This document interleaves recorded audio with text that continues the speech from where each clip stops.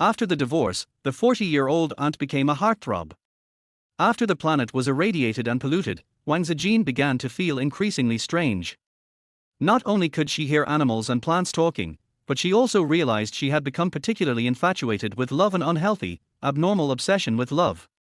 Like now, her husband, Xiao Zhenxiong, was lying in their bedroom with his large beer belly exposed, wrapped around a woman in a bikini. She had just knocked on the door to ask them what they wanted for breakfast. After asking, Wang Zijin furrowed her brows, feeling a deep disgust for herself. It seemed like she shouldn't be like this. Her husband, Xiao Zhenxiong, was once a tall and handsome, poor young man.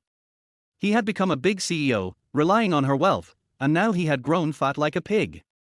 Xiao Zhenxiong impatiently hugged the woman who was clinging to him and glared at Wang Zijin. Always asking. Every day you ask. You just want to see me, don't you? Can't live without seeing me, huh? If your dad hadn't disagreed, I would divorced you, the old, ugly, useless woman, long ago. Wang Zijin. There was a phrase she had been saying for many years: husband, don't be angry, I was wrong, I love you, I can't live without you, I'll give you everything, my life too. But now, she forcefully pushed those words down and said slowly, then, let us divorce. What? Xiao Zhenxiong was stunned. After all, in their 20 years of marriage, Wang Zijin had never mentioned divorce. It was always Xiao Zhenxiong threatening to divorce, and Wang Zijin would cry and beg him not to. Xiao Zhenxiong didn't believe these words were coming from her. Wang Zijin didn't believe it either. After saying divorce, cold sweat drenched her temples, and her hairline was already thinning. She wore a comfortable but oversized cotton house dress. She had finally said it. Heaven knew how hard it was for her to say those 4 words, as though they were shackled by a thorny cage. But once she said it, she felt a sudden sense of relief, and even smiled sincerely. You can keep the company, the house, the car, but the children, they stay with you. What? Xiao Zhenxiong was shocked and angry. He pushed away the woman clinging to him and jumped up, pointing at Wang Zijin's nose, shouting, Wang Zijin, what are you crazy about? You want to lose me? After I leave, you'll beg your dad to bring me back, playing the same old tricks again, huh? I'll tell you. If you keep this up, I'll really divorce you. Even if your dad begs me, it's useless. It's just a stupid company. You think I care about that? I've already signed the divorce agreement. It's only missing your signature. Wang Zijin calmly interrupted him and handed him the agreement she had signed just moments ago. She had drafted the agreement many days ago but could never bring herself to sign it. Now, she had finally done it without hesitation. She was amazed by how easy it had felt, almost as though some strange talent had awakened inside her.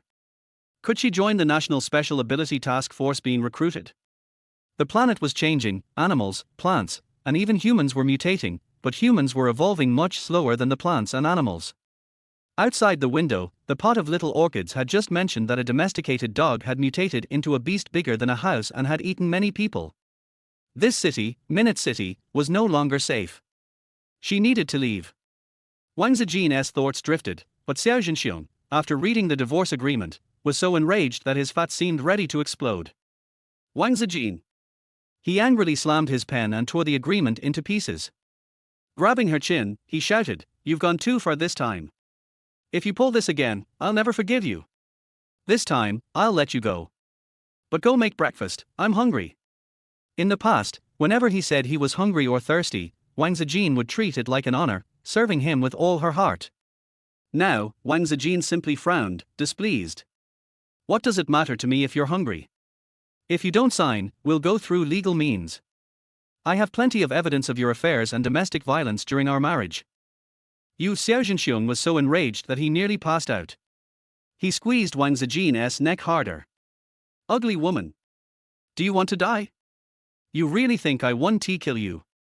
Xiao Zhenxiong had abused her countless times before, but he always held back because her father was the chairman of the company, and he was reluctant to lose his wealth and status. Now, Xiao Zhenxiong was furious, and it seemed that Wang Zijin was serious about the divorce. She really wanted it. His riches might be gone. No, this couldn't happen. Xiao Zhenxiong was in a panic, his mind in turmoil. Desperate and anxious, he was unsure how to react, still yelling, Wife, stop it, admit your mistake, say you're sorry, and I'll forgive you. Admit it. Wang Zijin's face was turning blue from suffocation, but in her heart, she felt relaxed. She wasn't heartbroken, not even a little sad.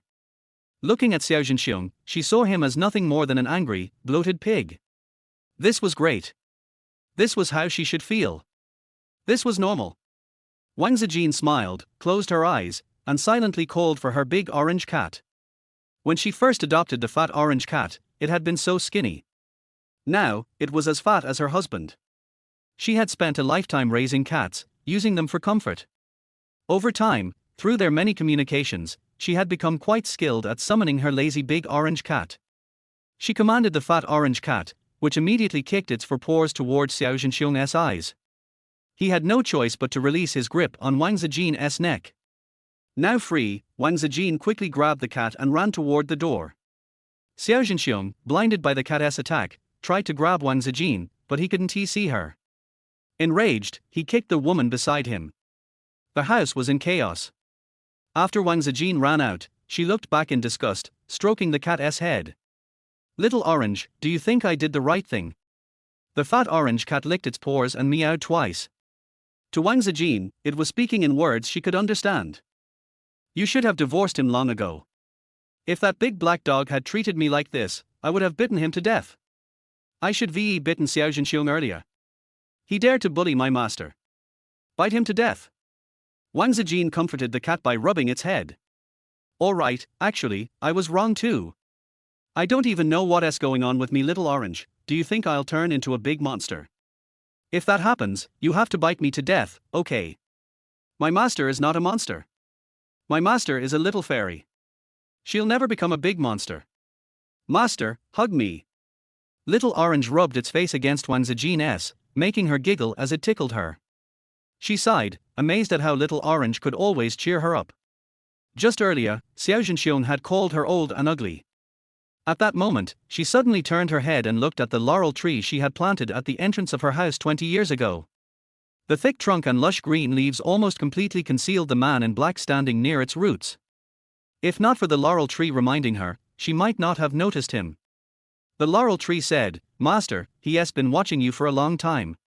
Could he be your lost eldest son?"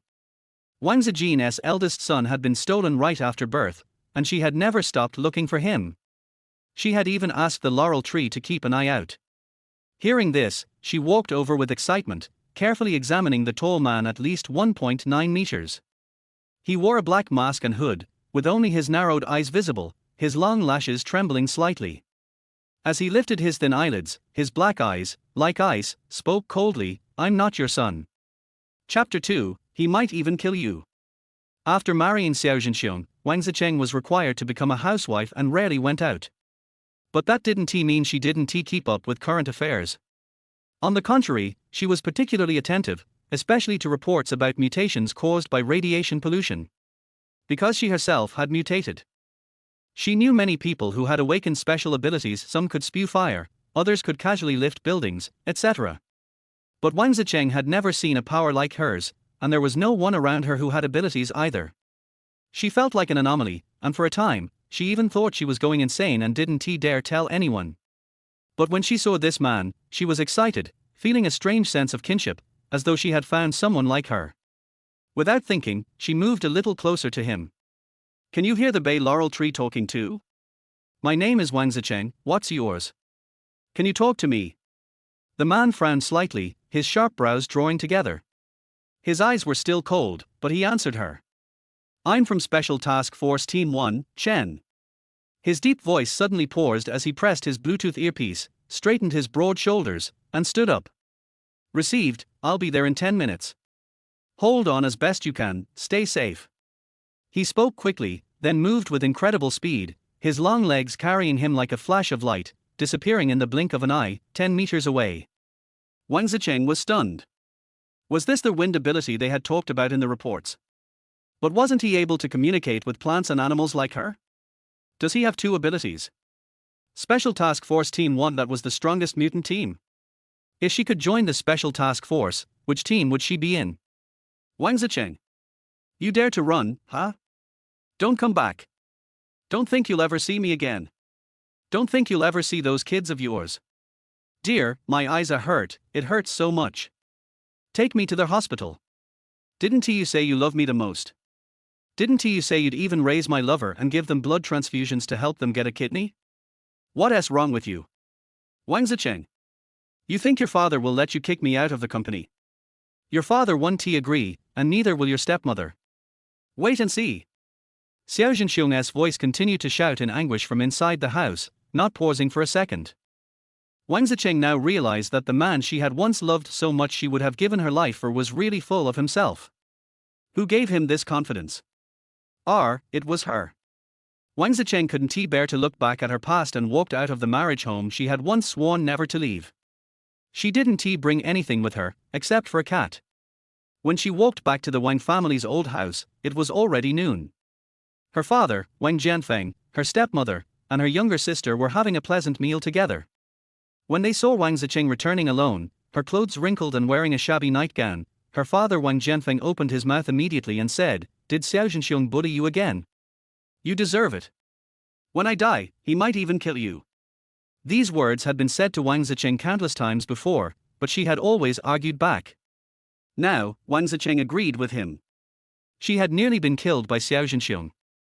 Her stepmother, however, was as gentle and caring as usual, walking over to comfort her. "You must be hungry, Zicheng. Come eat first, and later, Jianfeng and I will take you back. Don't worry, your stepmother will speak up for you." Wang Zicheng was speechless. She had never called her stepmother mom, and her stepmother had once been her classmate and best friend. They were the same age. Looking at her stepmother's snow-white hand resting on her own wrinkled hand, with pink diamond nail art on her fingers, it was a stark contrast. Wang Zicheng felt a brief moment of daze. She had never paid attention to these details before, but now, she wondered, why had she always cooked and cleaned for Xiao Zhenxiong? Not just for Xiao Zhenxiong, but even for his mistress, she had cooked and cleaned, endured it all, believing that loving him meant giving him everything. What had she been seeking all this time? Her stepmother guided her to the table. Her 20-year-old sister immediately moved away from Wang Zicheng, distancing herself. With a delicate, beautiful face, her sister expressed her dislike openly. "Don't sit so close to me. I'm not married yet. Don't spread your love-struck brain to me. You went and found such a fat, fickle man and treated him like a treasure." Her sister often mocked her, and her stepmother gently reprimanded her. "Qingqing, you need to be polite to your sister. Apologize to her, quickly." Of course, Wang Qingqing didn't apologize. She threw her bowl and chopsticks down and left the table. "This is so unlucky, I've lost my appetite. I'm going back to my room to read. Love you, Dad." Who doesn't love a playful and lively daughter? Wang Jianfeng didn't scold her at all. The wrinkles on his face deepened as he smiled even more. Her stepmother smiled too. "Qingqing has this personality, Zicheng, don't mind her. Please, your stepmother is begging you." "Okay, Zicheng." Her stepmother always spoke in a humble tone, but Wang Zicheng had never spoken ill of Wang Qingqing. Before, she hadn't paid attention to them at all, focusing all her energy on Xiao Zhenxiong. Now she realized how much damage her stepmother's words had done. No wonder her father was increasingly indifferent to her. Wang Zicheng lifted her eyes and stared at her stepmother's carefully made-up face. She said, "I need to talk to Dad. Could you leave the table after you finish eating?" Her stepmother's face immediately soured, her eyes reddened with grievance. She glanced at Wang Jianfeng, hesitated, then nodded weakly. "Okay." "Okay, what okay? Your stepmother isn't a stranger. You still don't call her mom, but she does mind. Look at you." Wang Jianfeng, of course, wasn't happy. He tossed his chopsticks down onto the bowl, his temper just like Wang Qingqing's. This was what a true father-daughter relationship looked like. Wang Zicheng felt a cold sensation in her heart. Looking at her father's white hair and hunched body, she noticed he seemed even thinner. She glanced around and saw the lucky bamboo by the wall. She spoke up, "Dad, I'm getting a divorce. The procedures will be handled by your lawyer. Will you support me?" Wang Jianfeng. "Really? Are you really my daughter? Or is someone pretending to be you with cosmetic surgery?" Wang Zicheng gave a bitter smile. She had been so deeply immersed in her love-struck mindset with Xiao Zhenxiong that no one would believe she'd actually get divorced. She was the one who would never divorce, no matter what. Her stepmother was shocked too. Zicheng, what happened? Why do you want a divorce? Didn't you say you could never live without Zhenxiong, without your children with him? Don't worry, your dad and stepmom are here. Zhenxiong won't dare divorce you. It's me who wants the divorce. As for the kids, Wang Zijin frowned. She didn't want to bring up the two children who only recognized their father and not their mother. But she retorted, it's because my dad controls the company, that's why Xiao Zhenxiong didn't dare to divorce me. What does it have to do with you? Her stepmother's eyes reddened again. Jianfeng, I didn't mean it like that. Wang Jianfeng opened his mouth but hadn't even had the chance to scold her when Wang Zicheng preemptively said, let us stop wasting time. Once we finish eating, let us leave Minute City. Dad, I have an ability now. I should be able to join the special task force. When that happens, I'll take you to the protection zone in Central City. It's the safest place, and it has the best doctors. I'll be able to cure your late-stage cancer. Chapter 3, Aunt. Are you waiting to die here? Wang Jianfeng had been suffering from a terminal illness for several years. Had it not been for Wang Zicheng asking about the lucky bamboo, she wouldn't have known about it. Her father had concealed it very well. It could also be said that she hadn't cared enough about her father in the past, being consumed by her love for Xiao Zhenxiong, and neglecting the man who had raised her as a single parent. She remembered how her father had spoiled her when she was little, just like he did with Wang Qingqing. Had it not been for the incident when she had let her best friend stay the night, and her friend had ended up having an affair with her drunken father, he might not have married her best friend. That had turned her best friend into her stepmother. After her stepmother and younger sister came into the picture, her relationship with her father grew increasingly distant. She poured all her attention into Xiao Zhenxiong, who had once passionately pursued her. Wang Zicheng regretted it deeply, her voice choking with emotion. I'm sorry, Dad. It's my fault. She was incredibly foolish. For Xiao Zhenxiong, she nearly lost the father who had been so good to her. She couldn't afford to lose him. She had to join the special task force. Wang Jianfeng, after the shock, fell silent. But her stepmother couldn't help asking, how did you find out? What abilities do you have? Is it true? Are you really Zicheng? At this point, even her stepmother doubted that Wang Zicheng was the same person as before. Wang Zicheng didn't explain. She just set down her chopsticks and hurriedly went to her room to pack. She even packed her father's things. As for her stepmother and sister, they remained doubtful about Wang Zicheng's words. They didn't take any action, instead questioning Wang Jianfeng if his daughter had gone crazy. Wang Jianfeng was silent for a long time. Then, with trembling hands, he picked up his teacup and sighed. When Zicheng was born, she almost died along with her mother, but then, all of a sudden, she started to glow colorful, radiant. That's when she came back to life. A fortune teller once said she was the reincarnation of an immortal. Zicheng came to the mortal world to go through trials. Stepmother, younger sister. Neither Wang Zicheng nor her family could speak. She had heard her father say these things before, but from childhood, she had been raised with a strong belief in materialism.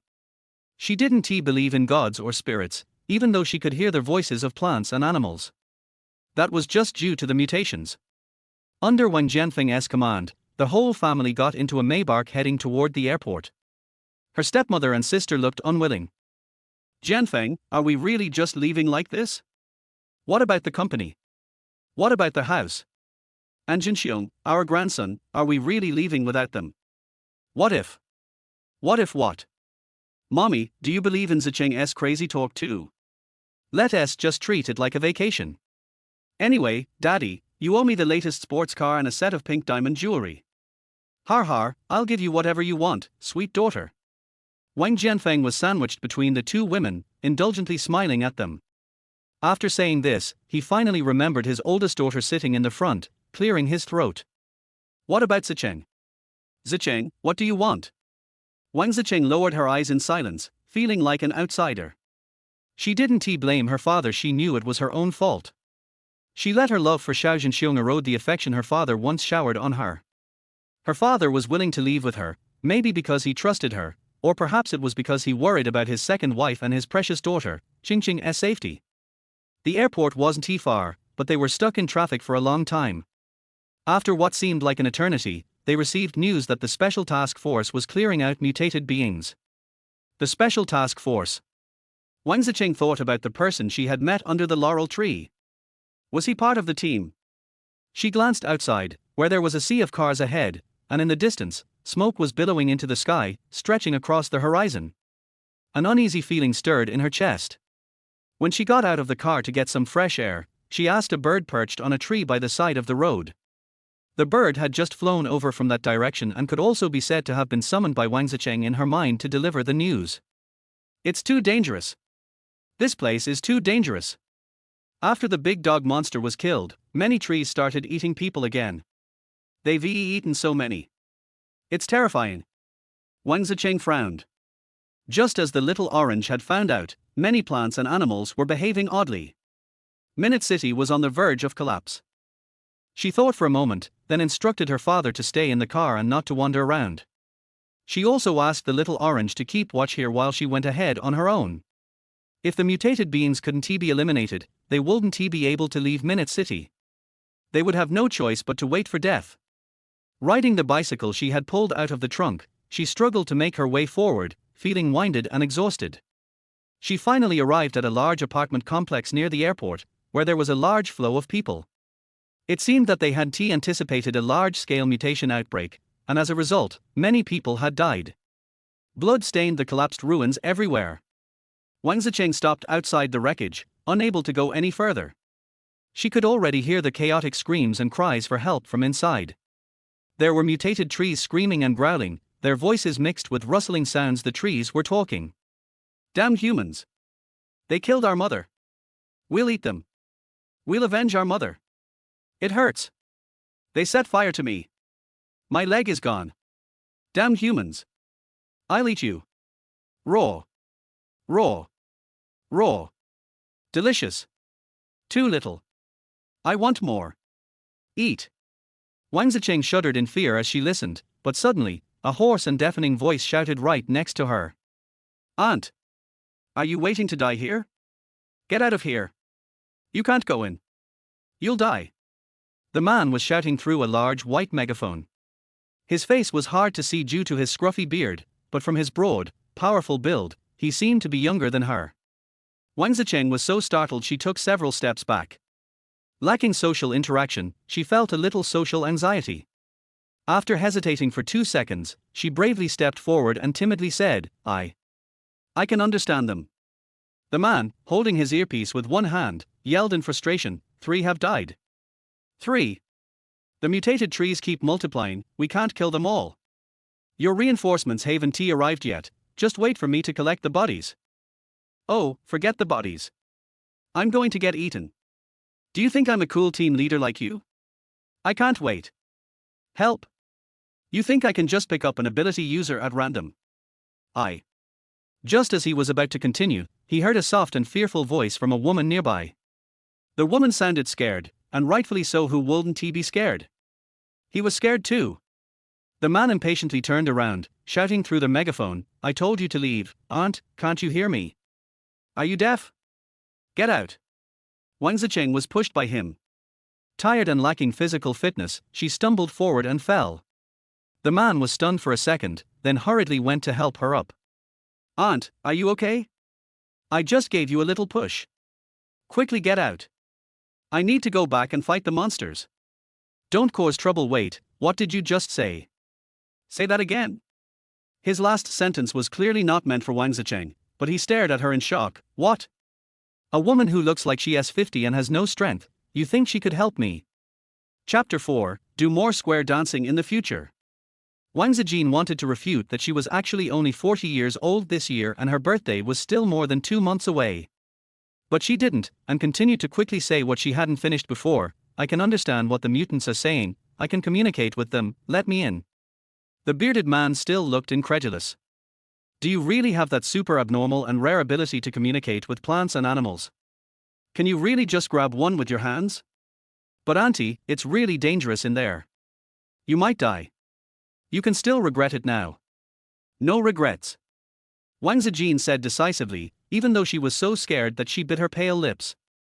The bearded man was protecting her as she walked inside.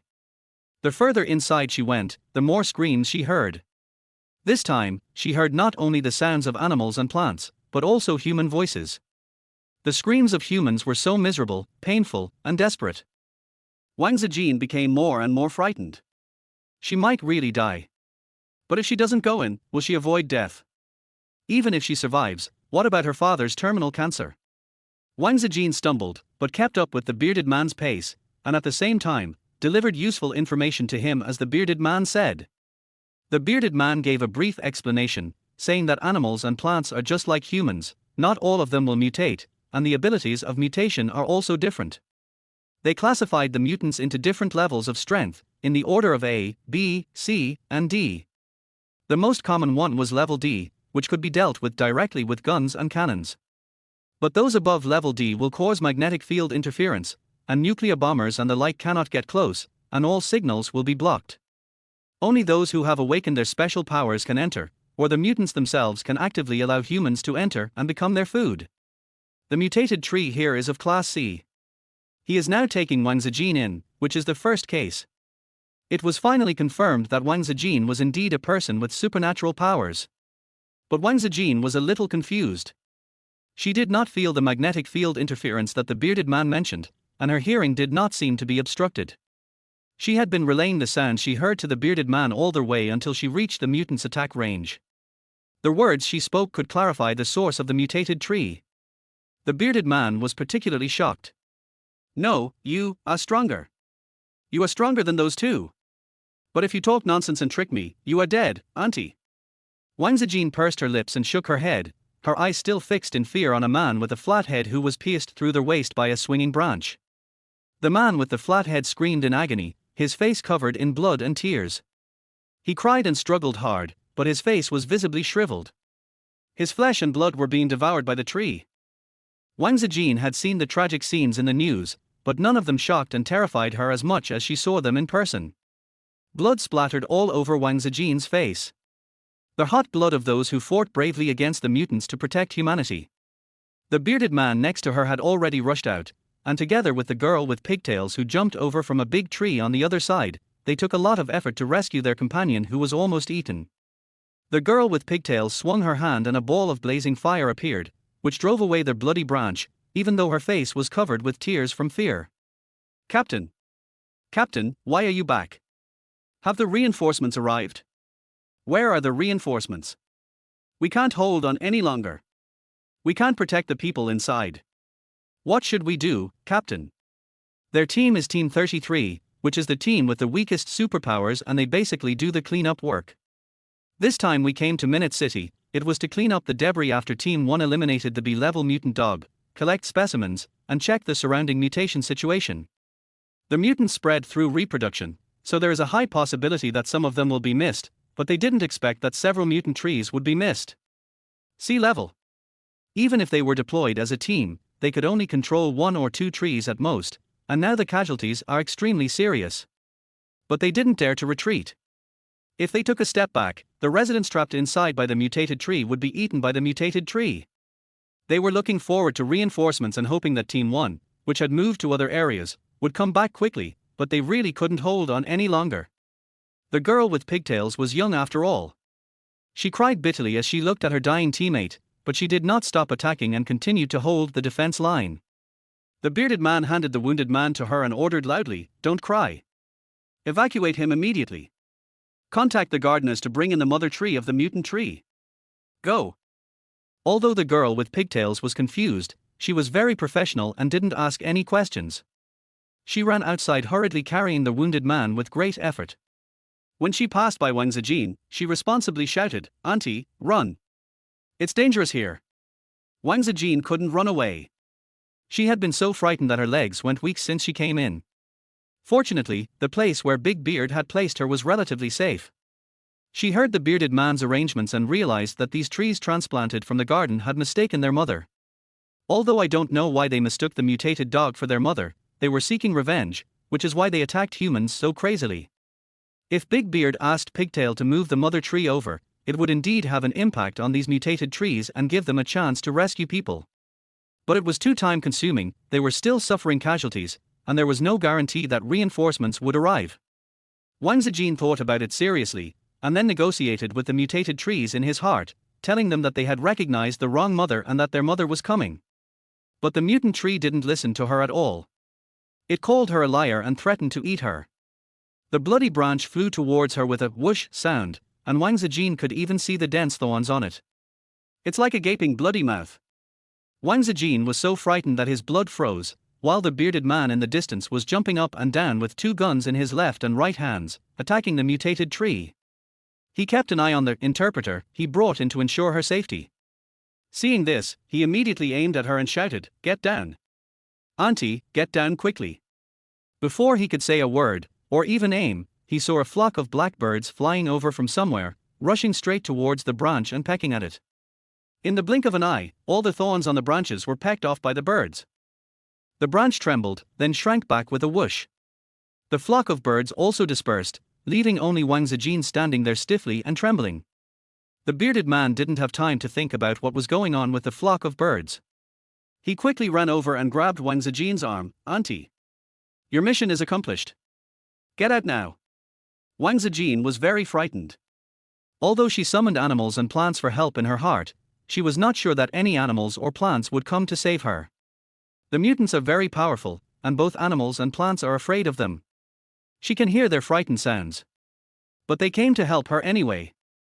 Wang Zijin thanked the flock of birds gratefully, and tried to summon more animals and plants to help, so that the chances of rescuing the trapped hostages would be greater. However, she did not succeed this time. Instead, she felt dizzy, her head was spinning more and more, and blood flowed from her nose. The bearded man quickly supported her, carried her on his shoulder with one hand and ran out, complaining, "Auntie, your physical fitness is not good. Your nose bleeds like a fountain when you use your supernatural power.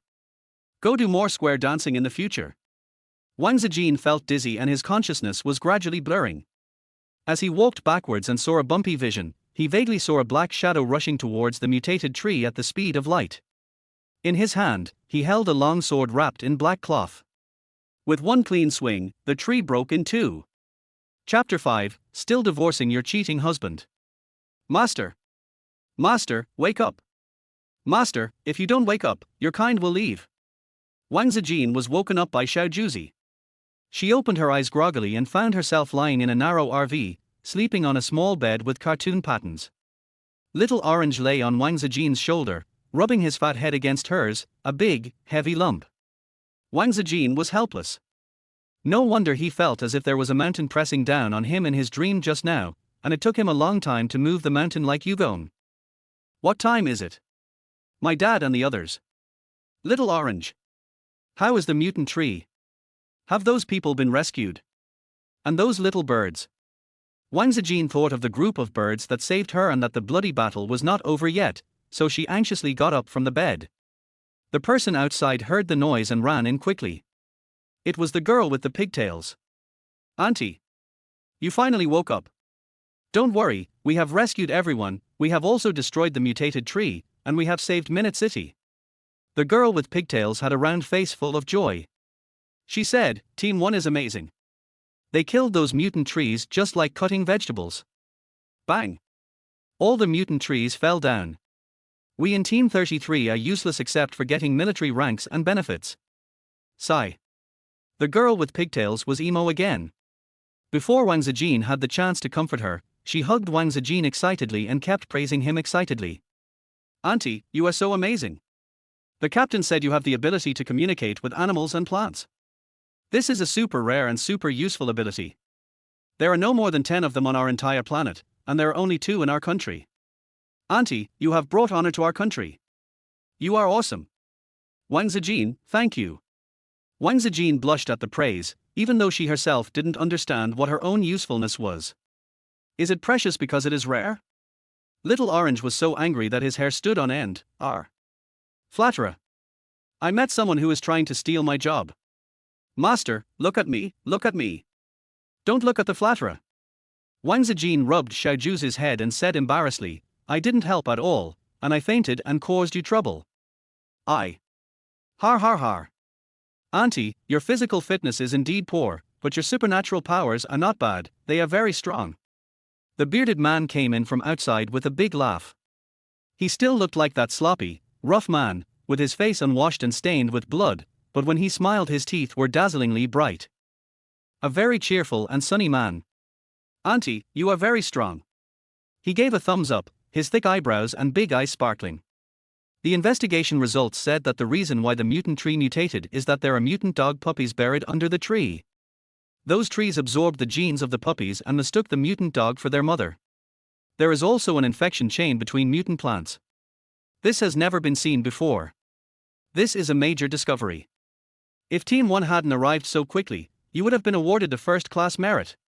Wang Zijin. She had never been praised before, but this time she was praised by both of them at once. She was so flattered that she was surprised.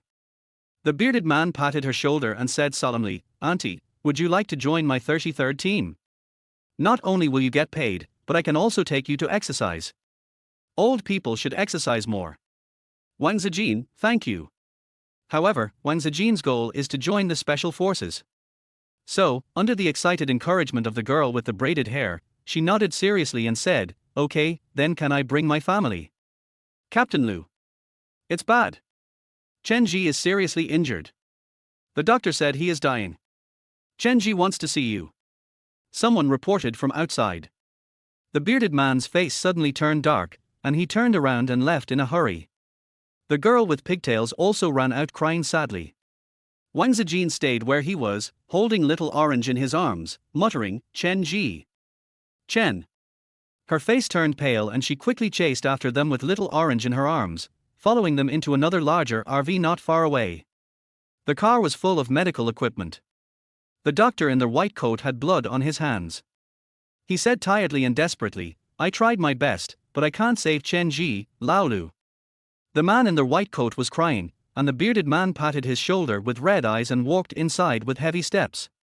Wang Zijin hurriedly followed but was stopped by the man in the white coat. "Sorry, no unauthorized entry is allowed here." The man in the white coat had a hoarse voice, but he still had to take responsibility.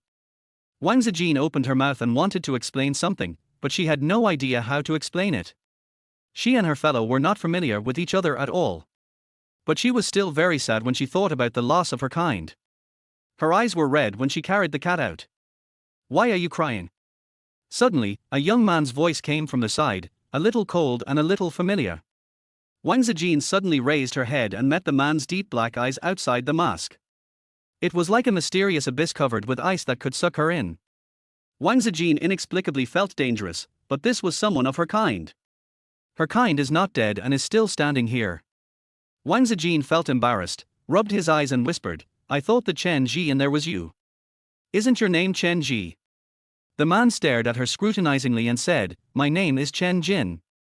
Wang Zijin said, "Oh," and sincerely extended a hand. "Hello Chen Jin, my name is Wang Zijin, you can call me Aunt Wang, I am good at cooking and washing clothes." Oh. Wang Zijin was even more embarrassed. She was not good at communicating, so she could only say the truth, "Can I be your friend? I have a question, can I consult you?" Chen Jin had a blank expression on his face. He held his long sword wrapped in black cloth in both hands, rubbing the ancient dark patterns on the hilt with his white fingertips, and said nothing.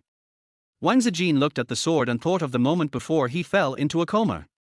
It turned out that it was not an illusion. He was really strong. Her hand was a little weak, so she had to take it back with a red face. "Sorry, I'm so abrupt. I'll go over there and wait for the captain." She wanted to go back to the RV she had been in before, but just as she took a step, she heard Chen Jin speak. "Captain? Liu Yingchuan? Have you joined Team 33, he asked. Wang Zijin then realized that the bearded man was Liu Yingchuan. He nodded and said, "I am ready to join, but I haven't. Team 33 is not suitable for you." Chen Jin lightly circled his fingers on the long sword, and with a casual turn, the sword floated lightly beside him. There was no need to hold it, it just floated like that. Wang Zijin was stunned. "Superpowers." Chen Jin explained calmly, and continued, "I heard about your performance when I was talking to Liu Yingchuan. Your superpowers are very strong. You are overqualified for Team 33. Come back to the Central City with me." Central City. It hits their heart.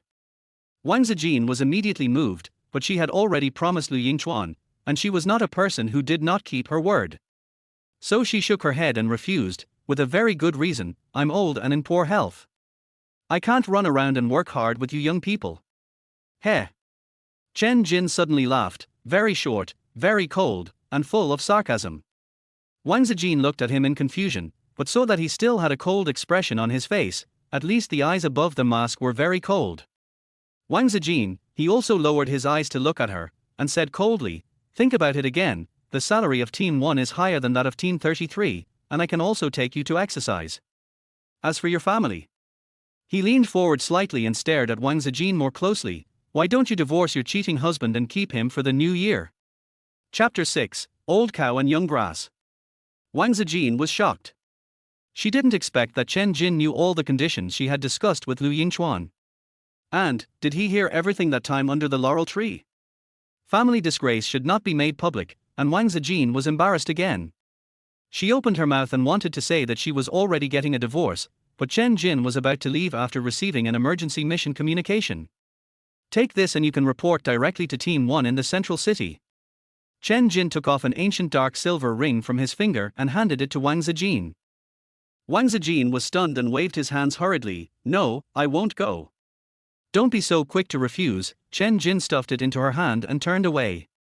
Wang Zijin, we'll see each other again. He was very fast and Wang Zijin couldn't catch up with him at all. I can only sigh that Team 1 is really busy and exhausted, and it is really not suitable for her as an elderly person. Looking at the ring in his hand, fortunately it didn't look like a wedding ring, and Chen Jin's simple outfit didn't seem like he could afford any other keepsake. Wang Zijin looked herself up and down, then carefully placed the ring in the most secure pocket. The little orange in his arms meowed, Master, Master. Ring, ring. Didn't you say that your ring is a symbol of Xiao Zhenxiong's love for you? This ring is also a symbol of his love for you. Congratulations to the master on his second marriage. Wang Zijin held his forehead in his hand speechlessly. Xiao Zhenxiong, don't talk nonsense. This ring is not that ring. It's just a token of love. Although she is in love, no, she used to be in love. But she is now sober and explains, I left the wedding ring in the wedding room after I said I wanted a divorce.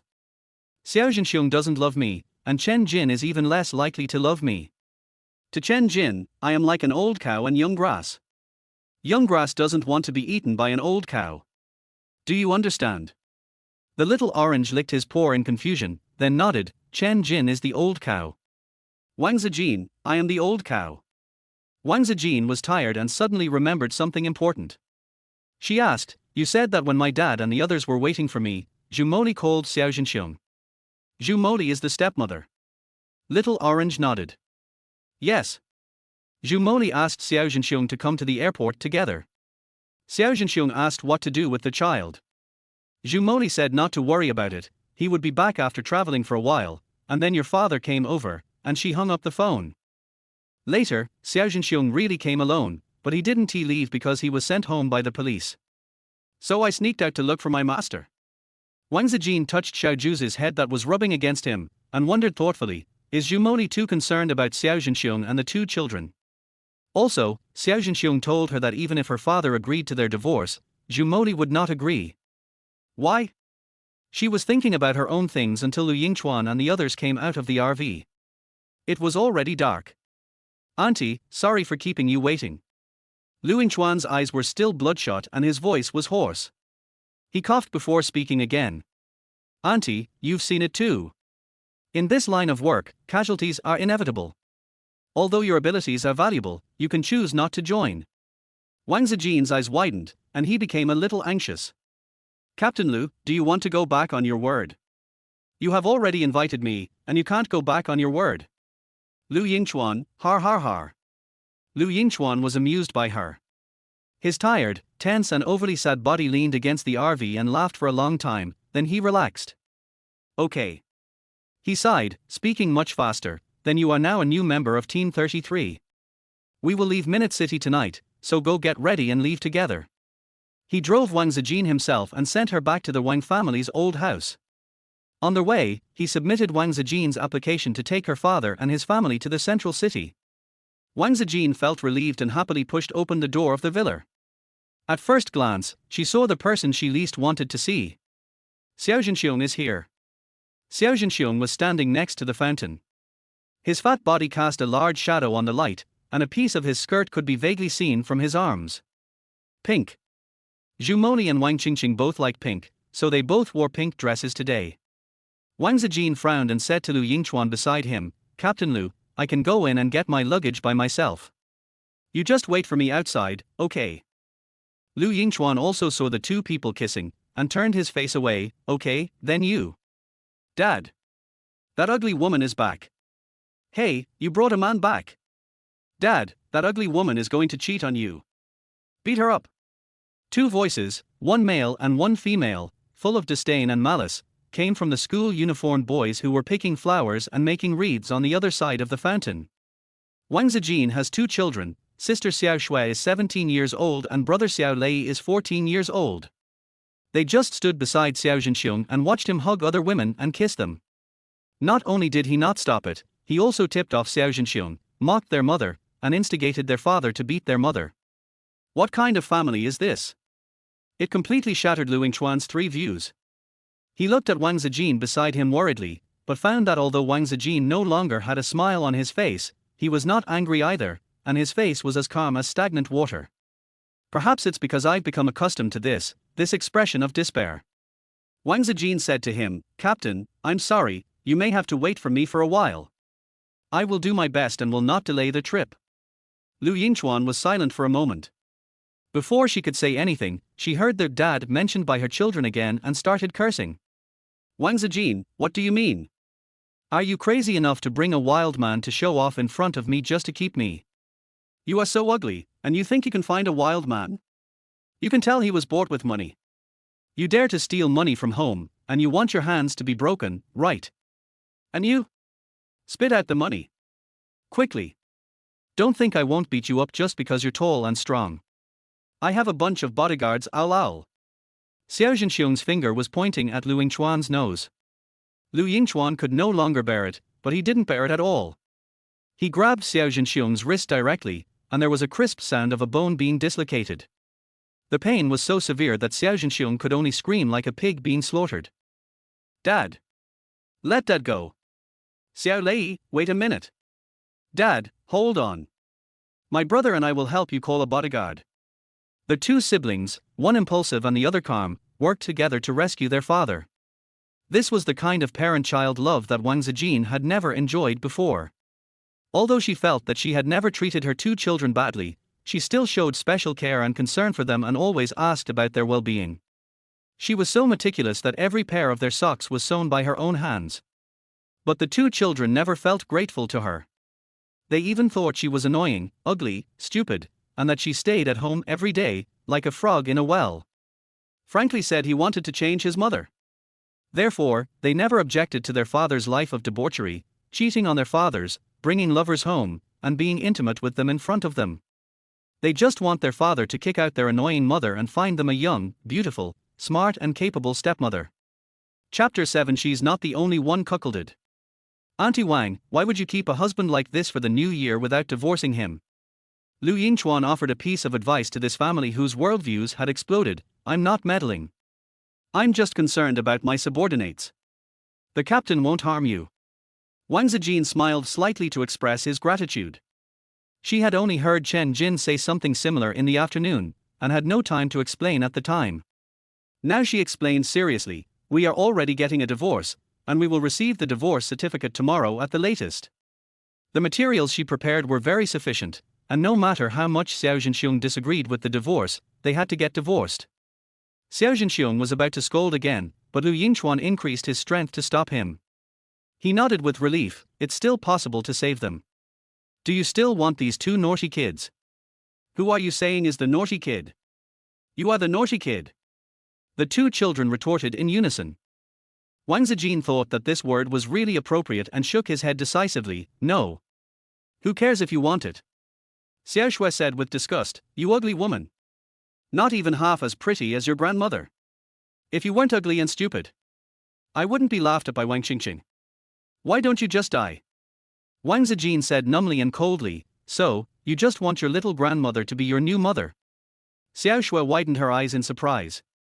Xiao Lei, who was still relatively immature, asked in confusion, did you see what just happened? Xiao Shui covered Xiao Lei's mouth. You're seeing things. It wasn't the little grandma just now, it was Wang Qingqing. Daddy has sand in his eyes, and she was blowing it for him. The little grandma and grandpa have been sleeping for a long time. Wang Zijin said, okay, then I'll ask Wang Qingqing. No. Xiao Shui's face flushed, she rolled her eyes, and stammered, Wang Qingqing doesn't want to see you, she hates you, she's disgusted by you. It was the same lines again. Wang Zijin didn't want to waste any more time. She looked at Xiao Zhenxiong, who also looked nervous, and said, I have something urgent to do. Forget about it today. Take your son and daughter and leave. The Wang family doesn't welcome you. Don't come again. Xiao Zhenxiong naturally refused to leave. His whole fat face turned black with anger and his fat flesh was trembling. Wang Zijin. You dare to chase me away? You will lose me. You will never see me again. Xiao Juzi, chase them out. Wang Zijin put down the cat that was eating melon in his arms. Little Orange sharpened its claws, jumped up and started to scratch Xiao Zhenxiong's eyes, which were still covered with gauze. Xiao Zhenxiong was scared so much that he ran away, pissing his pants and cursing. The two children were also scared away by the cat and ran faster than their fat father. Wang Zijin immediately closed the large carved iron door, then raised his pale face tiredly and said, I'm sorry, Captain, I made a fool of myself. I'll go wake my dad up right away. It's okay, Lu Yingchuan waved his hand, squinted his eyes and looked upstairs, and whispered, someone was peeking in that room just now, wearing a pink skirt. Wang Zijin was already certain that the person just now was her stepmother. She didn't need Lu Yingchuan to remind her. She could just ask the plants in the garden and she would know. But she still expressed her gratitude to Lu Yingchuan for his generous help. God knows how long it has been since she felt the warmth of humanity.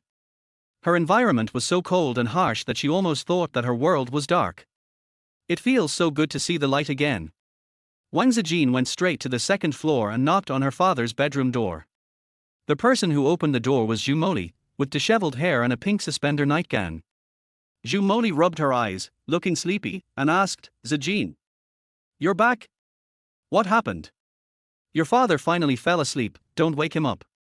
Wang Zijin glanced coldly at the petals stuck to Zhu Moli's hair, which were the same pink roses as the wreath woven by Xiao Shui and Xiao Lei.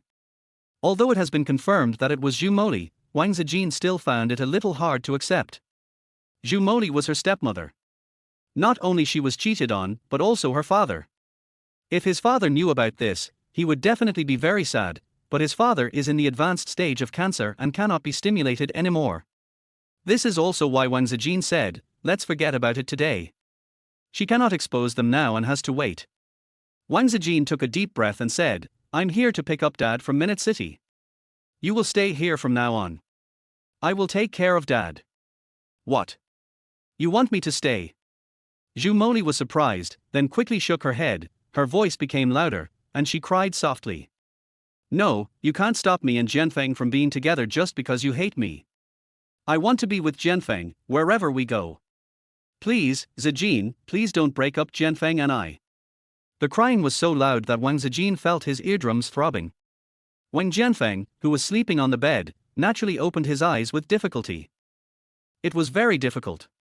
Wang Zijin saw clearly that her father's illness must not be delayed any longer. So, after Wang Jianfeng hugged the crying and coquettish Zhu Moli and said that he would take Zhu Moli with him if he left, otherwise he would not leave at all, Wang Zijin immediately compromised. In fact, she understood her father's feelings very well. When you love someone, you will not turn back until you hit the wall. And she was even more unwilling to look back even after her head was broken and bleeding, and no one knew why she suddenly came to her senses. She thought that her love brain was probably inherited from her father. Both father and daughter were tortured by the love brain and suffered greatly from it. Wang Zijin kept her word and soon got into Lu Yingchuan's car with her father, stepmother, and Wang Qingqing, who looked resentful. Lu Yingchuan explained to Wang Zijin that each member of their 33 teams had an RV, so they could set up camp wherever they were assigned to carry out missions. I also applied for a new one for Wang Zijin, who had just joined the team. He can pick it up when he reports back to the central city. As the team leader, Lu Yingchuan often convenes team members for meetings, and the RV is considered to be quite large. But things were in a mess, and as soon as they got on the bus, there was a smell of stinky socks, which made Wang Qingqing and her daughter vomit on the spot. What the hell? I don't want to get in this car. I want to ride in our Maybach. Daddy. Daddy. Wang Qingqing shook Wang Jianfeng angrily. Wang Jianfeng doted on his little daughter, and he almost vomited, but Lu Yingchuan didn't give him a chance to speak. Of course, but the journey is long. If you are attacked by mutants on the way, can your Maybach protect you?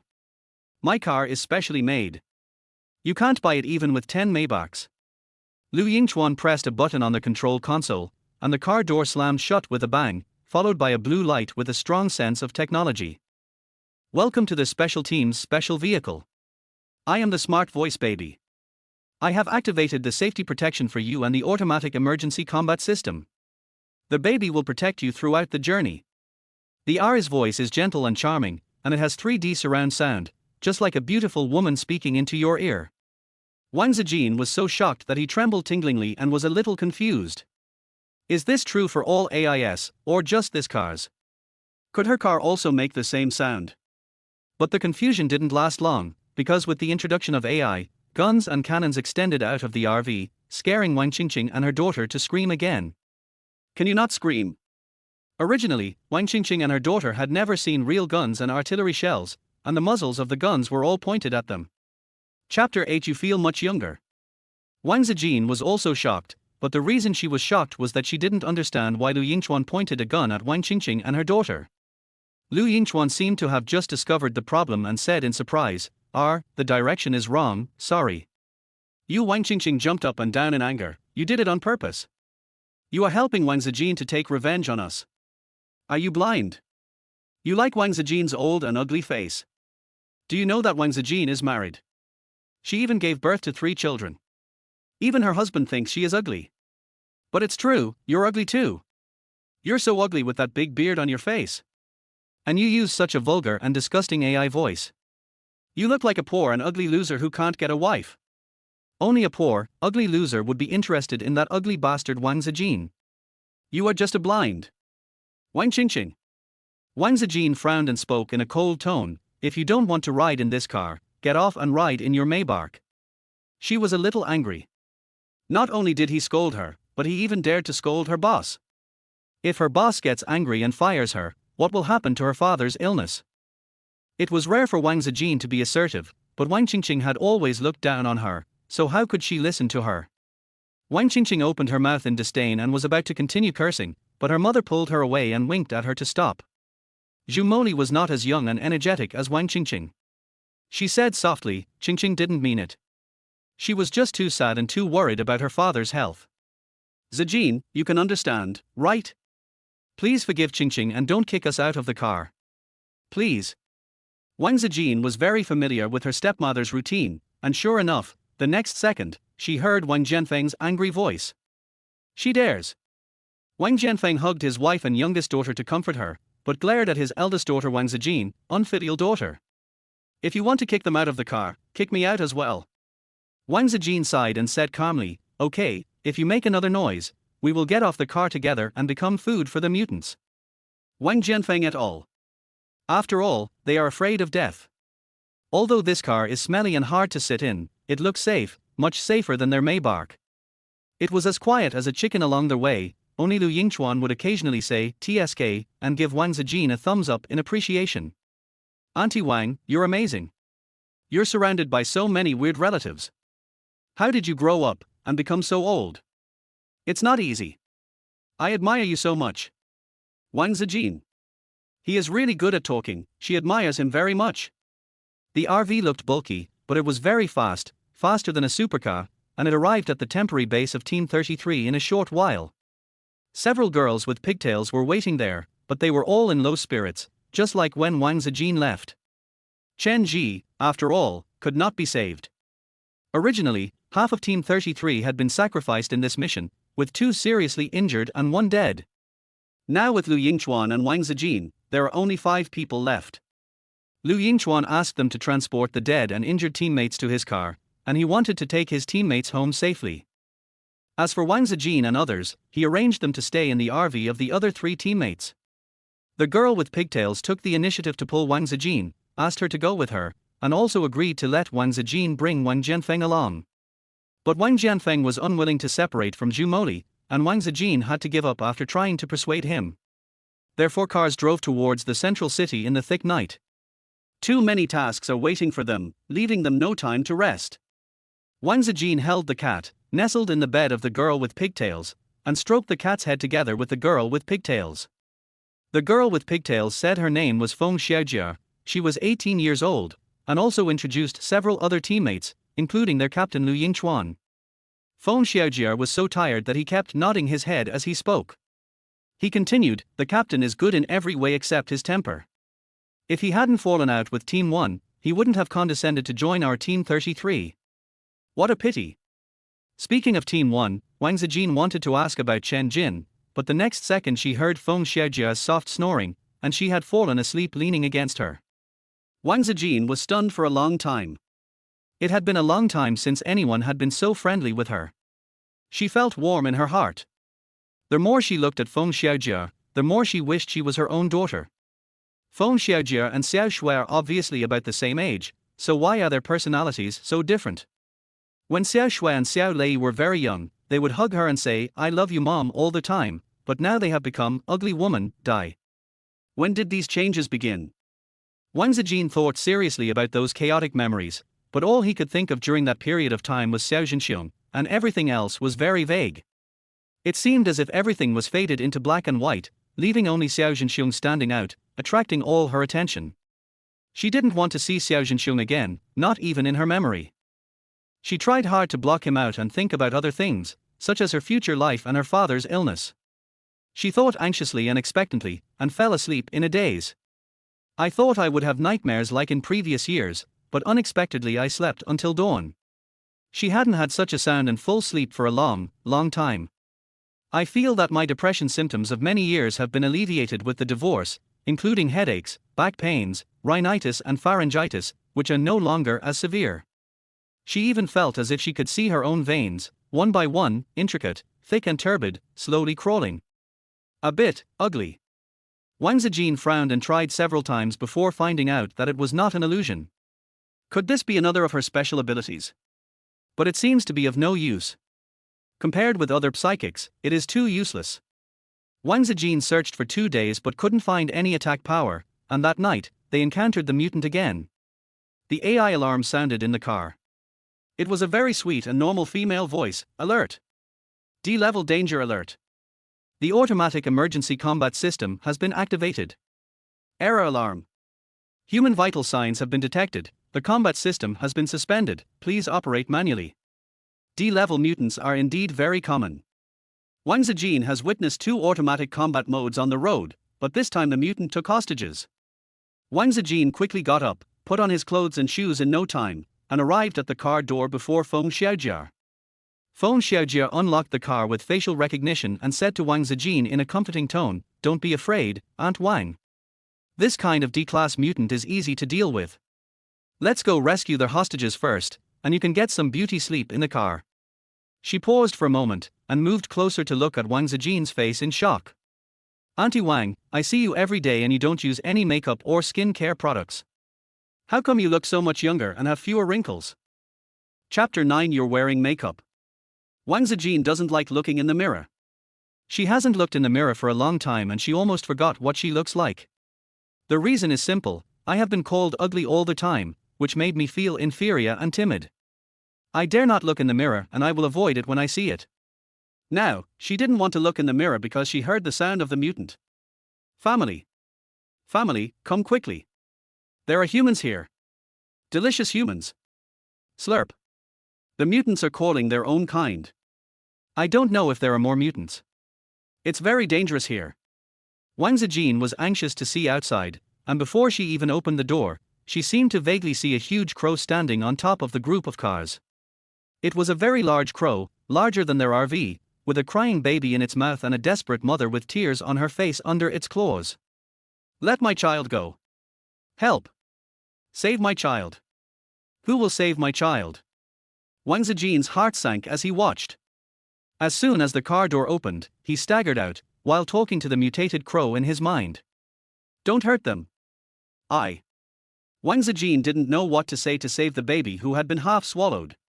She didn't dare say a wrong word, just like what she said to the mutated tree before. The mutated tree didn't believe her and became murderous.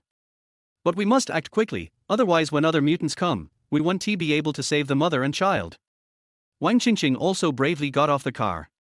She hid behind the team members tremblingly, and looked at Wang Zijin with contempt, disgust and jealousy. Is the ability to communicate with animals and plants so great? I can only watch helplessly and can't help at all. Why can she join the special forces? If she can join, why can't I? Why? Wang Qingqing learned a lot along the way and also wanted to join the special team. This is the most attractive job in the world today.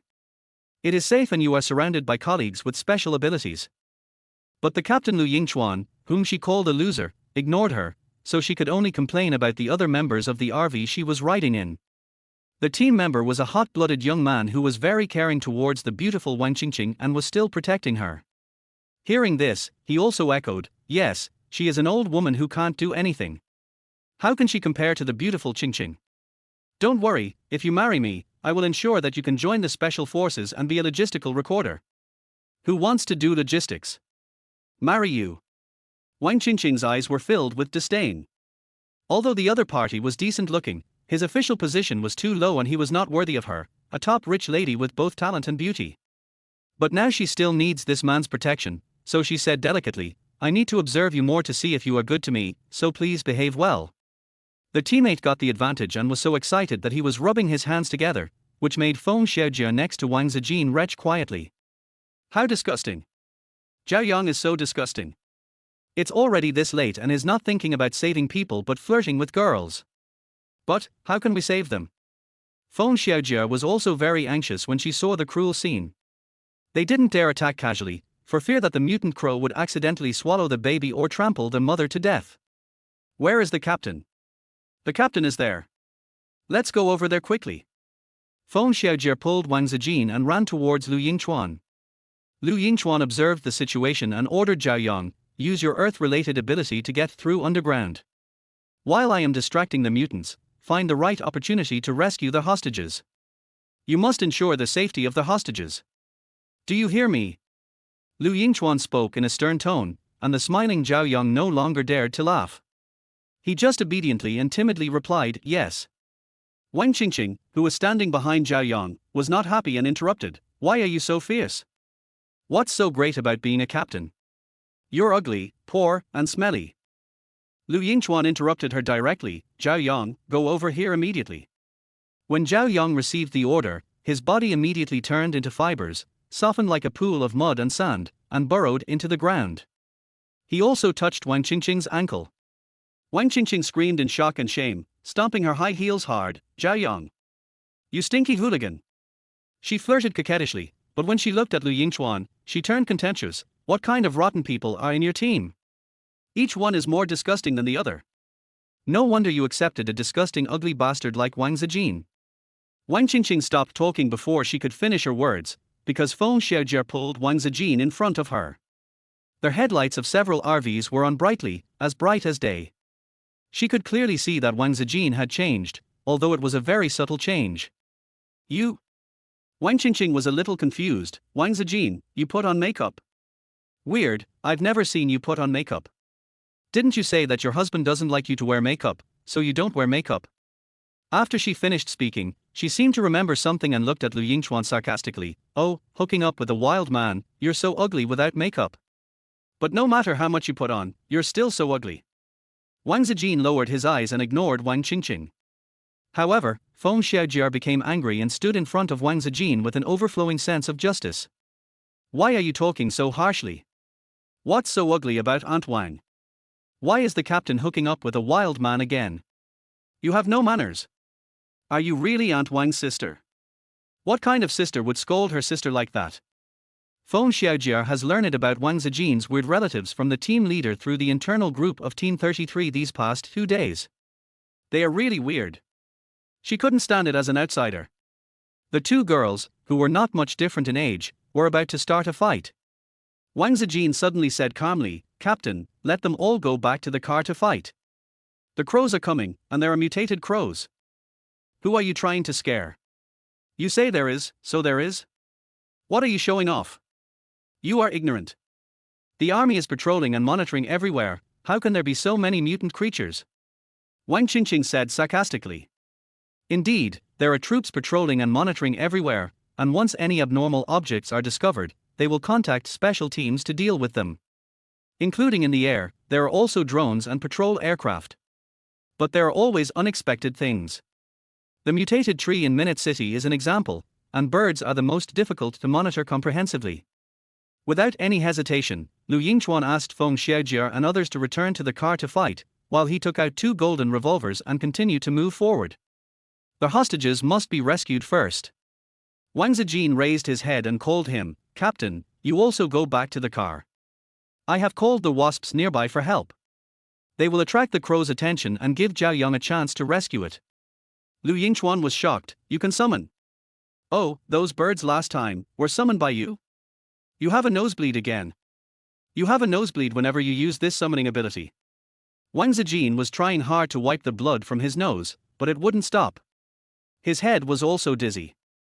Did the nose bleed after using a large-scale summon?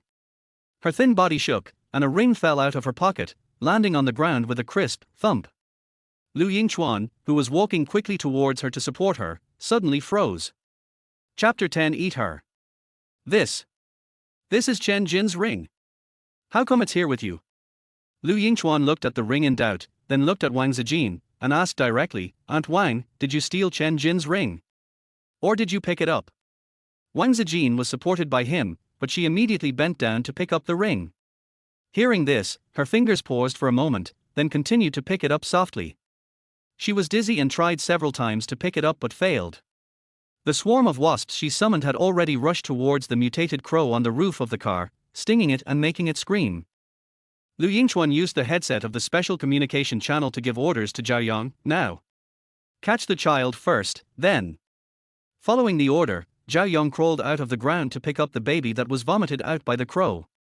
But at this moment, a flock of crows flew over, led by a few large mutated crows in the front, followed by a group of normal little crows behind. There was a huge black group of them, and wherever they passed, their big wings caused a whistling wind. Zhao Yang was blown away. If Zhao Yang got up immediately and went to pick up the baby, he could still save the baby, but Zhao Yang didn't dare to. Because among those mutated crows, one was even larger than the one on the roof, emitting a sharp and oppressive magnetic field, and it was actually sea level. Zhao Yang was so frightened that he quickly used his earth-related ability to burrow into the ground and escape. Just like when he was fighting the mutated tree in Minute City, if it weren't for his extremely strong ability to save his life, he would have died long ago. Zhao Yang ran away, and seeing that the baby was about to fall to the ground, Xiao Zhenxiong ran over and held the baby. Fortunately, Xiao Zhenxiong was fat, so she was able to walk while carrying a baby who was several months old. But she was still exhausted and out of breath, and she complained to Wang Zijin. "Master, Little Orange is dying of exhaustion. Little Orange is going to be crushed into an orange cake. Little Orange has become thin. Little Orange wants to eat the small yellow croaker fried by the master." Wang Zijin felt sorry for arranging Xiao Zhenxiong to do such an overload of work, so he quickly agreed.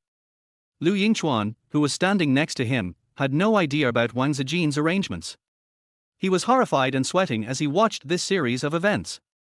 When he saw the baby being rescued by Wang Zijin's orange cat, he remembered something and looked at Wang Zijin, whose face was covered in blood in an instant.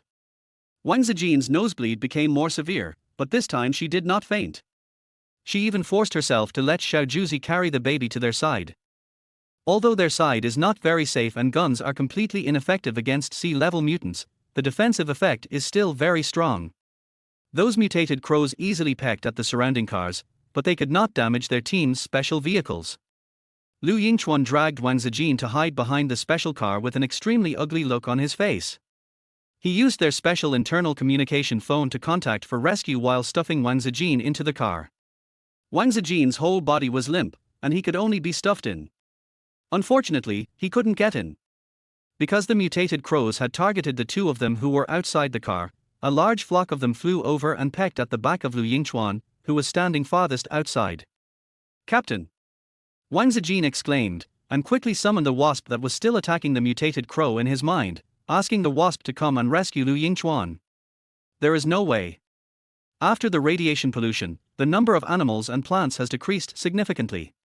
They were burned and killed indiscriminately by humans, and devoured by their own kind after mutation. Now there is only this large hornet's nest around the road. But the wasps couldn't catch up, they were also being chased by the crows and were too busy to take care of themselves. Wang Zijin had no choice but to give up on getting in the car and fell heavily to the ground, leaving Lu Yingchuan free to save himself. Compared to her own life, Lu Yingchuan's life is more important. Only he can protect the people here, including her father. Lu Yingchuan was prepared to be seriously injured, but his pupils shrank when he saw this, and he had to turn around and madly shoot at the mutant with 2 guns. His accuracy was very high, and he almost never missed a shot. However, the improved bullets in his gun, although able to shoot C-class mutants, could not kill them. It was okay to make them feel pain, so they all gave up pecking him and changed their targets. Wow! This smells so good. Such a nice smelling blood. Eat her. Eat her. Gar. The sea-level mutated crow stared at Wang Zijin with its red eyes.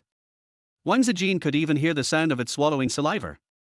Wang Zijin struggled to move his soft and heavy body, trying to get under the car, and asked for help with a trembling voice, "Captain." Her voice was very weak and Lu Yingchuan didn't hear it at all because he was firing his gun and talking loudly to the person in the headset. 2 C-class. The situation is serious. We didn't make it in time last time, so we won't be able to make it this time either, right? If it weren't for Team 1, I would have been fucking dead long ago. Stop talking nonsense and hurry up. If I die, and your precious translator will die soon too. Translator Wang Zijin. Yes, she was dying. The C-class mutated crow rushed straight towards her, with 2 D-class ones beside it, which were the cannon fodder to block Lu Yingchuan's bullets. Taking advantage of this gap, the sea-level crow rushed to Wang Zijin's head, and its pointed big mouth opened loudly, which was bigger than her entire body. Wang Zijin smelled its strong bloody breath, blood dripping, and the thorns on its tongue were still covered with human flesh and hair. Ooh. Wang Zijin couldn't help but vomit. Even if she was about to be eaten, she would vomit. Her internal organs were filled with cold, sour water. She felt fear, nausea, and despair. She seemed to hear Lu Yingchuan's voice, roaring something, but her mind was dizzy and confused, she couldn't hear clearly, and her vision was even more blurred. She had been holding on for so long and finally reached her limit. But she didn't want to die. She had finally gotten over her love-brain addiction and found herself again. Her life had just begun. And her father's illness has not been cured yet, and he is still cuckolded. She roared hoarsely, and used all her strength to punch the sea-level crow's mouth, as if she wanted to die together with it. Even so, she knew that her efforts were useless, just like an egg hitting a stone. Head exploded. There was blood and hot brains on her fist, and the crow's head, which had its mouth wide open as if to eat her, exploded the moment her fist made contact. Wang Zijin stared at his hand blankly. The palm of his hand was extremely hot, as if something was drilling into it, but he couldn't see anything. Did she beat him to death? She was confused, but not for long, because the next second, she heard the sound of Feng Xiaojia and others running out of the car frantically, and they were all shouting in pain. Captain! Captain, why did you use your life-shortening ability again? You reduce your lifespan by 10 years every time you use it. How many decades do you have? Shorten life? Wang Zijin turned his limp head dully and looked at Lu Yingchuan, who was supported by the teammates nearby. He found that Lu Yingchuan's messy, slightly long black hair had turned completely white. Lu Yingchuan's face was also extremely pale, but his dark brown eyes were bright. He waved his hands and said with a smile, "I'm fine. Doctor, please see Aunt Wang first. She has a lot of nosebleeds. She is already old. If she continues to bleed like this, I'm afraid she will die before me. Our team's precious translator has finally been saved. It's worth it. Worth it." Chapter 11. You continue to hold hands. Lu Yingchuan fainted before Wang Zijin. His ability was too strong, and the price he paid was too high. He uses his own lifespan to transform into a super powerful explosive bullet that can kill a Class B mutant with one shot. The strongest mutant that has appeared so far is Class B, and it died from Lu Yingchuan's supernatural bullet. That was the early days of the planet's radiation, and the special team had not yet been established. The fight against the mutants mostly relied on the lives of the military. Lu Yingchuan was originally a lieutenant in the army. In order to protect his subordinates, he actually activated his special ability in a desperate situation. At that time, Lu Yingchuan became a god with one shot. He killed Class B, saved his subordinates, saved the country, and saved the entire planet. He is the savior. The savior's reputation spread far and wide, and he attracted a lot of attention. Lu Yingchuan gathered people with special abilities from all over the place and personally created a special team to fight against mutants, and became the captain of Team 1. The current captain of Team 1, Chen Jin, was recruited by him. But because of his special ability, he was strictly prohibited by the country from using it privately. But now, he used it to save Wang Zijin. After treatment, Wang Zijin's dizziness improved a lot. Listening to Feng Xiaojie talking about this with a sigh, I felt shocked and ashamed. They said that she was a valuable translator and it was worth protecting her, but in fact, the most useful person was Lu Yingchuan. If Lu Yingchuan died because of her, she would never be able to atone for her sin even if she died 800 times. Feng Xiaojie was wiping her hands with warm water, and asked in confusion, "Auntie Wang, why can't you wipe your palms clean? Is this black a birthmark?" The palm of Wang Zijin's hand was still hot, but the temperature was not as strong as before, and the feeling of a foreign object drilling into it was gone. She didn't know what it was, but it wasn't a birthmark, it was something in Raven's brain that she had shattered. She clearly felt that she had broken something fragile, and then her palms became hot and the crow's head exploded. That's why she had the illusion before, thinking that she was the one who smashed the crow's head. The accompanying doctor examined her and didn't find anything wrong. She didn't have any other discomfort, so he didn't pay any more attention to it. She is very worried about Lu Yingchuan now, even though Feng Xiaojie said that the captain will be fine after a good sleep, and nothing will change except the loss of 10 years of life. Finally, Feng Xiaojie said, "Team 1 Captain Chen is here, but is still in the captain's car. If you want to visit the captain, you have to wait." Wang Zijin was stunned for a moment, then suddenly remembered something and touched his empty pockets. Feng Xiaojie continued, "Captain Chen is so nice. He's a really good man. He's not as cold and heartless as they say. He's really nice. He's handsome. He came to rescue us twice in a row." "Aunt Wang." She suddenly became shy and asked in a low voice, "Auntie Wang, do you think Captain Chen likes me? I am the only girl in our team." "No, I am the only young girl." "Auntie Wang, do you think so?" Wang Zijin had already gotten up and was putting on her shoes. After hearing this, she thought about it carefully and said, "Maybe. Sorry, I don't know." She herself had suffered a huge setback in love and married a husband who made her regret her decision. Now, how could she be qualified to give love advice to others? Although she thinks Feng Xiaojie is simple, cute and worthy of love. And Chen Jin is not Xiao Zhenxiong.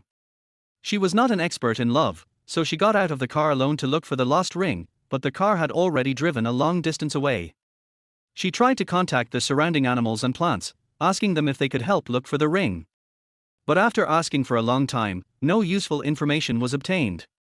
However, Chen Jin heard the voice and walked over. "You're looking for it." Chen Jin tossed an ancient dark silver ring with his slender fingers, and looked at Wang Zijin with cold eyes. "Is it too late to remember it now?" When Wang Zijin saw the ring, he was surprised and ashamed. She indeed forgot to pick it up at that time. Who would remember to pick up things on the ground at a life and death situation? Moreover, her head was dizzy and she could not hear things clearly. She was still in a daze when Feng Xiaojie and her teammates carried her into the car. She wanted to explain, but Chen Jin didn't need her explanation and threw the ring to her again. "Keep it well. If you lose it again, I will kill you," he said coldly. Wang Zijin had a lot of question marks in his head, thinking that this might just be a joke, but Chen Jin didn't seem like the kind of person who would joke, and he didn't laugh at all. On the contrary, his pair of black eyes were sharp and cold. When he looked at her, it was like a sword hanging over her head, ready to kill her at any time. She shuddered and took a step back in fear, handing the ring back with both hands. "I really don't need this. I've already joined Team 33. Chen Jin narrowed his narrow eyes behind the mask. "Are you sure?" Wang Zijin was of course sure. She nodded rapidly and handed the ring forward again. "Captain Chen, I'll give it back to you." "Captain Chen?" Chen Jin's eyes became narrower, but the sharp and cold murderous aura seemed to fade a little in the shadows covered by his long eyelashes. He didn't take it. He still held his sword in both hands and said, I told you to keep it. Also, stretch out your right hand. Wang Zijin didn't understand what was going on, but was a little afraid of him, so she immediately and obediently stretched out her right hand, revealing the black spot on her palm. Chen Jin stared at that place and asked, "What is this?" Wang Zijin had no idea what it was, nor did she know why Chen Jin asked her this question, but she still told her the general situation frankly. Chen Jin didn't say anything. He lowered his eyes, stretched out a finger and touched the black mass. The cool touch, like the tickling of goose feathers, made Wang Zijin shiver uncomfortably. Chen Jin's fingers stiffened for a moment, he frowned and withdrew his hand. The murderous intent in his eyes seemed to condense again in an instant, and he stared at Wang Zijin coldly and sharply. Wang Zijin looked puzzled, and suddenly saw Feng Xiaojia, who was about to come out of the car, looking at them with her mouth wide open in surprise. Feng Xiaojia covered her eyes with her hands and shook her head like a rattle. "I didn't see anything." "Keep holding hands." "I didn't see anything." She turned around and ran away, leaving Wang Zijin even more confused. "What hand are you holding?" Did Feng Xiaojia misunderstand something? She is an old lady, what could she misunderstand? Chen Jin had no expression, and didn't even glance at Feng Xiaojia. He said to Wang Zijin, "I'll go tell Lu Yingchuan, you come with me to Team 1. Wang Zijin had a headache. Why was Chen Jin still thinking about this? She knew that Team 1 was better and stronger, and it would be an honor for her to be able to join Team 1, but her abilities were really not up to par, and she had already agreed to join Team 33. What's more, Captain Lu just saved her life, which is 10 years of her life. How could she just walk away? "Captain Chen, I really don't want to go to Team 1. You have to go."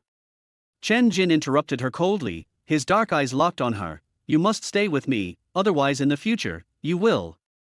"Chen Jin, this is too immoral." Lu Yingchuan got out of his RV. His once completely white hair had turned black again, with only a few strands of white in it. He stroked his messy hair, leaned against the car door and yawned. "I told you to let Aunt Wang know what she wants. She said she doesn't want to go to your team anymore, but you still forced her to go. Isn't that immoral?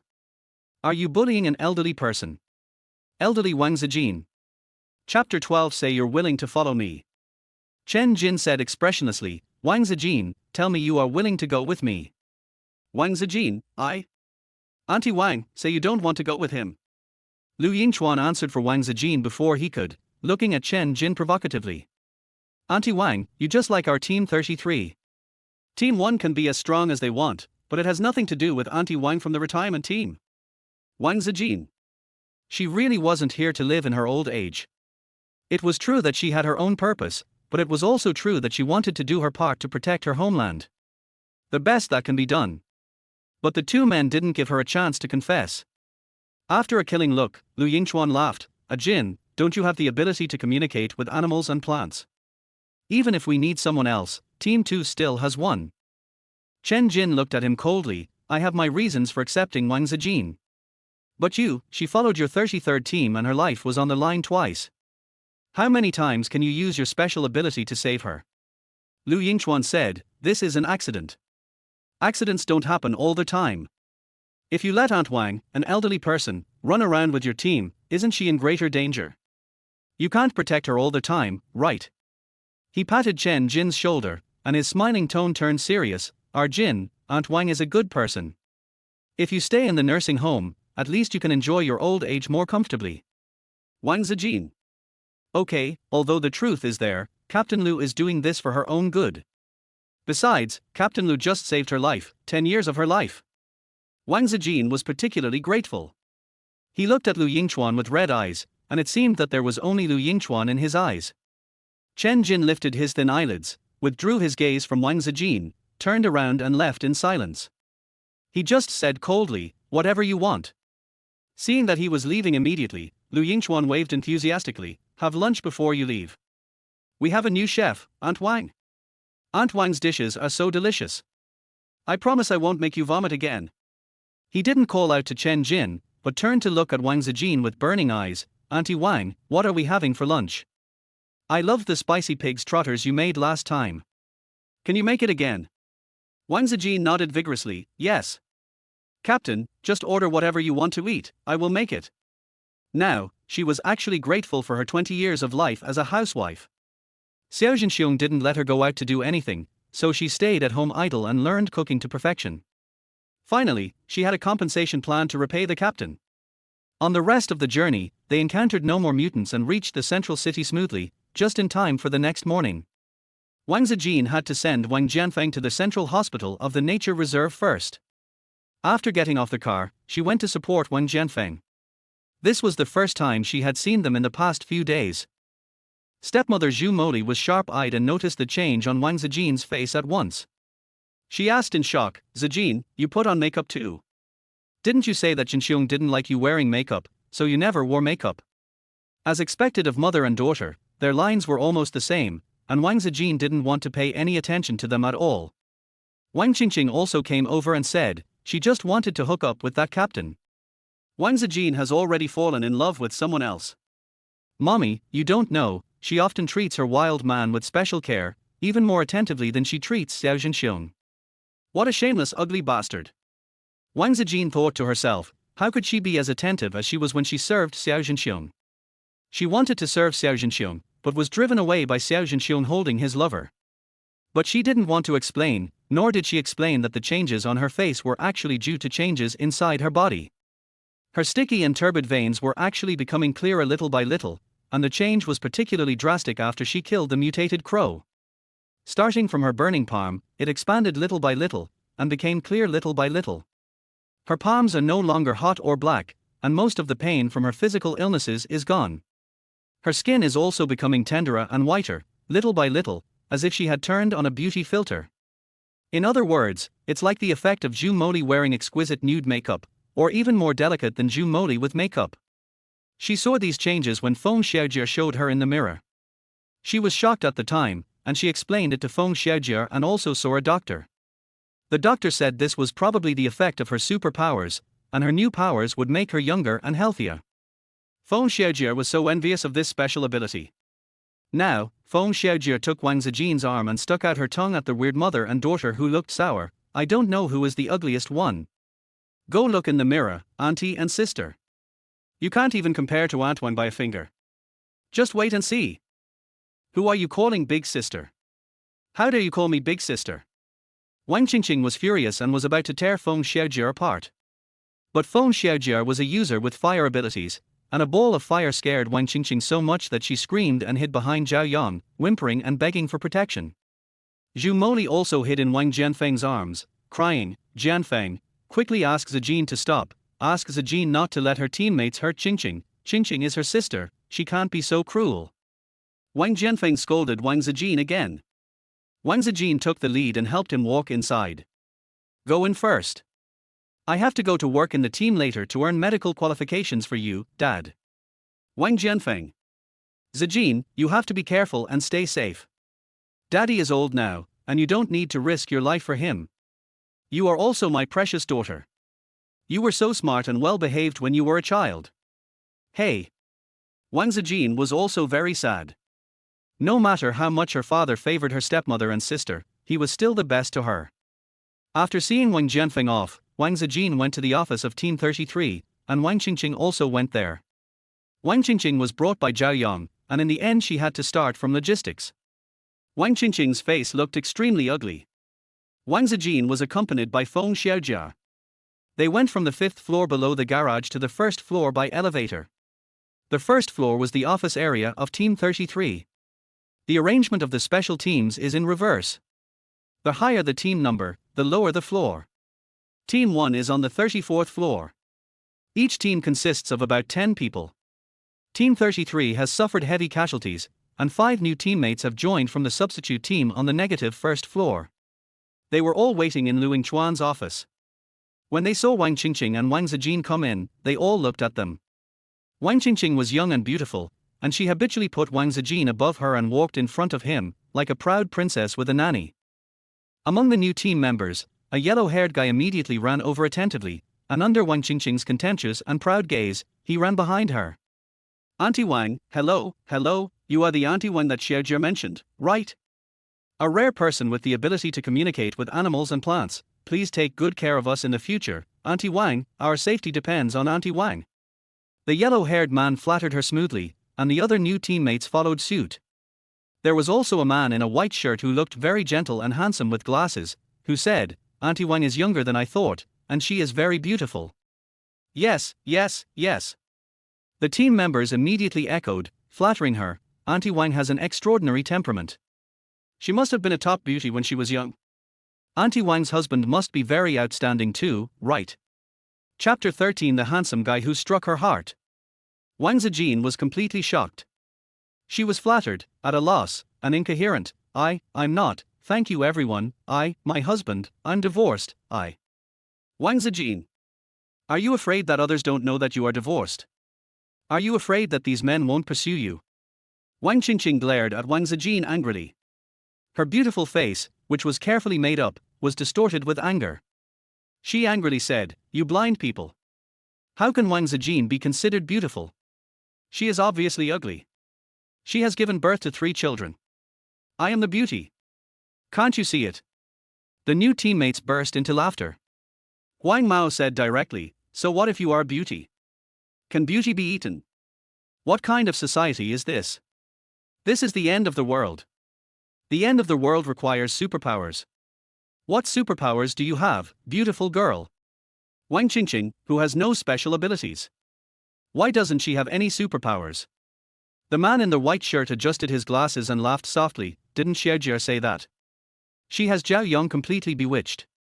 This can also be considered a superpower. Clearly, those were words of praise, and the man in the white shirt didn't sound sarcastic at all, he even sounded quite gentle. But when Wang Qingqing heard this, she felt it was a mockery of her. It was so ugly that she got so angry that her face turned black. She couldn't stand it anymore, so she covered her face and ran out of the office crying, bumping into Wang Zijin hard. Wang Zijin was very frail and his shoulder was hurt by the collision. He staggered and fell backwards. Suddenly, a strong hand supported his back. Wang Zijin turned around in surprise and saw Chen Jin, who was wearing black clothes and a black mask, and seemed to have never changed. He was tall and looked at her with his eyes slightly lowered. When he saw her turning back, he quickly let go of her hand, walked straight past her and sat on the independent sofa at the top of the office.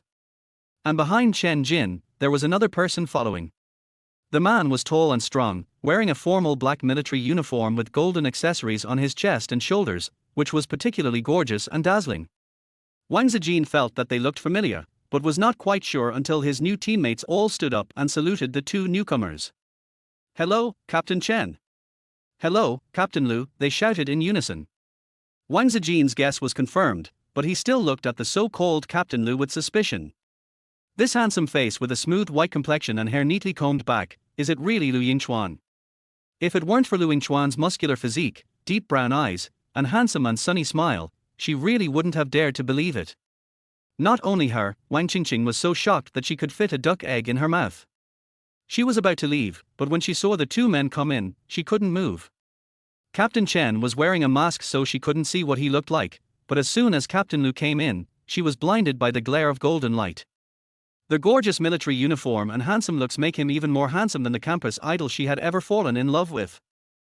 But why is this handsome guy who captured her heart the poor, ugly loser she once scolded? Wang Qingqing was so angry that her lungs were about to explode. The more she was angry, the more she hated Wang Zijin. How could that ugly bastard Wang Zijin catch such a rich husband? So, she rushed to Lu Yingchuan before Wang Zijin, and flirted with him, lifting her hair and winking at him. Their voice was also coquettish, with an 800-degree pitch. "Captain Lu, I'm here to report. Where is my workstation? Can you take me there?" Wang Qingqing seemed to have completely forgotten her previous bad attitude towards Lu Yingchuan. Her shamelessness left Wang Zijin, who was watching, dumbfounded. No wonder Xiao Zhenxiong always disliked her in the past, saying that she was like a dead fish, ugly, stupid and boring, and asked her to learn from Wang Qingqing and her daughter. Now, she finally understood that this was what Xiao Zhenxiong wanted her to learn. But unfortunately, she couldn't learn it, didn't want to learn it, and now she doesn't need to learn it anymore. Everyone in the office was watching the show, wondering whether Lu Yingchuan could resist the beauty's coquettish behavior, including Wang Zijin, who was watching with curiosity. Lu Yingchuan stared at Wang Qingqing, who was almost leaning on his arms, and with a tsk sound, he shouted directly outside, "Zhao Yang! Take your family away. Don't you know that this is an important work area? Who told you to bring your family in?" Zhao Yong rushed over and saw this scene. He stared at Wang Qingqing, who was still leaning in Lu Yingchuan's arms and unwilling to get up. His eyes were so angry that they were about to spit fire. Okay, Captain, I'll take Wang Qingqing away now, he said viciously, grabbing Wang Qingqing and trying to take her away. Wang Qingqing was treated roughly and cried out in pain. She kicked Zhao Yong with her high heels. Let go. What nonsense are you talking about? Who are your family members? Let me go. The two people's voices faded away quickly. Everyone in the office had watched the show enough and watched closely, not daring to be the first to speak. Chen Jin, who was sitting lazily on the sofa with his long legs folded, tapped the black cloth sword with his cold white fingers and said coldly, "Hurry up and bring it here. I don't have time to watch the show here." Lu Yingchuan was speechless. I don't want to act in this drama either, so why blame me? I told you to send it to your office, but you came here on your own. I haven't even changed out of this cumbersome outfit, but you never wear it to meetings. Lu Yingchuan sighed and walked over. He opened the drawer and rummaged through a pile of messy documents. He took out a copy and handed it to Chen Jin, saying, "This is Aunt Wang's personal information that you wanted. Why don't you take a look at the others? Wang Zijin. Why look at her profile?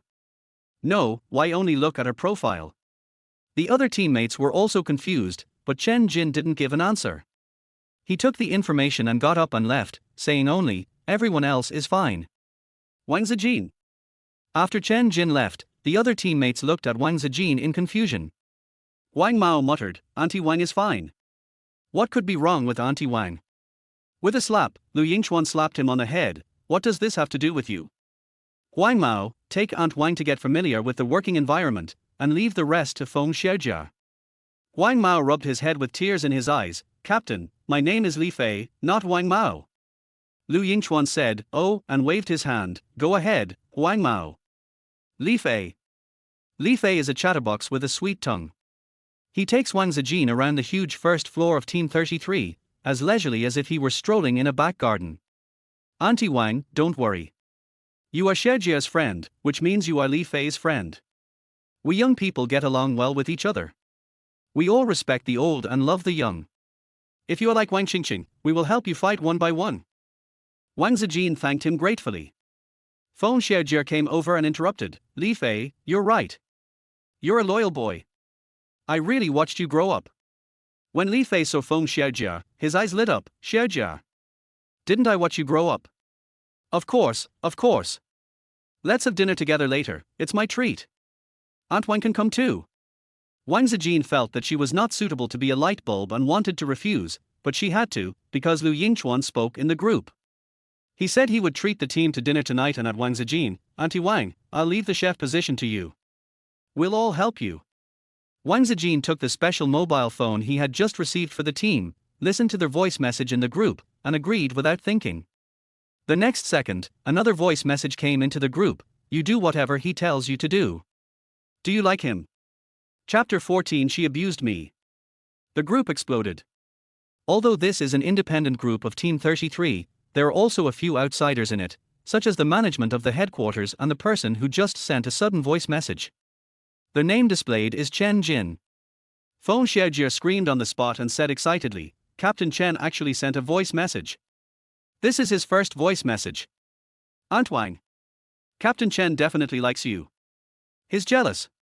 Wang Zijin was frightened by Feng Xiaojia's shocking words and quickly pulled her back. "Don't talk nonsense, I'm the same age as his mother. Don't say such things." Wang Zijin is impressed by Feng Xiaojia. Ever since that time when Feng Xiaojia misunderstood her and Chen Jin holding hands by the RV, she insisted that the person Chen Jin liked was Wang Zijin, not her. The reason is that Chen Jin is cold and ruthless to everyone. He is too lazy to say a word and even thinks the air outside is dirty. He has a serious misophobia and always wears a mask. But Chen Jin actually held Wang Zijin's hand. Although Wang Zijin explained again and again that they were not holding hands, Chen Jin just looked at the black spot on her hand, which made Feng Xiaojia quiet for 2 days. Now, when Feng Xiaojia saw this voice message, his passion for the couple rekindled, and he became obsessed with supporting them. Fortunately, Feng Xiaojia listened to her and didn't say these words outside. There were only 3 of them here. Of course, Li Fei was also frightened and shocked by Feng Xiaojia's shocking words. Impossible. Li Fei was still rational and analyzed. Captain Chen is so outstanding. There are many people in our team who like him. Oh, Aunt Wang, I'm not saying you're not good, but. He scratched his hair in confusion and said harshly, anyway, this is absolutely impossible. If it's possible, I'll poop upside down, okay. Disgusting. Feng Xiaojie rolled his eyes, raised his head and chest, full of confidence, it's possible. The CPS I support have never been BE. Li Fei didn't know whether to laugh or cry. Come on, you just read those romance novels, this is reality, sister. Just ask any guy if he would date Aunt Wang. What do you mean? If I were a man, I would like Aunt Wang. I would fall in love with Aunt Wang. Feng Xiaojie said angrily. The two of them were arguing so much that Wang Zijin sighed tiredly and showed them her phone. You are really the only one who thinks so, Xiaojie, please stop talking nonsense like this. Captain Chen is still young, and this will damage his reputation. She is old and used to being scolded. Compared with this misunderstanding, it is nothing. But Chen Jin is different. Besides, Chen Jin didn't like her at all. Chen Jin even said that he would kill her. Unfortunately, she couldn't explain this sentence. On the mobile page that Wang Zijin opened, although the 33-team group was in an uproar, no one thought the same as Feng Xiaojie. They were all shouting flattery like, the boss is around, worship the boss bless you, and so on. Another said, who is Captain Chen talking about? Who likes our Captain Lu? Are you talking about Aunt Wang? As a result, the whole screen was filled with the word, get lost, and it was Lu Yingchuan who had the hair. After reading the news, Feng Xiaojie was extremely discouraged and even doubted herself, did I really support the wrong CP? Her excitement wore off, and she realized that Wang Zijin looked pale and very tired. She hurriedly tugged at Wang Zijin's sleeve and whispered, I'm sorry, Aunt Wang, I didn't tell anyone. Xiao Fei is not an outsider. I just think you and Captain Chen are a good match. Although you are much older than Captain Chen, when I saw you two standing together that day, I thought you two were a good match. I was wrong, Aunt Wang. Wang Zijin was not angry with Feng Xiaojie, but felt ashamed for tarnishing Chen Jin's reputation and Lu Yingchuan's reputation. She comforted Feng Xiaojie for a few words, and Feng Xiaojie was revived. With sparkling eyes, she asked excitedly, but why is the captain angry? Could it be that the captain likes Captain Chen? Wow. I can also support this couple. They are so sweet. Wang Zijin, Li Fei. Although the work of Team 33 is not as busy as that of Team 1, it is also very tedious and the workload is heavy. In addition to the time spent on field missions, the day after the mission is completed, we will make a summary and hold a meeting in the office area. This is the only day they can sit in the office area, and this day is considered their holiday. But this time, Team 33 had a major reshuffle and the players were not too familiar with each other, so Lu Yingchuan organized such a dinner party. Wang Zijin planned to visit Wang Jianfeng first after get off work and then go to Lu Yingchuan, but unexpectedly, he saw Xiao Zhenxiong as soon as he arrived at the hospital. Xiao Zhenxiong was waiting outside Wang Jianfeng's ward, waiting for Wang Zijin. When he saw Wang Zijin coming, he went up to her, cursing. Wang Zijin. Are you determined to get a divorce? Let's get a divorce. Who cares about an ugly woman like you? Anyway, you don't want me, nor do you want your son and daughter. Xiao Lei deserves to die. He deserves to have such a cruel mother. Wang Zijin was about to ignore him and go straight into the ward, but she froze when she heard that, raised her eyes and looked at him. What did you say? What happened to Xiao Lei? Seeing that she still cared about Xiao Lei, Xiao Zhenxiong laughed, but his laugh was extremely mocking. What happened to Xiao Lei? Xiao Lei is going to die. It's because I led them to find you, the mother who eloped with a wild man. Our plane was attacked. Xiao Lei's legs were eaten by the mutant. What? Wang Zijin was stunned for a moment, his eyes trembling violently, but he pursed his pale lips and said coldly, it has nothing to do with me. Since she no longer wanted the two children, whatever happened to them had nothing to do with her. They were the ones who didn't want her first, and even wished she would die. If this kind of accident had happened to her, her two children would have applauded. Like the time she almost died from gas poisoning, she thought it was just her carelessness. But after she awakened the ability to communicate with animals and plants, she heard from Xiao Juzi that it was a conspiracy of the two siblings and that they were the ones who did it. Wang Zijin trembled with fear when she thought of her two devil children, but Xiao Zhenxiong thought she was just being stubborn. After all, Wang Zijin is a very soft-hearted woman who loves him and their children very much. Xiao Zhenxiong pinched her chin, smugly and maliciously mocking her. Wang Zijin, if you still recognize Lei Lei as your child, and still recognize me as your husband, then you should remarry me immediately. Return my company to me, return my money to me, and I will take you to see your half-dead son. What Xiao Zhenxiong wanted was nothing more than wealth and glory, which were all taken away by Wang Zijin after the divorce. Wang Zijin stared at him coldly and said word by word, I said, it has nothing to do with me. Xiao Zhenxiong immediately became furious and raised his hand to beat Wang Zijin as usual, but Wang Zijin had already pushed him away. Wang Zijin's physical condition has improved in the past few days, and he has become a little stronger. On the contrary, Xiao Zhenxiong was fat, the kind that was bloated and weak, and was pushed directly to the ground with his buttocks. Xiao Zhenxiong screamed in pain, but when he tried to get up he couldn't get up for a while, and he roared in anger. Wang Zijin! You are such a cruel woman. You didn't even care that your own child was dying. There is no mother like you in this world. Father-in-law. Mother-in-law. Please come and judge for your son-in-law. Wang Zijin hit me, she abused me. Ouch. Chapter 15, This Couple. Wang Zijin knew that Xiao Zhenxiong was making a fuss here just to please Wang Jianfeng. That's why she didn't want to pay attention to him and wanted to go directly into the ward, but Xiao Zhenxiong brought up the news that Xiao Lei had died in an accident. As a mother who carried Xiao Lei for 10 months and raised him, it was impossible for her not to be moved. But, it was only limited to being moved. The affection she had for her son and daughter had long since died out when they realized that they wanted to kill her with their own hands. If she hadn't been lucky that time, she would have been killed by her own children. Come to think of it, it's really sad and ridiculous. How much of a failure is a mother if even her own child wants to kill her? Wang Zijin walked past him indifferently, went to the door of the ward, and calmly looked at Wang Jianfeng, who was lying on the bed with a sullen face, coughing and scolding her. Zhu Moli had already fallen to the door, kneeling on the ground miserably, grabbing Wang Zijin's loose cotton trousers, crying and begging her heartbrokenly. Zijin, you can't be so heartless. Lei Lei is your biological son. How can you even give up your child just because of a conflict with Zhenxiong? Mom is begging you, please. Save Lei Lei. Remarry Zhenxiong. Only if you remarry will he let us go to see Lei Lei. Mom is begging you, Zijin, sob. Zhu Moli's words more clearly push Wang Zijin into the role of a vicious mother who abandons her husband and children. Those who heard the noise and came to watch the fun in the hospital started to blame Wang Zijin, and some even threw garbage at her. Zhu Moli took the opportunity to say, Zijin, apologize quickly and admit your mistake, otherwise not only will we not be able to see Lei Lei, but your father will also be kicked out of the hospital. Don't hurt Jianfeng, Zijin, he is your father. You can't be so cruel. Wang Jianfeng was so angry that his face turned pale, and he gasped for breath. Wang Zijin. You are so unfilial. Dad. Wang Zijin interrupted him lightly. Although the egg liquid on her head was still flowing, she still stared at him seriously without blinking.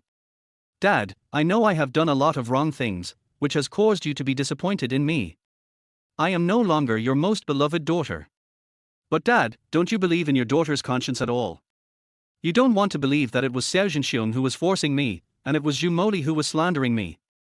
She said these words very calmly, and waited calmly for her father to give her an answer. She wanted to see whether she had been suppressed by Zhu Moli to the point where there was no room for improvement in her father's heart, or whether she had become love-brained to the point where she could not be saved. This is very important for what she is going to say next. Wang Jianfeng had been scolding her so much that he was almost out of breath. After hearing what she said, he was stunned for a moment and couldn't utter a word for a while. Zhu Moli thought to herself that something was wrong and she gripped Wang Zijin's pants with more force. She looked up at Wang Zijin angrily, only to see that he was also looking at her coldly. Zhu Moli shuddered all over. She felt that Wang Zijin seemed to have changed, not only in appearance but also in heart, and the change was quite big. She felt like she was being seen through, so she gritted her teeth, turned around and rushed towards Wang Jianfeng again, crying even more miserably. Jianfeng, are you okay? Don't be angry, I'm here, Xiao Moli is here, Xiao Moli will always be with you, Xiao Moli will take good care of you for Zijin who doesn't listen to you. Zijin, please don't make your father angry, okay? Please. Your father is almost dead because of you, and you still want to blackmail him morally. This is too much. Zhu Moli's acting talent is really good and her eloquence is really invincible. This method of confusing right and wrong and disguising oneself as a weak little white rabbit is not something that ordinary people can do. Wang Zijin admits that she is no match for him.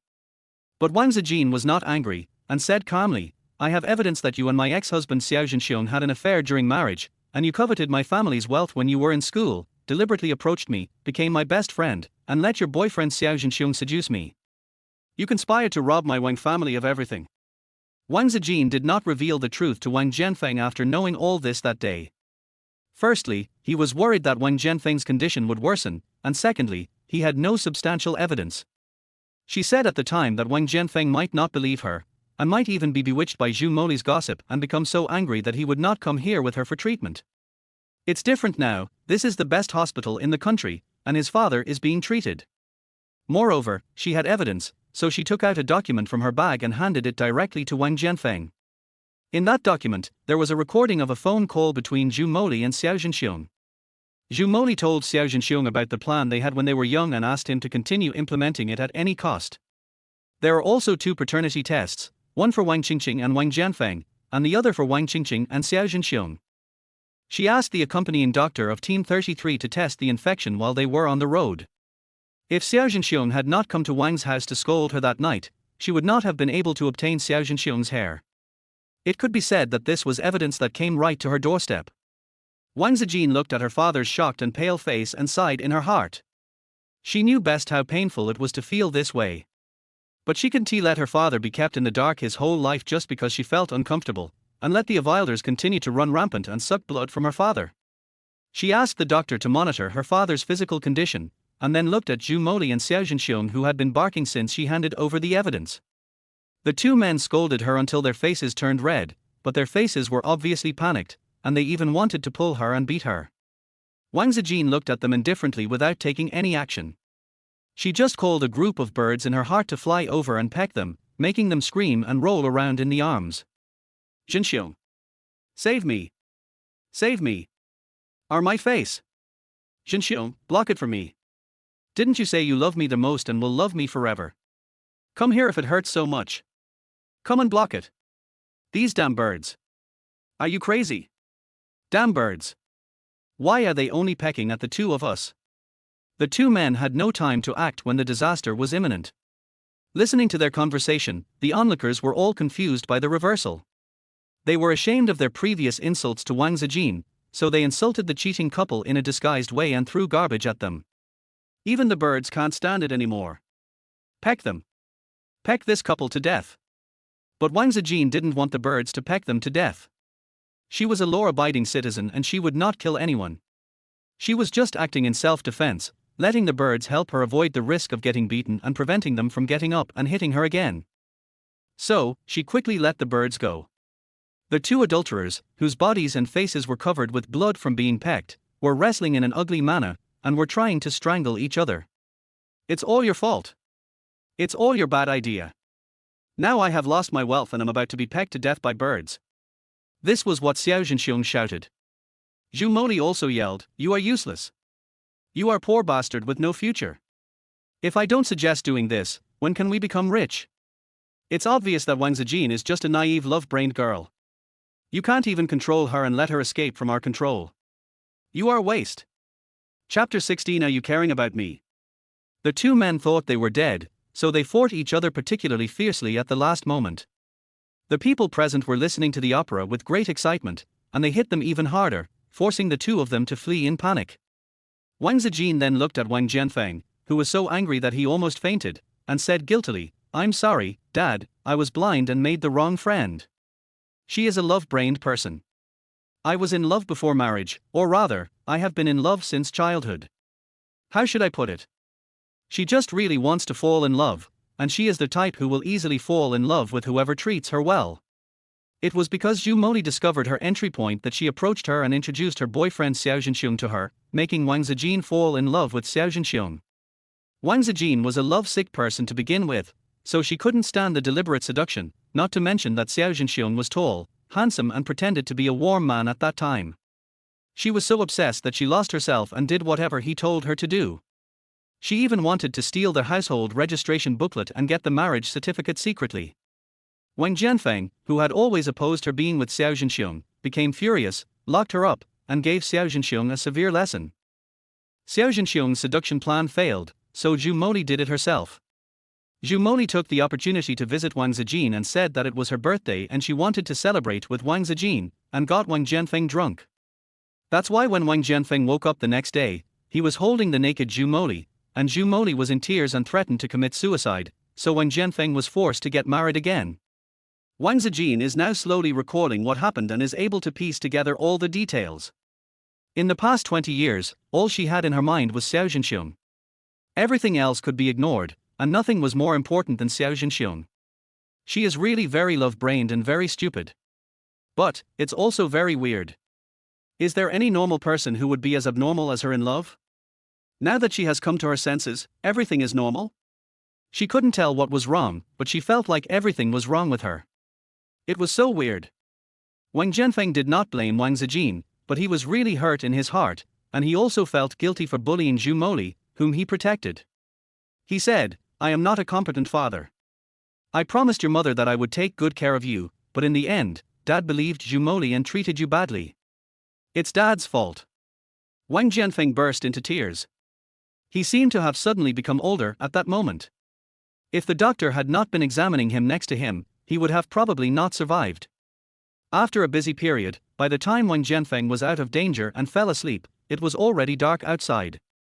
Wang Zijin hired several caregivers to take care of her father before she closed the door and left. Only then did she remember that she had to go to the captain's house to cook. Wang Zijin was extremely embarrassed and quickly took out his cell phone to check the group messages, which included a lot of messages and several missed calls. The captain beat him, Feng Xiaojie beat him, and Su Yangbei? Su Yangbei, she had some impression of this name, it seemed like. "Auntie Wang, why didn't you answer my call?" Someone called her from behind and patted her shoulder gently. When Wang Zijin turned around, she saw a thin young man in a white shirt and black trousers, with a pair of gold-rimmed glasses on his fair and handsome face.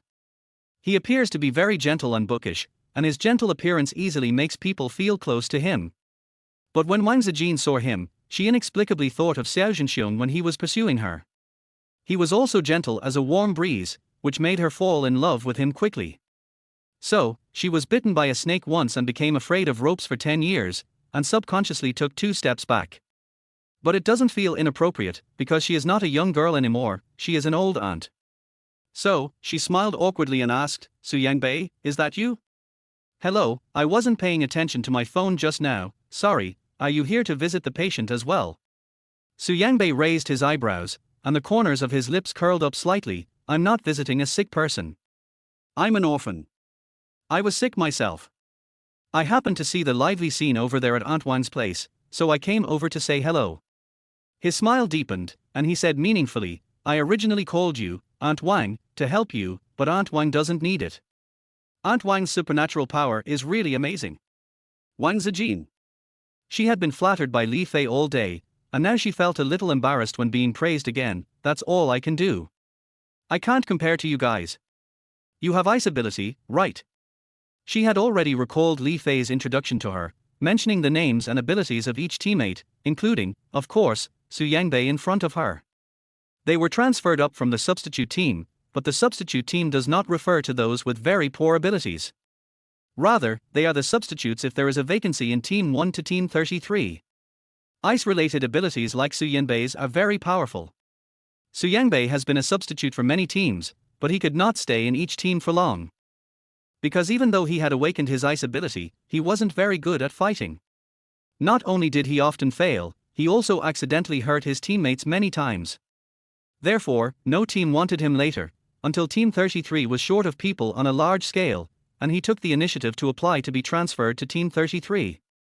He was very frank and told the reason at that time. Team 33 was the simplest and most idle retirement team and was the most suitable for him. When Li Fei talked about Su Yanbei's words, he was so happy that he said he thought so too.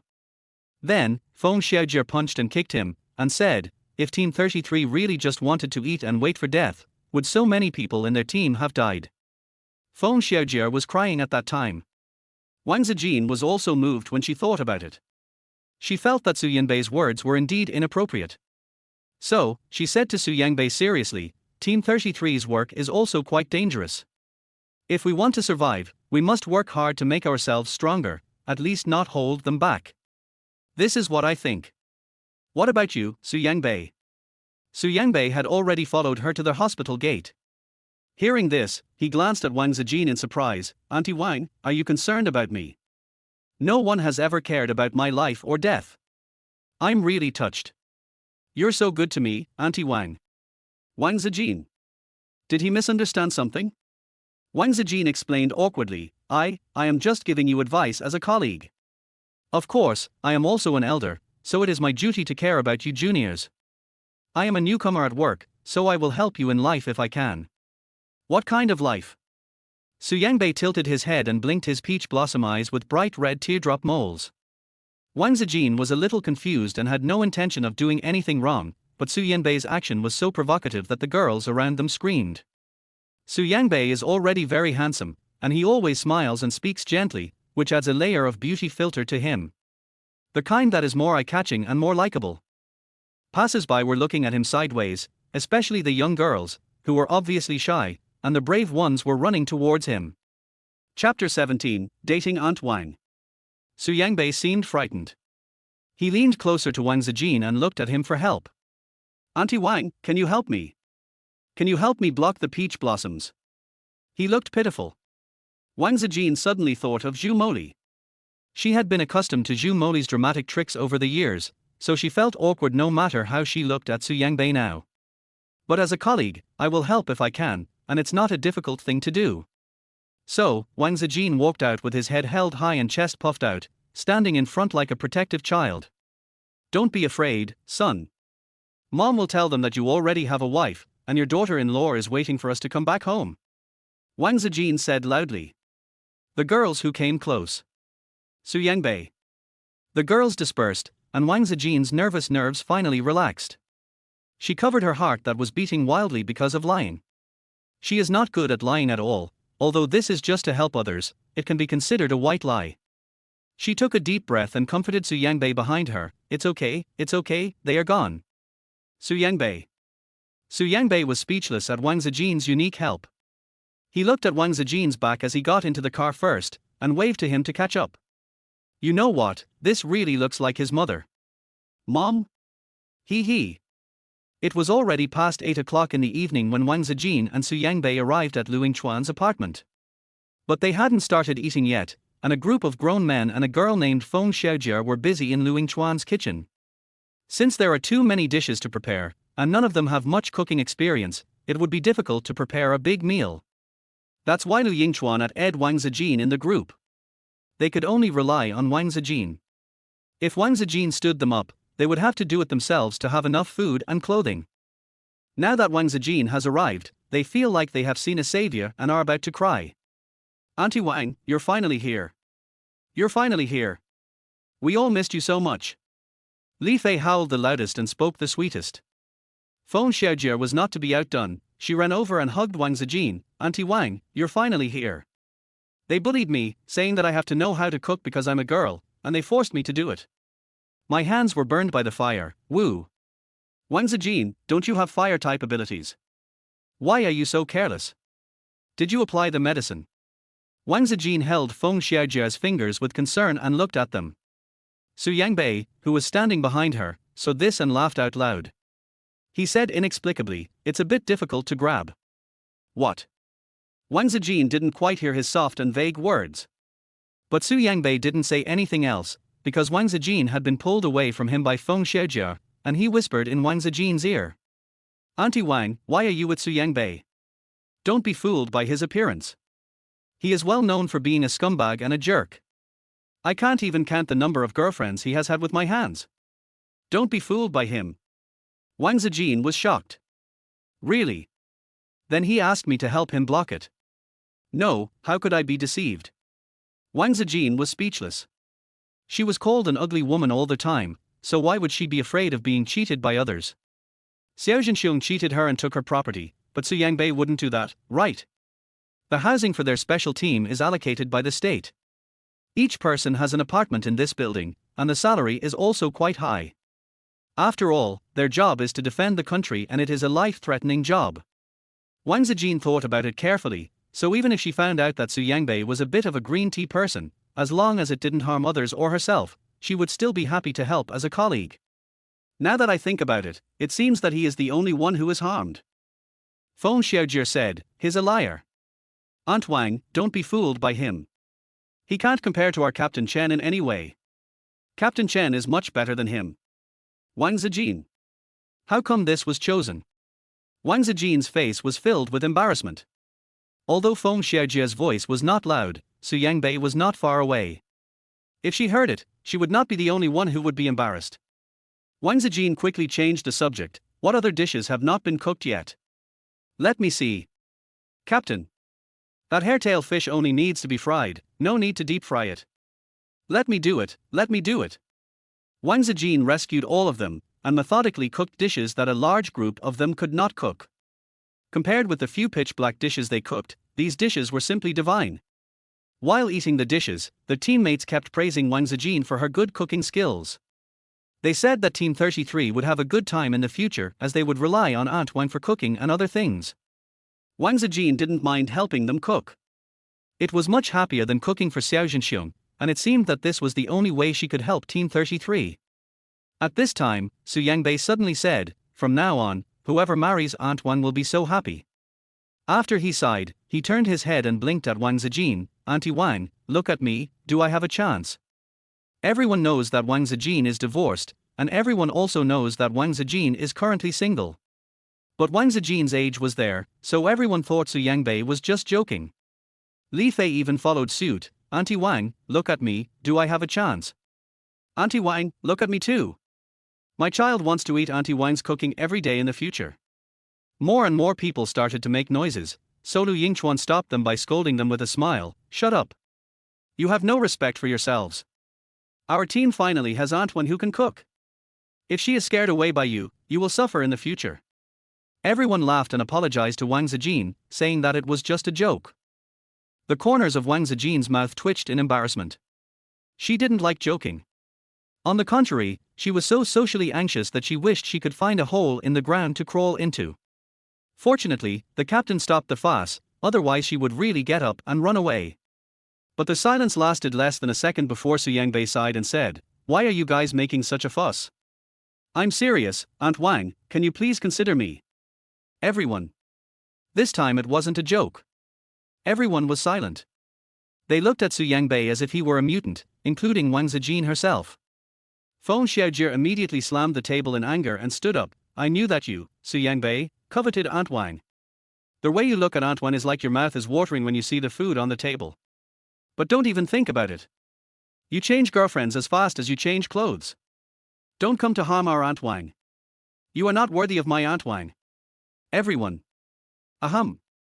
Li Fei tugged at Feng Xiaojie's arm. "This is too fake. Whoever looks at Aunt Wang and Su Yangbei, it's Aunt Wang who is marrying up to Su Yangbei. But, there are really young people who are dating Aunt Wang."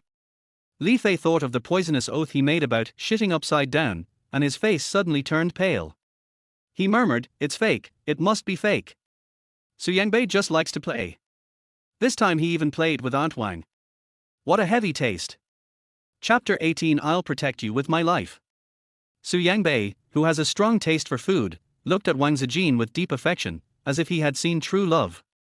He said seriously, "I fell in love with Aunt Wang at first sight. Perhaps, Aunt Wang was the goddess I always wanted in my previous life? I am trying to get close to Aunt Wang." Li Fei was slapped in the face in 1 second. Wang Zijin was still stiff, his face was red, but his heart was cold. He even felt so nauseous that he wanted to vomit. Su Yangbei's looks and pursuit style are indeed very tempting, especially to young girls who have little experience in love. Wang Zijin thought that if she had met Su Yangbei before meeting Xiao Zhenxiong, she would undoubtedly fall for him faster than she did with Xiao Zhenxiong. This is something that most girls have no way of resisting. But she is not an ordinary girl. She is an old aunt who will no longer fall in love, and she knows very well that it is impossible for Su Yangbei to fall in love with her at first sight. Exactly, just like the way Xiao Zhenxiong said he fell in love with her at first sight when he was pursuing her. But what does Su Yangbei want from her? Wang Zijin was just confused when a sharp and resentful sneer came from outside the door. Wang Zijin is amazing. You hooked up with the second and third wild men so quickly. Wang Zijin, do these wild men know that you abandoned your husband and children, and you didn't care about your dying son? The person who came in from the wide open door was Wang Qingqing, and the one who brought her in was Zhao Yang. Zhao Yang was originally invited, but Lu Yingchuan also made it clear that he could not bring family members, which meant that he could not bring Wang Qingqing. But after Wang Qingqing received a call from her mother, she became very upset and extremely angry. She insisted on following him to settle the score with Wang Zijin. She also said that she would marry him as long as he brought her here. This sweet treat was what Zhao Yang had always dreamed of, so he immediately agreed. Zhao Yang knew that everyone in the team was on Wang Zijin's side, and that he would be scolded this time, but he didn't expect that there were suitors of Wang Zijin in the team. It was so shocking that Zhao Yang, who was eavesdropping outside the door, was stunned. He seriously suspected that Su Yangbei had some strange special hobby. But Su Yangbei had openly pursued Wang Zijin, and if he brought Wang Qingqing into quarrel with Wang Zijin, it would undoubtedly cause him to fall out with Su Yangbei as well. Although Su Yangbei's supernatural powers are sometimes good and sometimes bad and don't seem to be very good, he has a very good relationship with people, especially women. Zhao Yang wanted to take Wang Qingqing away, but Wang Qingqing was eavesdropping from the corner and rushed in directly. Wang Qingqing's face, which was delicately made up, looked extremely ugly, and she stared at Wang Zijin with hatred. Wang Zijin, your son is almost dead. You are still here looking for a wild man. Do you still have a heart? You are just a cruel old witch. Daddy is already so ill. And you still want to frame mommy and me. While daddy is lying in bed and can't get up, drive mommy away. And don't let me see daddy. Why don't you allow me to do that? Why do you use your fake DNA report to frame me and my mom? I am daddy's daughter. My biological daughter. I am not the daughter of your fat, ugly pig-like husband. You are just jealous of me. Jealous that daddy dotes on me. You just want to drive mommy away, drive me away. You are just an ugly old witch. You asked me to see daddy. Why don't you let me see daddy?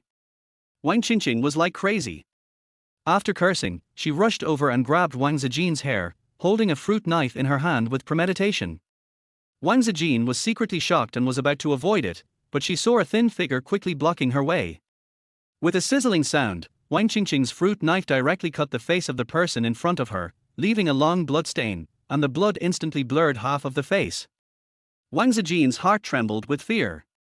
She never expected that Su Yangbei would come to block this for her. In fact, she had already completely dodged it, and was already using the same trick again in her mind, trying to summon something else to deal with Wang Qingqing. But Su Yangbei stood in front of him and suffered considerable injuries. A similar scene reappeared in Wang Zijin's mind. Xiao Zhenxiong once blocked a robber's knife for her in order to capture her faster. Wang Zijin has not yet found out whether the robber is a real robber or not, because she feels it is unnecessary. But Wang Qingqing was obviously not arranged by Su Yangbei. Wang Zijin felt even more confused. She really couldn't guess what Su Yangbei was trying to do. He was willing to sacrifice to this extent, as if he really fell in love with her at first sight. She stopped having wild thoughts and reached out to pull Su Yangbei, who was still blocking the front, behind her, so that he wouldn't stand there stupidly and get beaten. Obviously, he could resist, or he could avoid the knife. Auntie Wang, Su Yangbei said softly but firmly, with blood all over her face, don't be afraid. I will protect you. I will protect you with my life. Wang Zijin pursed his lips and said calmly, that's not necessary. If you don't deliberately go up to catch the knife, you're helping me. Auntie Wang, why do you miss me so much? Su Yangbei looked sad and pitiful. I am worried about you. Am I wrong? I just want to protect the woman I love. Am I wrong? Wang Zijin. Wang Zijin was speechless. She could no longer communicate normally with Su Yangbei. Su Yangbei's sweet words were even more intense than when Xiao Zhenxiong pursued her, and his acting skills were even more superb. Not to mention her, even Feng Xiaojia, who had always opposed Su Yangbei, couldn't help but hold her red little round face and screamed, wow wow wow wow. Oh my god. I can't bear it anymore. Who can bear it? Aunt Wang, are you okay? Can you still bear it? Feng Xiaojie said spinelessly. Wang Zijin couldn't stand it anymore, not because she was bewitched by Su Yanbei's sweet words, but because she didn't like to owe anyone anything. No matter what the reason was, Su Yanbei blocked her like this, and she couldn't just ignore it. Seeing that Wang Qingqing had been controlled by her teammates, she took off her coat and pressed it on Su Yanbei's face, wanting to help him go to the hospital. Seeing this, Wang Qingqing cursed even more harshly. Wang Zijin, you are a love-brained person who will die without a man. A wild man is more important to you than your son's life and death, right? Your son is going to die soon. He won't survive tonight. You old witch, Xiao Lei is so unlucky to have a mother like you. Wang Qingqing has been making a fuss about this for a long time. Although the teammates all know that Wang Zijin's family is weird, if what Wang Qingqing said is true, then Wang Zijin is indeed vicious. Even a tiger doesn't eat its own cubs. Wang Zijin never explained anything, but Feng Xiaojie still stood on her side, even though she was not very clear about the matter in Wang Zijin's family. But she believed Wang Zijin and said that Wang Qingqing was talking nonsense. Lu Yingchuan also expressed his opinion. I have seen Aunt Wang's 2 children. They are morally corrupt and disrespectful to their elders. If I were them, I would not want such children. Moreover, Aunt Wang is a member of my 33rd team. I am responsible for any mistakes she makes. It is not your turn to make trouble here. Get out, Wang Mao. Li Fei rubbed his hands. Understood. Wang Qingqing, you blind people are protecting the old witch Wang Zijin. You are also accomplices. Wang Zijin, I have brought you the person you wanted. Chapter 19. It's better to have a dog than him. Wang Zijin was particularly surprised. When she was in the hospital, she asked the group of birds that were helping her to find a 14-year-old boy whose both legs were eaten by mutants. The bird's information network is the most extensive. If what Xiao Zhenxiong said is true, then they will definitely be able to find Xiao Lei who is nearby. The bird she sent out had not given her any feedback on the information, but now Chen Jin had arrived first. Chen Jin brought Xiao Lei along as well, and packed the things and brought them directly to her. Wang Zijin was extremely surprised. She knew that Chen Jin had the ability to communicate with animals and plants, and he would find out about her from the bird's mouth. But Chen Jin actually helped her? And came in person. Wasn't he out on a mission? Before Wang Zijin could thank him, he looked at Xiao Lei who fell to the ground surrounded by a hurricane. His 2 legs were indeed gone, and his empty trouser legs were covered in blood. It was obvious that he had not received any care and they were swollen and festered. He had almost fainted, but the impact on the ground was quite heavy and he woke up in pain. He opened his mouth and cried out weakly. It hurts so much, sister, Daddy hasn't come back yet. He suddenly stopped because he saw clearly the group of people in front of him and Wang Zijin in front of him. Ugly woman. He called out subconsciously, with a sickly look of pride and disgust on his face. Who needs you to come and see me? I don't have a mother like you who is ugly, old, and stupid. Dad insisted on having you come back and remarrying. My sister and I don't agree. It would be better if you died. Why don't you just die? Xiao Lei's vicious words shocked and ashamed those teammates who still had doubts about Wang Zijin. Li Fei immediately muttered, just as the captain said, if this was my child, I wouldn't want him. It's better to raise a dog than him. Yeah. Feng Xiaojie nodded vigorously and said sympathetically, Auntie Wang is so pitiful. How could such a good Auntie Wang have such a vicious son? It's so unscientific. What's good about Wang Zijin? If she were good, would her son want her dead? Are you all fools? Xiao Lei, keep scolding. Scold Wang Zijin to death. Wang Qingqing squeezed in from behind the crowd and said. Seeing Wang Qingqing, Xiao Lei's expression became very ugly.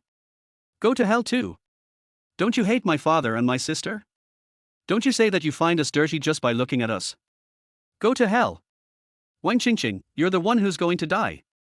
You didn't die even with a broken leg. How can you be so lucky? You're going to die. Wang Qingqing cursed and was about to go up and strangle Xiao Lei, but was stopped by her teammates who were shocked by what they saw. In Xiao Lei's current condition, he would die if he was beaten any further. Xiao Lei's face was extremely pale and he was dying. He almost didn't have the strength to speak, but he was still glaring at Wang Zijin with red eyes. It's all your fault. It's all your fault. If it weren't for you, my sister and I wouldn't be looked down upon, laughed at, and bullied by them. It's all your fault, cough cough. He felt uncomfortable and in pain, his face covered in cold sweat, but Wang Zijin looked at him calmly and indifferently, no longer showing the heartache she had shown before. Wang Zijin recalled that when Xiao Lei was 6 or 7 years old, he had a high fever in the middle of the night, and Xiao Zhenxiong was holding his lover in the next room and refused to get up. It was Wang Zijin who carried Xiao Lei to the hospital alone. There were many such things, but Xiao Lei seemed to remember none of them. He only knew that she had brought shame upon them and should die.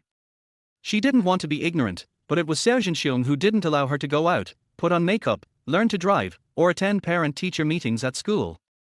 They said she put on makeup to seduce others, that she wanted to sneak back to her parents' home after learning to drive, and they even forbade her to install a chat app.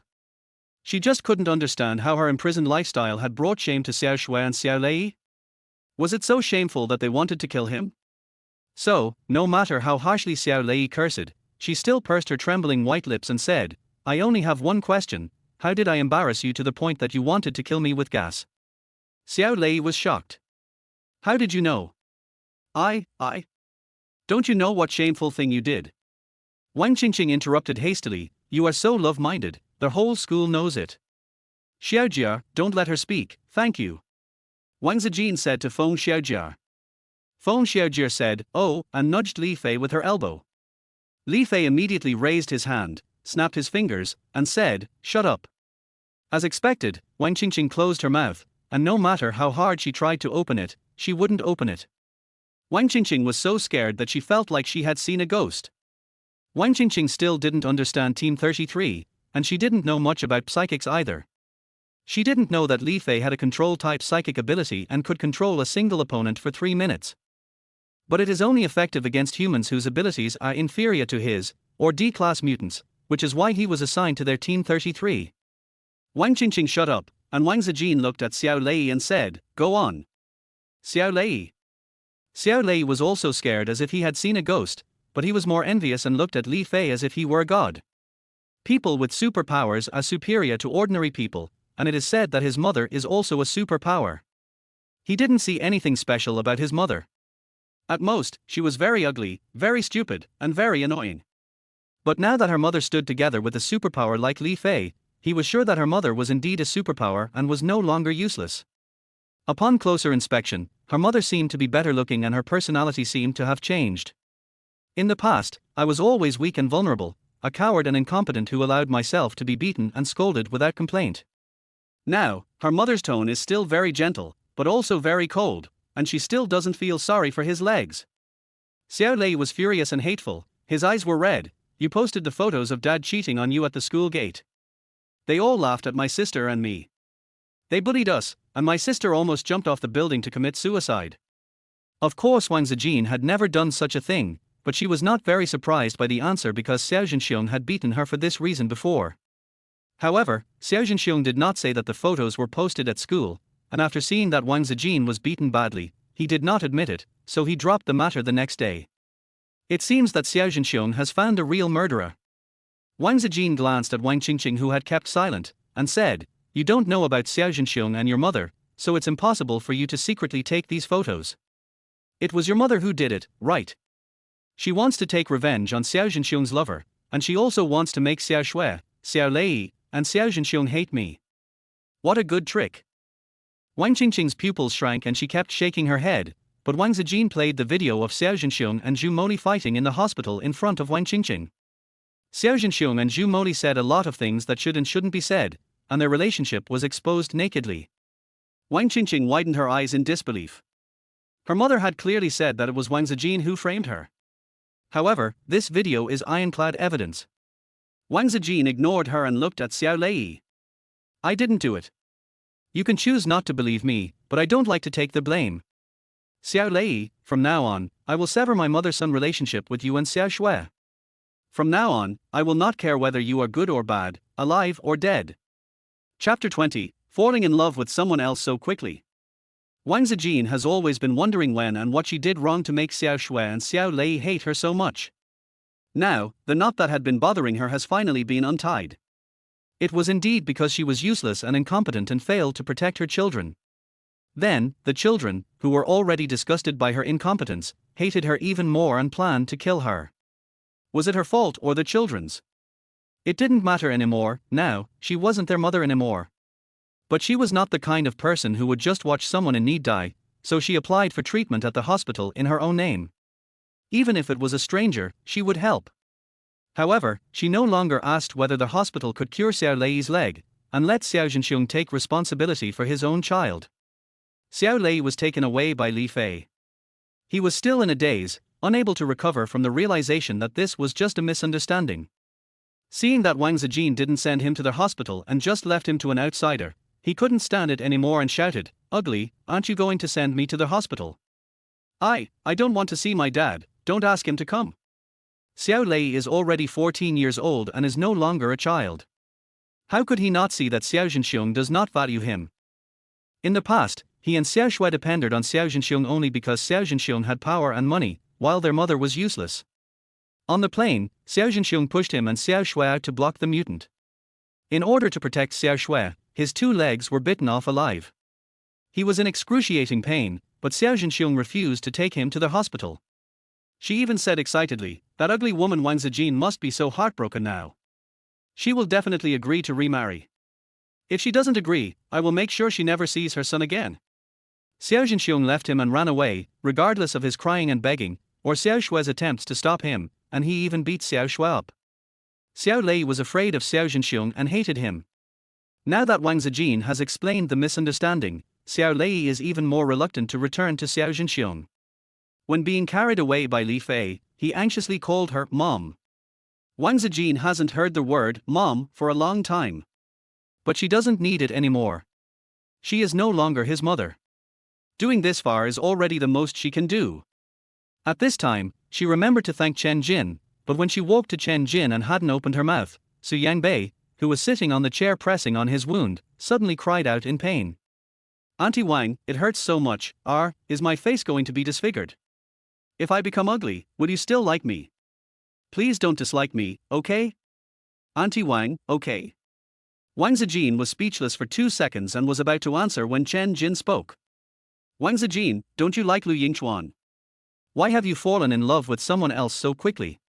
His voice was low and cold, with a barely perceptible confusion. Lu Yingchuan was smoking and was choked by it and kept coughing. No, cough, Aunt Wang. I'm not Su Yangbei, I'm not that. Aunt Wang is already old, please don't ruin her reputation. Su Yangbei immediately retorted, "Auntie Wang is not old, I am sincere, I want to marry Auntie Wang." Everyone. Wang Zijin, I don't want to. I will never remarry in my life. Sorry, I'll ask Xiaojia to take you to the hospital. You won't be disfigured, don't worry. Wang Qingqing was a spoiled child. She couldn't even unscrew a bottle cap, and she couldn't even use a fruit knife. How could she have the strength to inflict such a deep wound? Su Yanbei's wound was not deep, and medical treatment is very advanced nowadays, so there will be no disfigurement at all. And just now a teammate wanted to clean Su Yanbei's wound, but Su Yangbei didn't let him and let the blood flow more and more. She noticed it all. Actor, the purpose is very clear. Su Yangbei was rejected simply and quickly. His blood-stained face became gloomy for a moment, and even his charming peach blossom eyes showed a hint of cruelty. But it was gone in a flash, and when he looked at Wang Zijin again, he had returned to his gentle and affectionate self. "Auntie Wang, I'm a little sad, but I don't blame you. Who made me like you? I won't give up, Auntie Wang." With his bloody face, he walked towards Wang Zijin step by step, but before he could get close, he was blocked by 2 men on the left and right. The 2 men were Chen Jin and Lu Yingchuan. Both of them were stunned for a moment, and looked at each other at the same time, both with confusion, but Su Yangbei in front of them laughed. "Captains, what are you doing? I just want to say good night to Aunt Wang. After all, I am her suitor. Who do you think you are? You can't stop me from pursuing my wife, right?" Su Yangbei reasoned with a smile. Before Chen Jin and Lu Yingchuan could say anything, Wang Zijin couldn't stand it anymore and waved her hands in panic. No, I'm leaving first. I can't stand it anymore. What does Su Yangbei want to do? Even when she was young, she had never encountered such a passionate entanglement and had no idea how to deal with it. She is simply a sticky candy that you can't get rid of, or I still don't know what she is for. The suite assigned to Wang Zijin was upstairs. She opened the door using facial recognition while sending a message to Chen Jin on her phone. I wanted to say thank you but was interrupted, so I could only say on the phone, Captain Chen, thank you for taking the trouble to come here in person. Thank you so much. Our ding message sound came from behind Wang Zijin. Wang Zijin turned around in surprise and saw Chen Jin, who was reading a message on his phone. He said without even looking up, "You're welcome. Team 1's mission is to find that mutant. It's on their way." Wang Zijin understood, but since they were already at the door, she politely invited him, "Would you like to come in and have some water? I haven't cleaned up yet, so it might be a little dirty." "No need." Chen Jin walked directly to the apartment next to hers, opened the door with his face scan, and said coldly, "I don't need water to drink." Wang Zijin. Neighbors. Wang Zijin was a little embarrassed. She thought that Chen Jin followed her up and perhaps had some intention. She slapped her forehead heavily. It was Su Yangbei who made her crazy. This was too much trouble. She was so love-brained. Back off. She came once when this house was allocated and put Little Orange inside. Now as soon as she entered, Little Orange jumped into her arms. "Master, master! You are finally back. I am a cat and I am so bored. Little Orange is hungry, Little Orange wants to eat fish, Little Orange wants you to hug me." Wang Zijin was extremely tired today, but she still gently picked up Little Orange and rubbed its furry face. The house is not messy and the furniture is complete. It just needs a little wipe. While she was working, she told Little Orange what happened today. Little Orange was so angry that he started meowing and cursing, scratching the sofa with his claws. Wang Zijin watched as the luxurious beige sofa that had just been unpacked instantly became a cat scratching post. She rubbed the cat's head helplessly and speechlessly. "You need to change your temper. I heard from Li Fei today that there are more and more mutants in this world. They are not only multiplying, but also may be affected by emotions, just like those mutant trees in Minute City." Wang Zijin talked a lot to Xiao Juzi. Perhaps she had been thinking about it for the day, and at night she seemed to dream that Xiao Juzi turned into a huge cat, staring at her with fangs bared and scarlet eyes drooling. Her neck was wet and she woke up suddenly, only to meet a pair of huge blood-red eyes. Chapter 21. Weren't you very brave just now? Little Orange. Wang Zijin was still in shock, and the creepy feeling jumped to his throat, and his voice was extremely hoarse. She was afraid of mutants, but what she was more afraid of was that Little Orange had turned into a mutant. Little Orange's entire body had expanded to an enormous size, almost as big as her 1.8-meter long bed, and was still growing. It just squatted on the side of the bed in a crawling posture, staring at Wang Zijin with its big cat head drooling, saliva dripping from its fangs. Wang Zijin subconsciously pressed her wet neck, looked at Xiao Juzi with vigilance, fear and helplessness, and opened her dry lips tremblingly. "Little Orange, I am your master, don't you recognize me?" Wang Zijin asked hoarsely. She could clearly hear Little Orange's voice. Little Orange was saying, "It smells so good, it makes me dizzy, why does it smell so good? I want to eat it, I want to eat it." Little Orange kept repeating this sentence, as if he had only one thought, which was to eat Wang Zijin. But Little Orange didn't move. He wanted to eat, but he didn't want to. "No, no, he's the master. I can't eat the master. Woo, I can't control myself anymore. Woo, woo, woo." Little Orange, a big cat, cried very sadly, but tears and saliva came out at the same time, both were the same, it really couldn't control itself. Wang Zijin tried her best to comfort Little Orange and talk to it, but her mind was also racing, wondering what to do. The level of Xiao Juzi's mutation is not high. There is a mutation detection function dedicated to their team on the mobile phone, and the level is displayed as D. When an abnormal object appears, mobile phones with this function nearby will automatically sound an alarm. This is the apartment of the Special Forces team. They will all be here in less than 3 minutes, and Little Orange will definitely be dead. No. Wang Zijin was anxious and flustered, and couldn't help crying along with Xiao Juzi. "Xiao Juzi, you are the only one by my side, you can't get into trouble, I will save you, I must save you." She stretched out the hand that had once smashed the object in the mutated crow's brain. The strange black mass had disappeared as it was digested day by day. Yes, digestion. She could clearly feel that she was absorbing something these days, digesting the black mass in the palm of her hand bit by bit. Then, her body changed day by day, and her superpowers increased little by little. She still didn't understand what was going on. What was she absorbing? Would it harm the life of the mutant she absorbed? This is Xiao Zhenxiong, she can't do anything rash. She doesn't dare to do anything if she is not sure it is safe. However, Little Orange couldn't help it anymore and started to mess around first. Little Orange kept yelling, "It smells so good, I'm so hungry, I want to eat it," and bit Wang Zijin with his big mouth. But he still held on to his last bit of rationality, and forced himself to turn his head and bite the pillow, tearing it into pieces in 2 bites, and then he was about to bite Wang Zijin again. It was so scared that it cried even harder. "Master, run quickly. I want to eat. I'm starving. I want to eat you."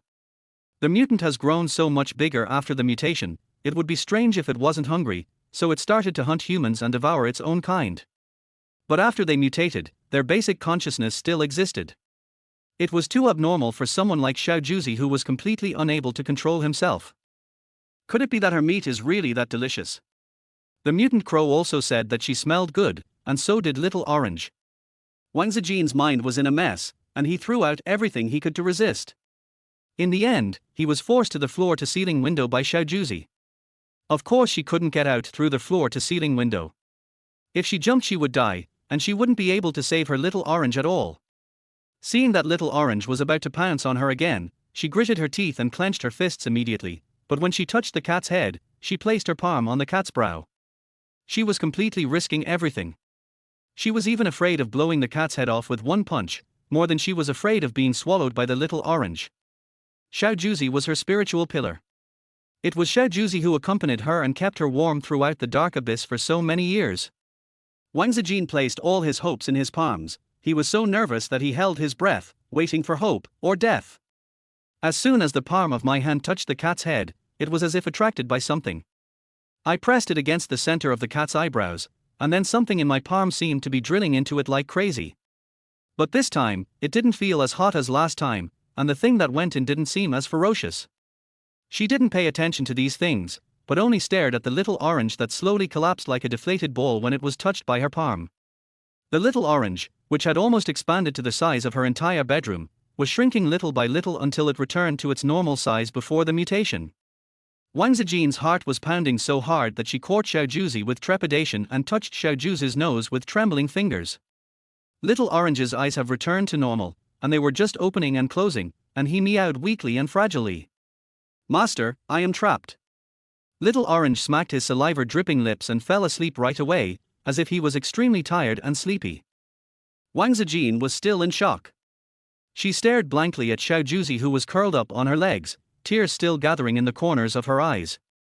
It was almost that Xiao Zhenxiong could not be saved. It was almost that she died. It was too scary. Wang Zijin was so scared that she couldn't stop crying. She could only lean against the cold floor-to-ceiling window, biting her lips and crying silently. Suddenly, there was a knock on the French window behind him, and Wang Zijin was so scared that he trembled in response. She turned around in horror and saw a tall black shadow floating outside, which scared her again.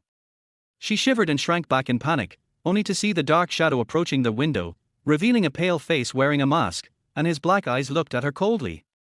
Wang Zijin looked at him with tearful eyes for several seconds. Nan Nan, who was very slow to react, said, "Chen Jin, Captain Chen." Only then did she regain her consciousness and remembered Chen Jin's wind-related abilities, which allowed him to use the wind to float and accelerate, and he also lived next door to her. With such a big commotion, it was inevitable that the teammates would be alarmed, and Chen Jin, who was sitting next to her, would definitely be the first to arrive. Wang Zijin quickly picked up the sleeping Xiao Zhenxiong, staggered to his feet, opened the window for Chen Jin, and let him in. "Captain Chen, how did you get here?" Her voice was still hoarse, her eyes were red, and her tears were hanging on her eyelashes, very obvious. Chen Jin lowered his eyes slightly and said calmly, "This side is close, are you scared? Weren't you very brave just now? You caught the knife with your bare hands." Wang Zijin. She was stunned for a moment, and it took her a while to understand what he meant. It was a subtle satire on her, saying that she was using her palms to resist the bloody mouth of the mutated Little Orange. Did he see everything? Chapter 22. Why is Chen Jin in her car? Wang Zijin was also forced at that time, and she is scared when she thinks about it now. When Chen Jin saw it, he became even more frightened. She hugged Little Orange tightly and confessed honestly, "Well, Little Orange had a mutation just now, but it's fine now. It's back to normal. It was absorbed by my new ability. She was a little anxious, worried that Chen Jin would eradicate the mutant completely, so she quickly explained and spread out her palm, showing the orange mark.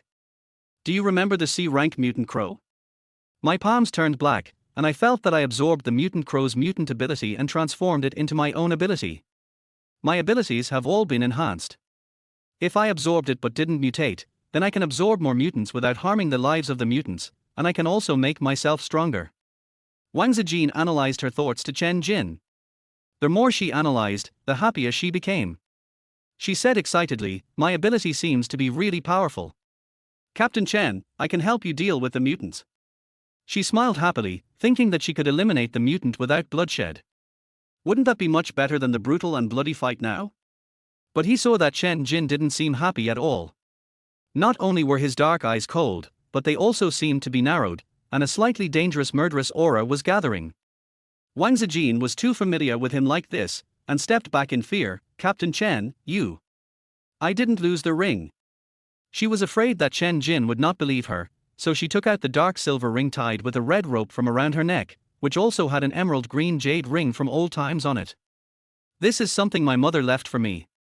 I always wear it around my neck and never lose it, so I tied it together. She explained nervously, her hand holding the ring sweating. She decided to go all out and take off the ring. I'd better give it back to you. I put it on. Chen Jin finally spoke. He frowned and looked at the cautious and pitifully weak Wang Zijin. The murderous intent in his eyes dissipated a little. Don't use your special ability anymore, okay? He warned, his tone still cold. Wang Zijin was still nervous and frightened. Hearing this, he was stunned and very confused. Why? Chen Jin frowned, but before he could say anything, there was a violent knock on the door.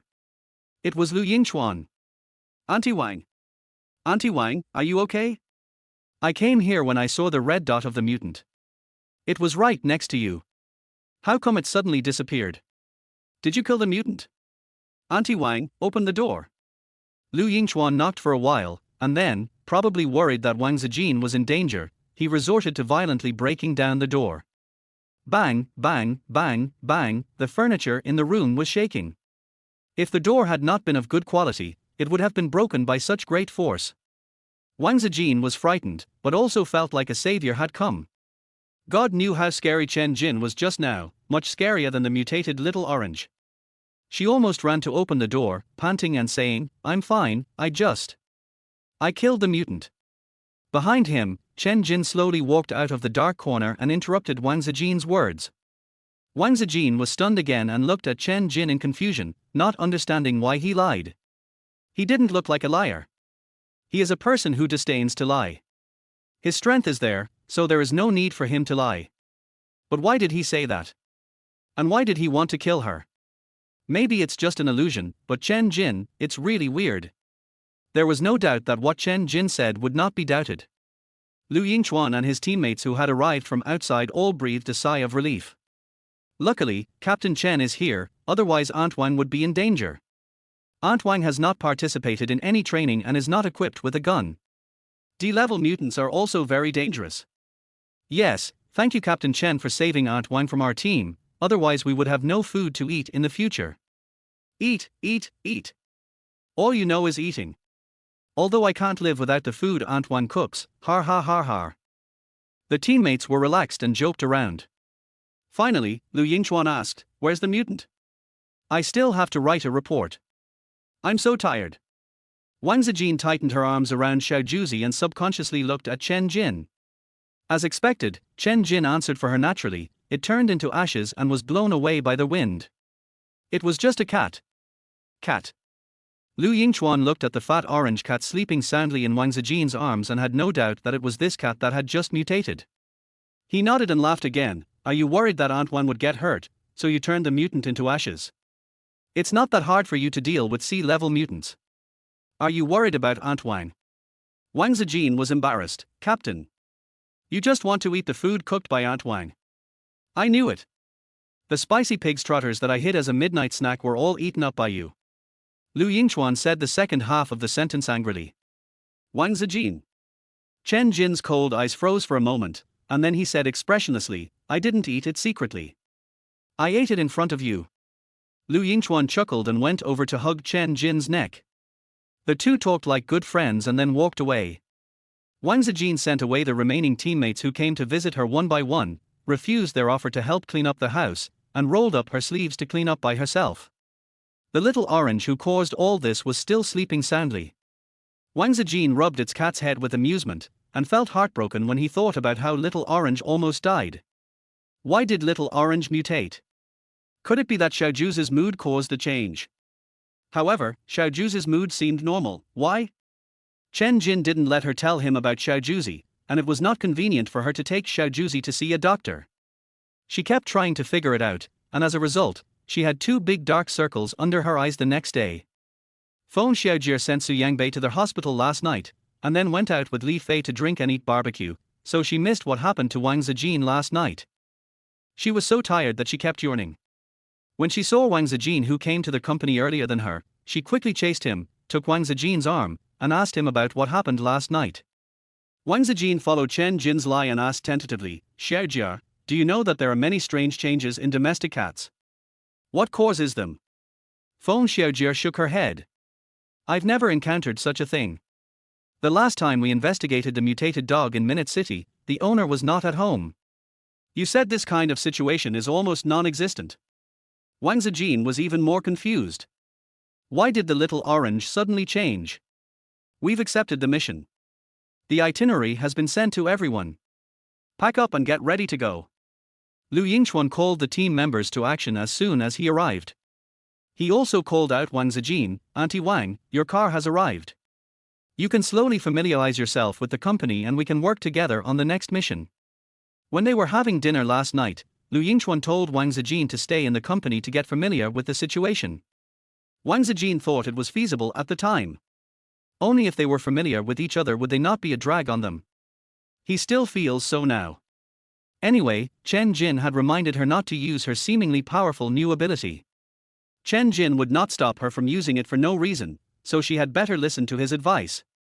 She watched them get on the car and waved goodbye. Lu Yingchuan suddenly called her excitedly. "Auntie Wang, come with us. Team 2 is in trouble. We need your special powers to help." Wang Zijin saw that he was very anxious. She had never seen Lu Yingchuan so anxious before. She also became anxious and hurried to her brand new RV. As soon as she got on, she was stunned, because Chen Jin was sitting in her driver's seat, with his legs crossed on the platform, his eyes closed, and he seemed to be asleep. Wang Zijin was confused and doubtful, and looked at her face again and again to make sure that the car was hers and not Chen Jin's. But why was Chen Jin still sleeping in her car? Chapter 23: Chen Jin's Warm Heart. Captain Chen. Captain Chen. Wang Zijin was in a hurry to drive, so he could only tap the chair next to Chen Jin gently. After all, Feng Xiaojie said that he had severe misophobia. Chen Jin's long, thick eyelashes trembled, but he didn't open them. He said, "A337, start the autopilot and catch up with A330. The onboard AI made a cold mechanical sound. "Okay, we have activated the automatic driving for you, activated the full protection, activated the automatic emergency combat system, and the A337 will protect you throughout the journey." After the car started moving, Chen Jin asked calmly, "Do you understand?" New student. Only then did Wang Zijin realize that Chen Jin was there to teach her how to drive. She was surprised but also grateful. Not to mention, apart from the occasional illusion that Chen Jin wanted to kill her, Chen Jin was a pretty good person most of the time. He gave her a ring as a token of his love, did not despise her for her age, invited her to join Team 1, and personally brought Xiao Lei to her. However, Wang Zijin was still quite puzzled and asked, "Do you personally teach every new student in the Special Forces how to drive? Shouldn't you be very busy?" Chen Jin still closed his eyes and replied coldly, "I only taught you one thing, you can take a ride, your car is new and clean." Wang Zijin. I see. Wang Zijin had no more questions. She opened the team chat on her phone and read the message. Only then did she understand why Lu Yingchuan was so anxious. Because some members of Team 2 were trapped by mutants, and the team leader Lu An'er was Lu Yingchuan's cousin. Lu An'er is one of the 3 people in the team who have the ability to communicate with animals and plants, and has won countless military exploits.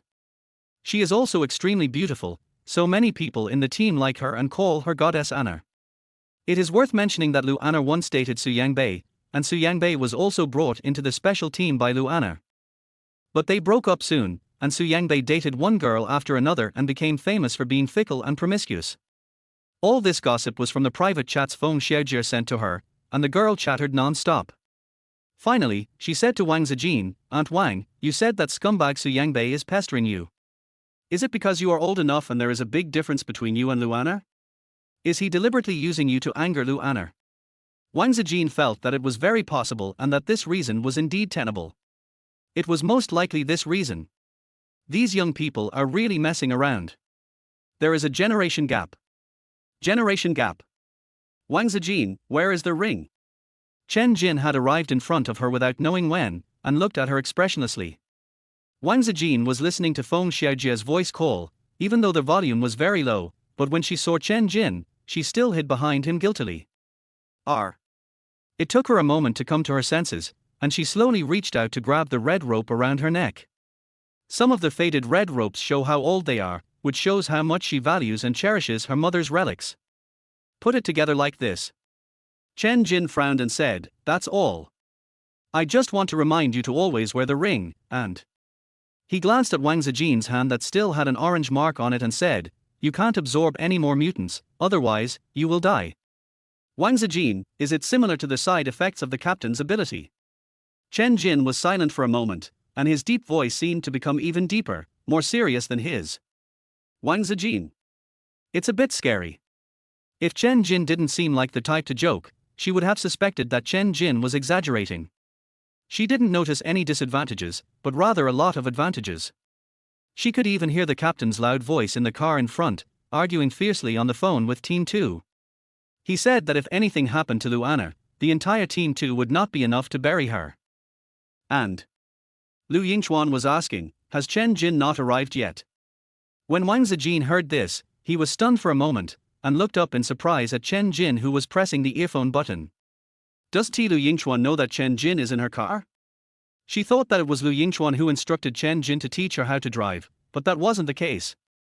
Wang Zijin was touched by Chen Jin's warm-heartedness and decided to cook something delicious to thank him later. Chen Jin seemed to like her cooking very much. But after hearing the message from the headset, Chen Jin directly opened the car window, and his figure flashed lightly and disappeared in a flash. Wang Zijin was asking him, "What do you like to eat?" Before she could finish her words, she saw Chen Jin leaving quickly without looking back, leaving her with a head full of question marks. Of course, Wang Zijin didn't cook or eat a single bite until the evening today. Lu Yingchuan held a meeting with them in the car to discuss the place they were about to go, the mutants they would deal with, and the plan to rescue the hostages. The meeting lasted until the end. When getting off the car, Feng Xiaojie lay at the door of her car and cried out that she was hungry and her legs were weak. Wang Zijin felt fine, she didn't feel hungry and instead felt quite energetic. Ever since she absorbed the mutant, she no longer felt hungry and wouldn't feel thirsty even if she didn't drink water for a day.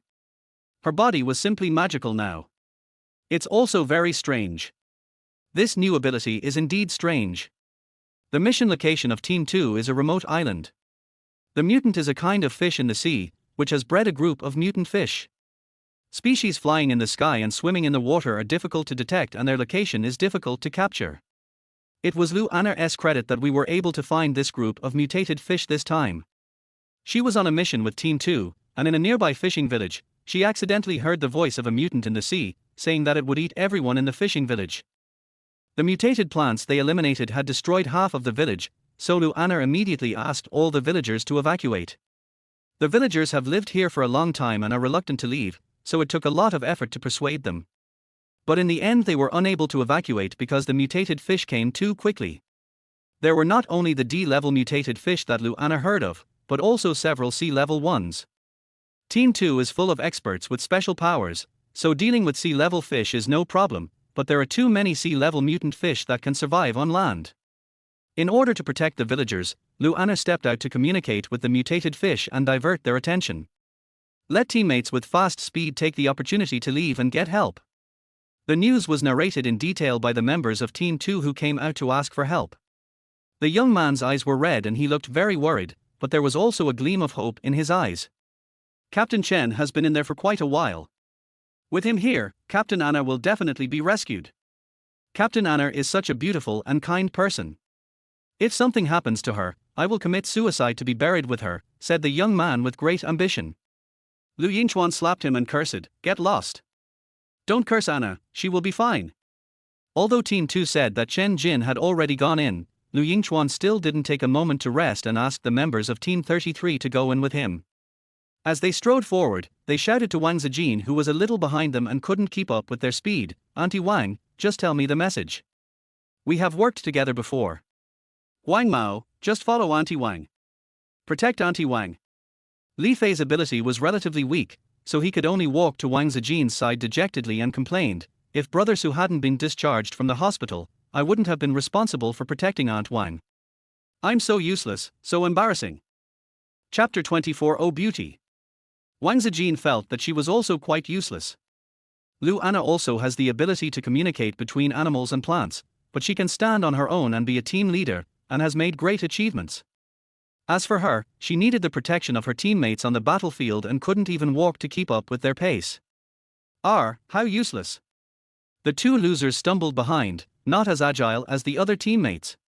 Even Feng Xiaojia could run very fast, which made Li Fei jealous. "Since I was little, Xiaojia has relied on her better physical fitness to bully me and snatch my candy.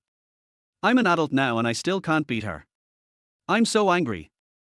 Wang Zijin casually said, "Oh," and did not join the conversation because she was listening carefully to the sound of the mutant. The trees around the beach were rustling in the evening breeze, and the sea water was hitting the rocks, making a loud and chaotic noise. But Wang Zijin's hearing is very good now. She can hear the sounds of countless animals and plants in the sea, all talking about the strange group of fish. "Those humans are going to be eaten. The big fish said that if we use up all their energy, we can eat them all in one bite. Are humans delicious? It's humans who are eating us. We can finally eat humans. I also want to become a big monster fish. Let's run away. The big monster fish ate those humans and is coming to eat us. Let's run away quickly." "Oh, human." Wang Zijin asked them what special changes had occurred in the mutated fish and what it was afraid of, so that they could help her deal with the mutated fish. But they refused. "You humans are too weak. The human who asked us questions before is surrounded by giant fish. He's going to be eaten." Wang Zijin knew that they were probably talking about Lu Anna. It seems that Lu Anna also asked these questions, so the direction of her questions was correct, but these fish could not provide any solutions. So, Wang Zijin said shamelessly, "I am very strong, believe me, you can only believe me, otherwise you can only leave here." They were reluctant to leave here, and Wang Zijin only asked them to gather information, not to fight the giant monster fish. So the small fish started working, but they came back after a while and said they saw a bigger monster fish. It's even more ferocious than the giant monster fish that appeared here. A human in black clothes was almost eaten by it. It's so scary. The news from the fishes surprised Wang Zijin. Is the man in black Chen Jin? Wang Zijin thought about it, and then conveyed all the information he had collected to Lu Yingchuan, who had already rushed forward through the headset configured on his mobile phone. Lu Yingchuan had already arrived and met the members of Team 2 and the villagers, as well as Lu Anna, who were surrounded by the mutated fish. He was anxious to save his cousin, so he hurriedly told Wang Zijin to keep investigating, then took out his 2 golden revolvers and joined the battlefield. The hostages' situation was indeed difficult. They had been trapped for a long time, and no matter how powerful the members of Team 2 were, they were unable to eliminate a group of sea-level mutated fish. Besides, they also had to protect the villagers, so many of them were injured. Lu Anna was treating them one by one. Although Lu Anna has little fighting power and only has the ability to communicate with animals and plants, she originally studied medicine.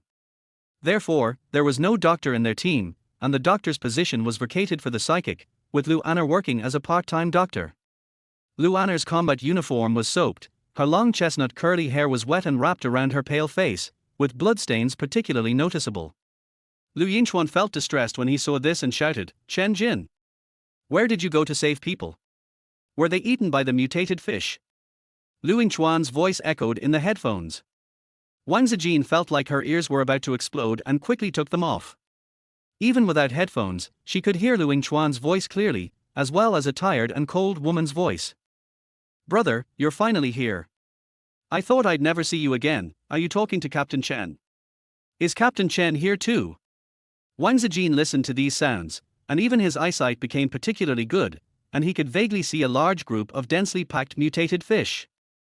They roared and were attacked by various powers and weapons, but they could also spray out globs of dark green slime that would cause festering if touched. The battle was fierce and Wang Zijin was very anxious. C-rank mutant fish, if Chen Jin was here, the chances would be better, but Chen Jin.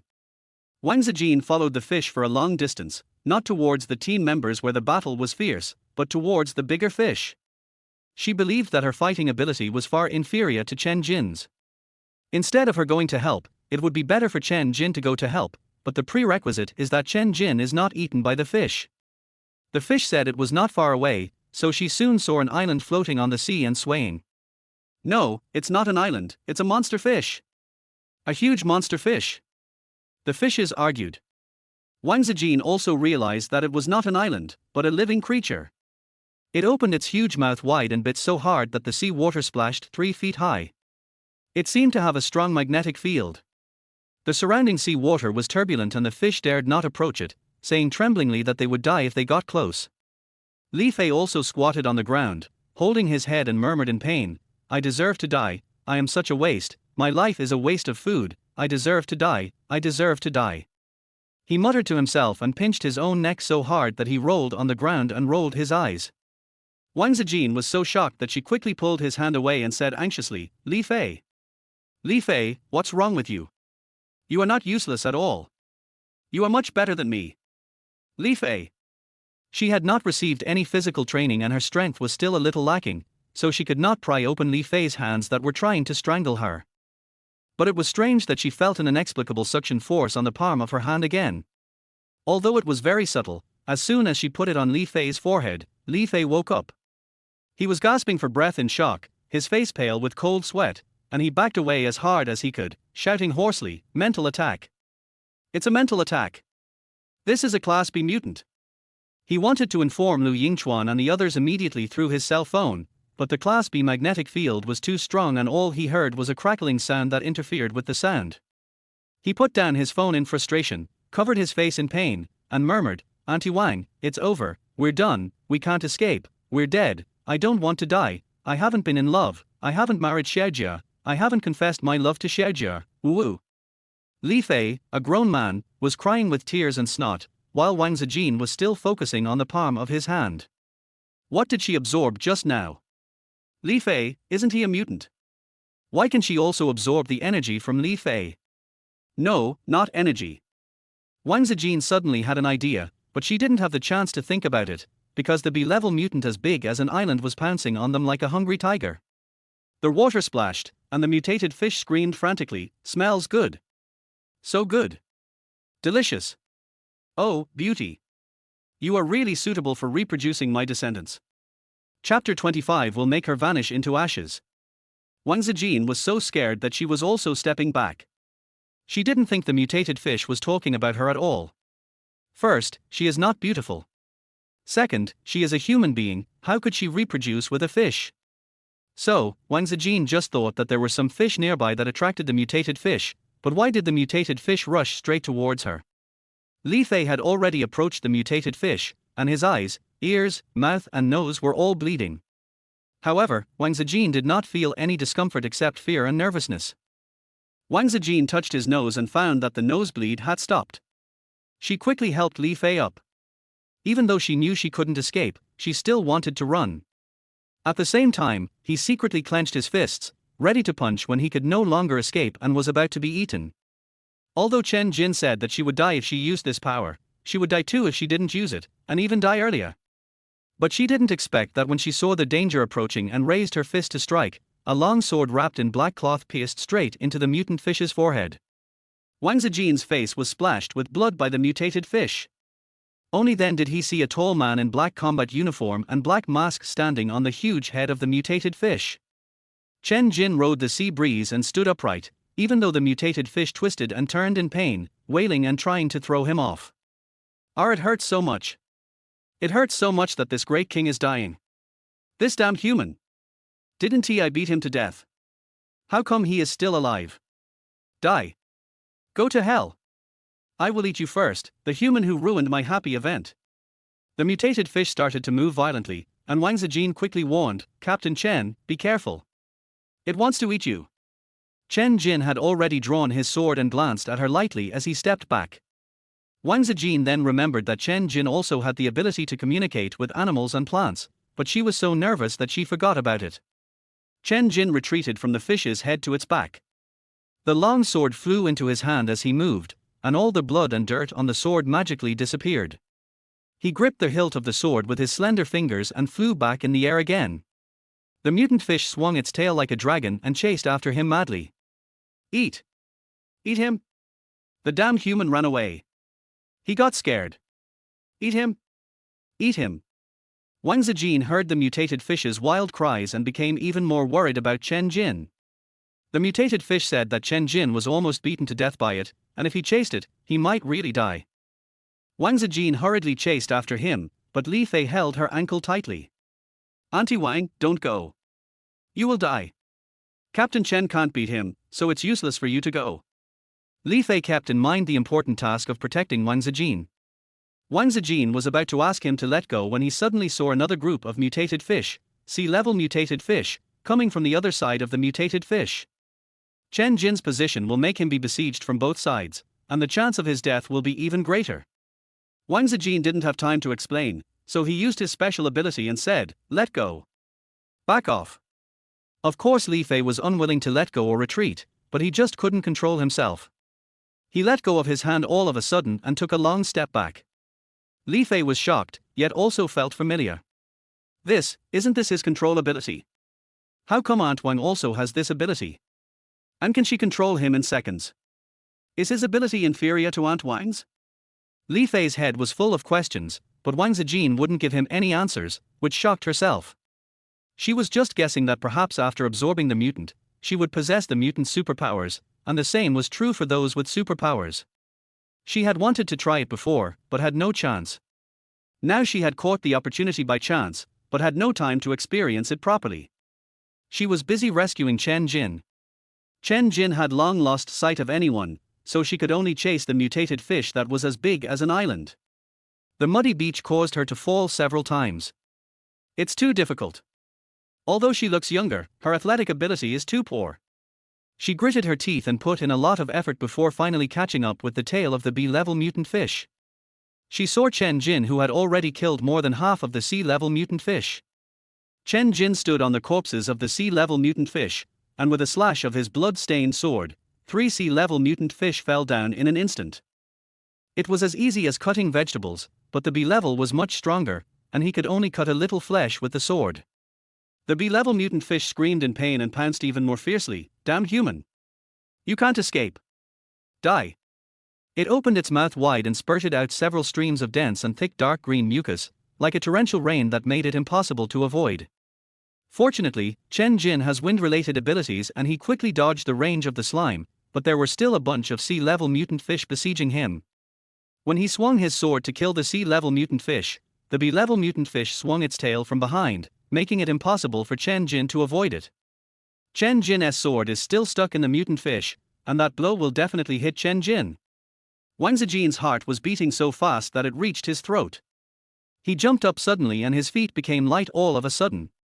2 jet-black wings spread out behind him. She was afraid and relieved at the same time, because she did have the super-fast flight ability of the mutated crow. However, her wings were weak and she was about to fall. She closed her eyes because she was afraid of heights, and used the force to jump forward. With the same agility as Little Orange, she slapped the B-level mutant fish on the forehead with great precision. She didn't know whether her special ability would be effective against B-level ones. She used Li Fei's puppet control ability when she was chasing after him, but failed to stop the B-level mutant fish from attacking, so she was not very confident this time. But it doesn't matter. Although she is afraid of death, she is more afraid that people who are good to her will be killed in front of her and she will be powerless to do anything. She had been living in cold darkness all her life, being treated indifferently and bullied. When she met someone who was a little bit nice to her, she felt like she had encountered a ray of sunshine. Every ray of sunshine warms her up, and makes her repay every drop of kindness with a spring of gratitude. Wang Zijin closed her eyes tightly in fear. The palm of her hand, guided by attraction, suddenly became incredibly hot, as if it was placed in boiling water. The boiling water rushed into Wang Zijin's hands. The pain made Wang Zijin's face pale and he screamed, "Arr," with his mouth open. "It hurts. It hurts so much." She fainted from the pain, but in the last second before she lost consciousness, she tried to keep her eyes open and saw the B-level mutant fish deflated and fell backwards with a bang. She was also falling backwards. Her body seemed to be filled with boiling water, heavy and painful, but she fainted limply. Below her was the dirty muddy beach. She thought she would sink into it, but the moment she fell, she was caught by a black figure that flashed like lightning. Wang Zijin. Chen Jin gritted his teeth slightly, his black eyes outside the mask were gloomy and cold as if filled with murderous aura. The long sword floating at his side was pointed at Wang Zijin's head. If it came down a little bit more, she would be reduced to ashes. Chapter 26. She felt very comfortable. Lu Yingchuan's continuous roar could be heard from the headset, and he was shouting heartbreakingly, "Chen Jin, come here quickly. I'm going to die." Chen Jin did not reply.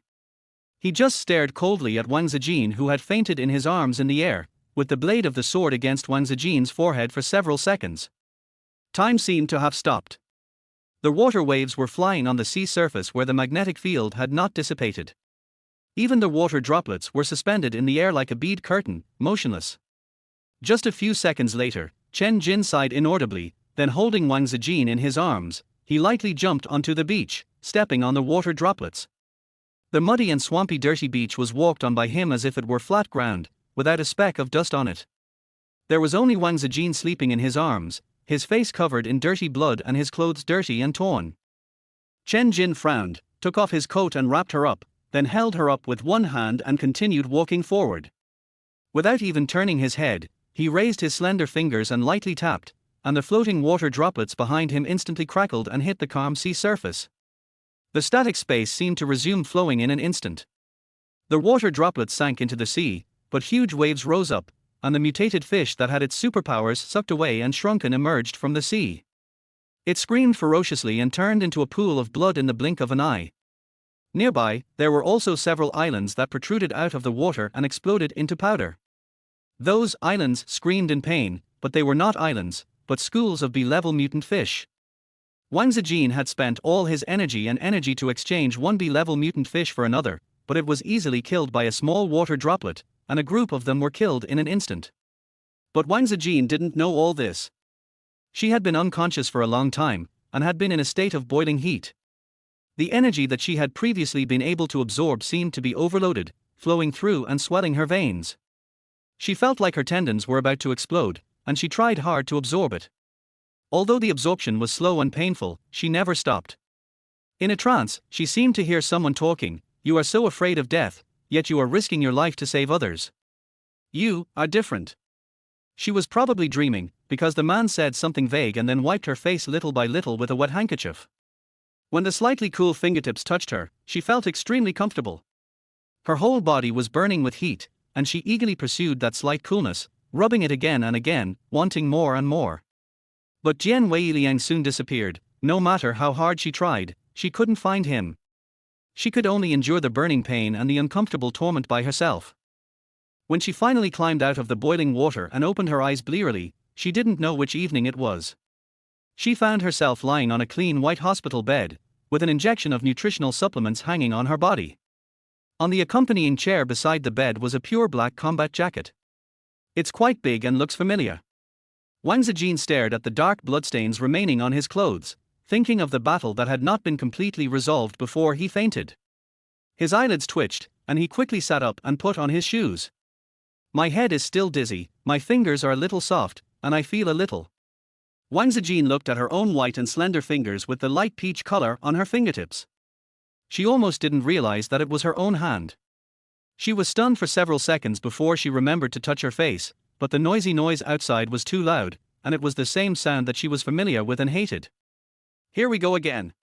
Wang Zijin took a deep breath and walked over weakly with a still somewhat unsteady step to open the door of the ward. She saw Zhu Moli crying heartbrokenly and Xiao Zhenxiong arguing loudly outside. Zhu Moli and Xiao Zhenxiong were pecked by birds last time. Now both of them are wrapped in gauze all over their bodies, including their faces, like mummies. Wang Zijin was able to recognize them without looking at their faces, not only because her voices were so familiar to her, but also because she seemed to be able to see their bloody faces through the gauze. It's disgusting and shocking. Wang Zijin rubbed his eyes in surprise, and suddenly, at a speed that was difficult to capture with the naked eye, he saw Xiao Zhenxiong rushing towards Wang Jianfeng in the wheelchair, but was blocked by Feng Xiaojia's fire. Feng Xiaojia only needs to wave his hand to create a ball of flame, which is quite fast. But Wang Zijin could clearly see every detail of her, including how the flames emerged from her palms and formed palm-sized flames. She has really been strengthened again. And strengthened a lot. She felt that the veins in her body were clear and pure, surrounded by a faint colorful glow, which was particularly beautiful. It is completely different from the sticky ugliness when I first peeked at the veins. Help! A special forces superpower has killed someone. Everyone, come and give us some advice. I'm so injured, but I still want to visit my seriously ill husband. Did I do anything wrong? Oh. Zhu Moli rolled on the ground crying. She had never received Wang Jianfeng's forgiveness or love. She was so angry that she didn't care about her image anymore and kept rushing over to hug Wang Jianfeng's thighs. Jianfeng! You can't be so cruel. I was really forced. I brought Xiao Zhenxiong here to ask him to apologize to you. Please forgive me, didn't you always say that I was young and should be loved and pampered? Uncle Wang. Oh. Zhu Moli was so anxious that she started calling him Uncle Wang. That was the respectful title she called Wang Zijin when she was best friends with him. Later, it became the name they used for sex. Wang Jianfeng's face instantly turned the color of liver, and he coughed rapidly for a while. Shut up. Zhu Moli was not willing to shut up, and she struck while the iron was hot. Uncle Wang, I love you, I can't live without you, please don't let little Moli leave you, okay? Please, Jianfeng, Qingqing doesn't recognize me anymore, little Moli only has you, sob. If this had happened in the past, Wang Jianfeng would have been heartbroken. Zhu Moli had never cried like this before, and expressed her love so humbly and openly. Wang Zijin looked at Wang Jianfeng worriedly, because if she was the love-brained her before, she would never let Xiao Zhenxiong be so pitiful and would definitely feel distressed first. But Wang Jianfeng didn't. Wang Jianfeng didn't show any pity for Zhu Moli. He decisively asked Li Fei and others to drive the two men away. Wang Zijin secretly breathed a sigh of relief. Fortunately, her father was not as weirdly love-minded as her, otherwise, wait. Wang Zijin wanted to quietly retreat back to the ward because she felt that she had to figure out her own situation first, and she also seemed to be feeling abnormal. But suddenly she found that someone rushed out of his father's ward, holding a shiny fruit knife in his hand, and stabbed his father in the back. Everyone else's attention was on Zhu Moli and Xiao Zhenxiong, who were causing the most trouble, including Wang Zijin herself. If her retina had not suddenly been enhanced, she would not have noticed this scene. Wang Zijin was terrified and quickly ran over there, using Li Fei's control ability to issue an order. Chapter 27 Wang Zijin is my wife. Wang Qingqing. Put down the knife. Wang Zijin made a sound, and the onlookers followed the sound and found Wang Zijin running out. There is nothing special about Wang Zijin's current image, just an ordinary hospital gown, with waist-length black hair that is loose and a little messy. But when she ran out, the light of the setting sun shone on her, making her fair face appear pure and her amber eyes clear and flawless. It makes people feel as if they see a goddess running in the mountains. There is a kind of ethereal holiness that is breathtaking and beautiful. Everyone was stunned, even Feng Xiaojia, whom Wang Zijin was familiar with, was grinning. My Aunt Wang, no, my sister, is so beautiful. Sister Zijin is so beautiful. She was so excited that she was incoherent. Li Fei beside him sighed in shock and agreed, yes, she is so beautiful. Aunt Wang's rejuvenation ability is so strong. I'm afraid our team will have one more goddess now. Feng Xiaojia retorted unconvincedly, what do you mean by afraid? My sister Zijin is a goddess. The most goddess of goddesses. Although I also like Goddess Anna, I like Sister Zijin more, so I choose Sister Zijin. Li Fei, you are here to choose a concubine. Feng Xiaojia rolled her eyes, and then held her face and said, Sister Zijin is worthy of being chosen as a concubine. Just choose me. I have good taste. I have seen that Sister Zijin is very beautiful before. You scumbags still don't believe it. Li Fei, how come I'm a scumbag again? I don't even have a girlfriend. I've never even held a girl's hand. When Li Fei and Feng Xiaojia were arguing, Wang Zijin ran to Wang Jianfeng in one breath and pushed Wang Jianfeng's wheelchair to a safe place. Although Xiao Shui had been controlled by her supernatural powers and had put down the knife, she was staring at her in shock and disgust. Xiao Shui had already heard those people calling her Auntie Wang and Sister Zijin. This woman who was almost as young as her and as beautiful as a fairy was actually her mother. Xiao Shui couldn't believe it and was very angry towards Wang Zijin, so she immediately picked up the knife and wanted to stab Wang Zijin a few times. Auntie Wang, be careful. Sister Zijin, be careful. Be careful, wife. Mom, be careful. Wang Zijin. A series of chaotic voices confused Wang Zijin's mind, but she had already noticed Xiao Shui's little action, so without those people shouting, she had already used her supernatural power to say, "Kneel down." Xiao Shui immediately knelt on the ground with a plop. Xiao Shui was shocked and terrified. Although she had seen people with superpowers before, this order was given by Wang Zijin. How could she listen to him? No, this is not Wang Zijin. This beautiful, powerful young woman is definitely not her mother, that old, ugly, stupid, damn loser. Xiao Shui stared at Wang Zijin intently and gritted her teeth. Who are you? Why do you ask me to kneel down? Sister. She is mom. Xiao Lei shouted with his hands clasped together like a loudspeaker, and walked towards this side anxiously with his prosthetic legs which were not yet smooth. Sister, didn't you promise me not to hurt Grandpa? Why don't you keep your word? You said you believe what I said. Xiao Lei said. Xiao Shui sneered, I won't pretend to believe you. You won't even let Grandpa see me. Xiao Lei, you are awesome. You helped that ugly woman's people to deal with Dad. Have you forgotten who gave you money to spend and gave us money to bribe our classmates and get rid of the bullies? Xiao Shui was very angry and hateful when she talked about it. That's right, you are younger than me and a boy, how could you know the bullying I suffered, which ruined my life? I'm only 17 years old. Xiao Shui burst into tears and stared at Wang Zijin angrily. It's all your fault. It's all your fault, you vicious, stupid, ugly woman. What ugly woman? My wife is so beautiful, how can she be ugly? Su Yangbei appeared from nowhere, stood next to Wang Zijin, and smiled at her gently and affectionately. Auntie Wang, my face was disfigured because of protecting you. Do you dislike me? You won't abandon me, will you? I can help you teach our naughty daughter well. I am very virtuous. Su Yangbei also had gauze covering half of his face, and his pale face looked very fragile. He added weakly, you were unconscious these few days, and I was the one taking care of our son and our father. Su Yangbei. The veins on Wang Zijin's forehead jumped. He looked at him coldly and ordered with his supernatural power, shut up and go back. Su Yangbei. Su Yangbei shut up, but the others were excited. Her father actually nodded in satisfaction. Xiaozu is a good child, filial and considerate, and most importantly, he swore to me a few days ago that he would marry you. At that time, you were not like this. At that time, Wang Zijin had not yet undergone a major transformation and was still quite old and ugly, but Wang Jianfeng felt that Su Yangbei was very sincere to Wang Zijin. Xiao Lei also expressed his opinion, I also recognize him as my stepfather. Although he is not particularly capable, he is handsome, treats me well, buys me snacks and clothes, and is worthy of being my stepfather. He is much better than my father. Xiao Lei. Xiao Zhenxiong was furious. He was still in shock before, stunned by Wang Zijin's transformation. He didn't expect that Wang Zijin was even more beautiful than when he first met her at the age of 18. Although her appearance hasn't changed much, it's as if her whole body is glowing with colorful light. She is particularly beautiful, and it makes his heart especially moved. She makes his heart beat faster than Wang Zijin when she was 18 years old. He had liked Wang Zijin, the innocent and beautiful daughter of the richest man, so he immediately agreed to Zhu Moli's bizarre seduction plan.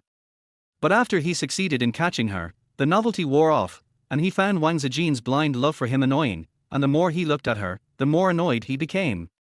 Wang Zijin, who is now younger and seems to be more beautiful, makes Xiao Zhenxiong's heart beat again. He couldn't say the words he wanted to scold Wang Zijin. So he changed the sentence. Wife, you have been my wife for 20 years, and we have 3 children. It was my husband who was wrong before. He was blinded by lard and deceived by Zhu Moli. Please forgive me once, and I swear to love you only from now on. Xiao Zhenxiong raised his finger and swore on the spot, which made Zhu Moli next to him so angry that she slapped him hard in the face. Xiao Zhenxiong was even more rude. He slapped her twice in the face and said angrily, "If you hadn't seduced me all day, said bad things about my wife, and falsely accused Wang Zijin of spreading those photos of me at school, how could I have betrayed my beloved wife?" In order to show his goodwill, he took the initiative to explain to Xiao Shui, "What your brother said is true. It was that bitch Zhu Moli who did it. She was just jealous that Zijin had such an excellent husband like me, and wanted to snatch me away. Wife." He turned around and saw Su Yangbei still smiling at Wang Zijin, looking like he didn't care at all. Xiao Zhenxiong pushed him away angrily. "Go away, pretty boy. Wang Zijin is my wife." Su Yangbei still kept his mouth shut, but when he was pushed, he fell in the opposite direction and fell directly into Wang Zijin's arms. Chapter 28. Will Captain Chen like Aunt Wang? Wang Zijin had been listening to them arguing for a long time. She felt so dizzy that she could hardly stand. Then she saw Su Yangbei falling towards her small body, which scared her. Just as she was about to use her supernatural power to push him away, someone suddenly appeared and picked up her while she was about to fall. Wang Zijin felt dizzy and raised her head vaguely. She saw the man holding her, wearing the familiar black mask. In a trance, a picture flashed through Wang Zijin's mind.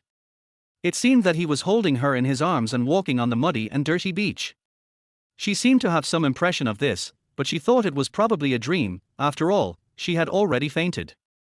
She thought back to her dream and imagined how meticulously he took care of her. Wang Zijin felt so guilty and embarrassed that she wanted to faint. Then, "Captain Chen, I can walk by myself." "You can't." Chen Jin interrupted her coldly. He didn't even look at the others, nor paid attention to what they were saying excitedly. He just picked up Wang Zijin and went back to the ward. Wang Zijin had no choice but to grab a little bit of his sleeve and stopped protesting. She really was a little unable to walk back by herself. Moreover, Chen Jin was simply helping her, a man who might want to kill her at any time, so she didn't have any thoughts of falling in love in her mind. So I thanked him sincerely. "Captain Chen, you are such a good person." "Chen Jin, good guy cards. Why didn't you give them the cards just now?" "They?" Wang Zijin took 2 seconds to react before asking in confusion, "They are not good people, why did they send it?" Chen Jin raised his thick eyebrows, and his dark pupils reflected the sickly yet beautiful face of the woman in his arms, like a white lotus slowly awakening in a pool of blood. Chen Jin didn't know what he was thinking of. He lowered his raised eyebrows, put her on the bed, and said coldly, "Don't run around anymore. You are lucky to wake up this time. Don't do it again next time. Do you hear me?" Wang Zijin felt weak and had a fever as if he had a bad cold, which was a sign that the absorption was not yet complete. The supernatural power absorbed was so terrifying that it would indeed cost her life. Who would want to die? She didn't want to die unless it was absolutely necessary. She still had her father to take care of and the country to protect. She has been in a coma these days and has been fighting the disease. She almost couldn't defeat the disease. It was really dangerous. She no longer felt that Chen Jin was exaggerating and nodded obediently, "Okay, I'll try my best." Chen Jin frowned, very dissatisfied with the answer, but said nothing more because Feng Xiaojia and Li Fei followed him into the ward excitedly. "Sister Zijina, am I disturbing you?" Feng Xiaojia said sorry for disturbing them, but her eyes were still wandering around the two of them with gossip, even though Chen Jin and Wang Zijin kept a clear distance and there was no ambiguity between them. Li Fei was much more normal. He sat down on the accompanying chair and started howling at the top of his lungs. "Aunt Wang, who on earth are you? Not only do you have the ability to communicate with animals and plants, you also have the ability to rejuvenate, and you can control me. You are simply an almighty god. Your position in my heart is almost catching up with our Captain Chen." Captain Chen had no reaction to the flattery. He turned and left, taking the black coat from the chair. Wang Zijin subconsciously said, "Captain Chen, I will wash your clothes for you and return them to you." "No need." Chen Jin didn't even turn his head. His long legs looked casual, even a little lazy, but they disappeared at an extremely fast speed. Li Fei sighed and said, "Auntie Wang, you don't have to wash Captain Chen's clothes. His dirty clothes should be thrown away and bought new ones. Every time I see his clothes, they are so clean that there is no smell at all. Those who have military merits are so noble."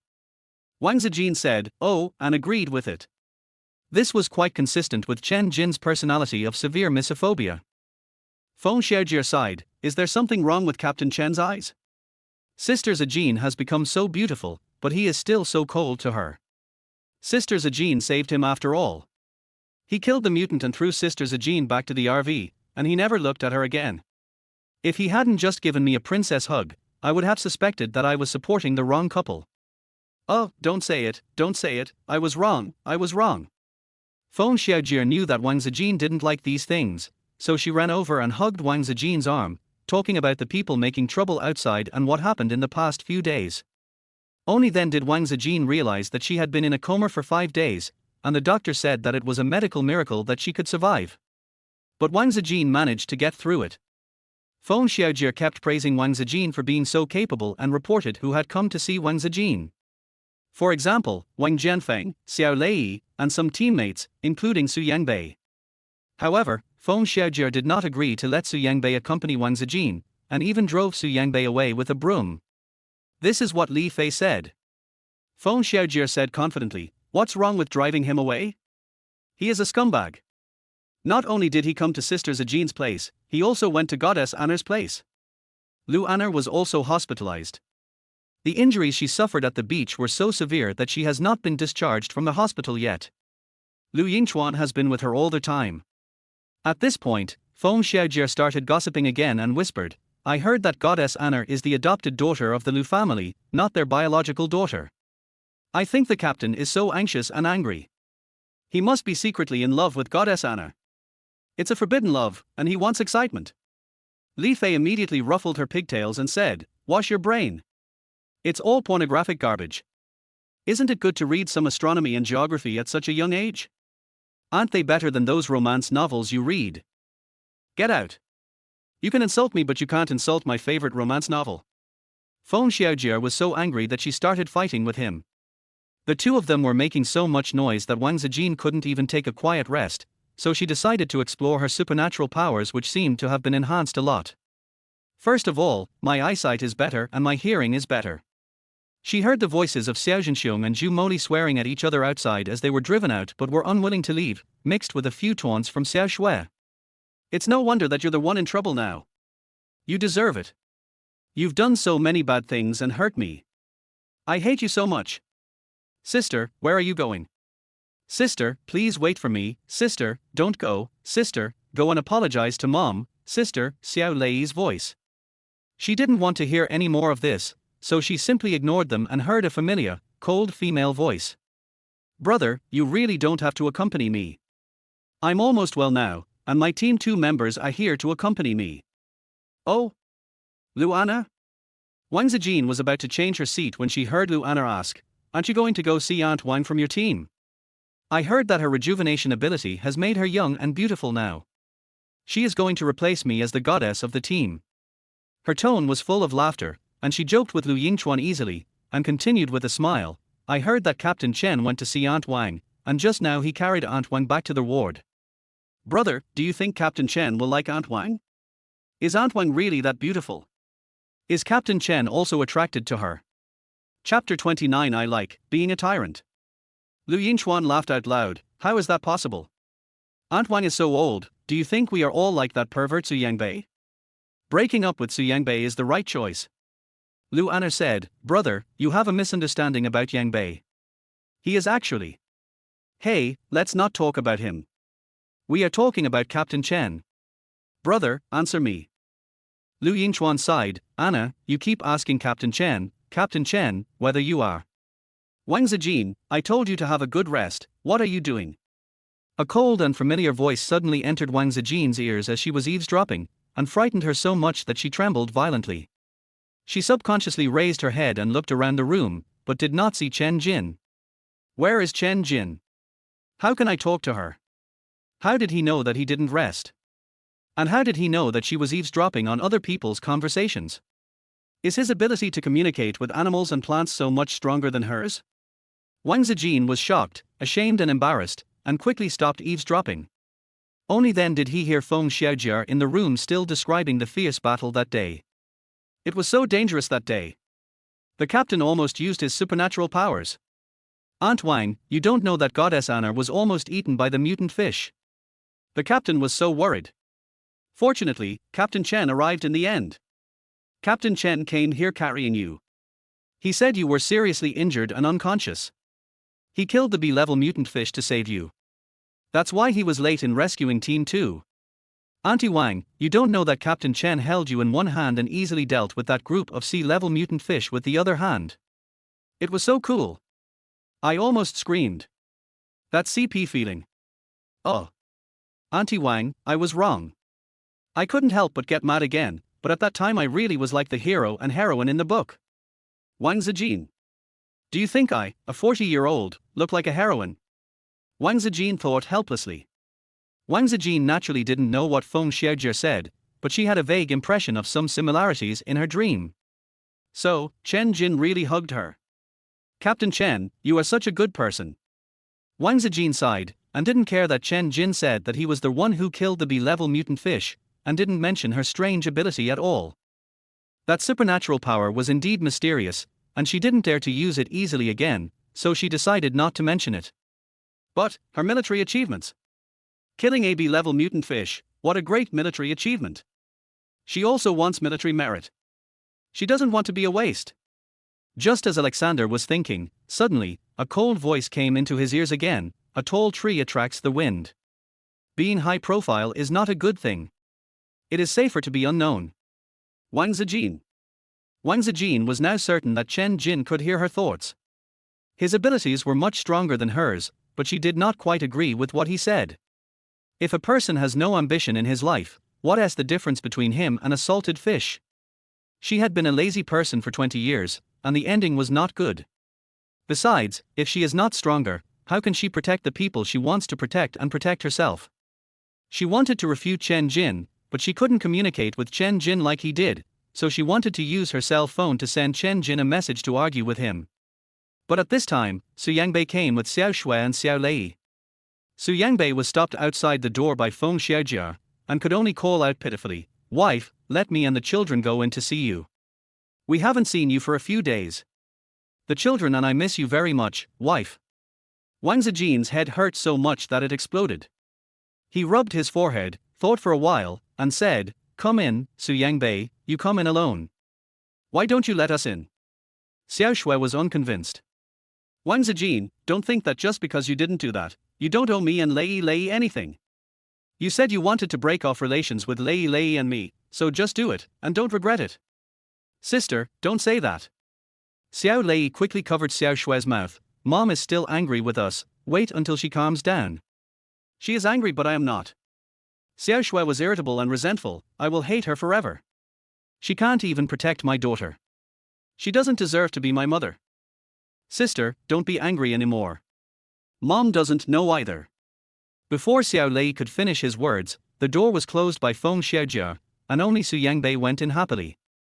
Feng Xiaojie gave him and Wang Zijin their own space, which was Wang Zijin's request. Feng Xiaojie was extremely unhappy, fearing that Wang Zijin had been deceived by Su Yangbei. Su Yangbei was very good at deceiving girls, otherwise why did he have so many girlfriends coming to him one after another? In comparison, Captain Chen is much better than Su Yangbei.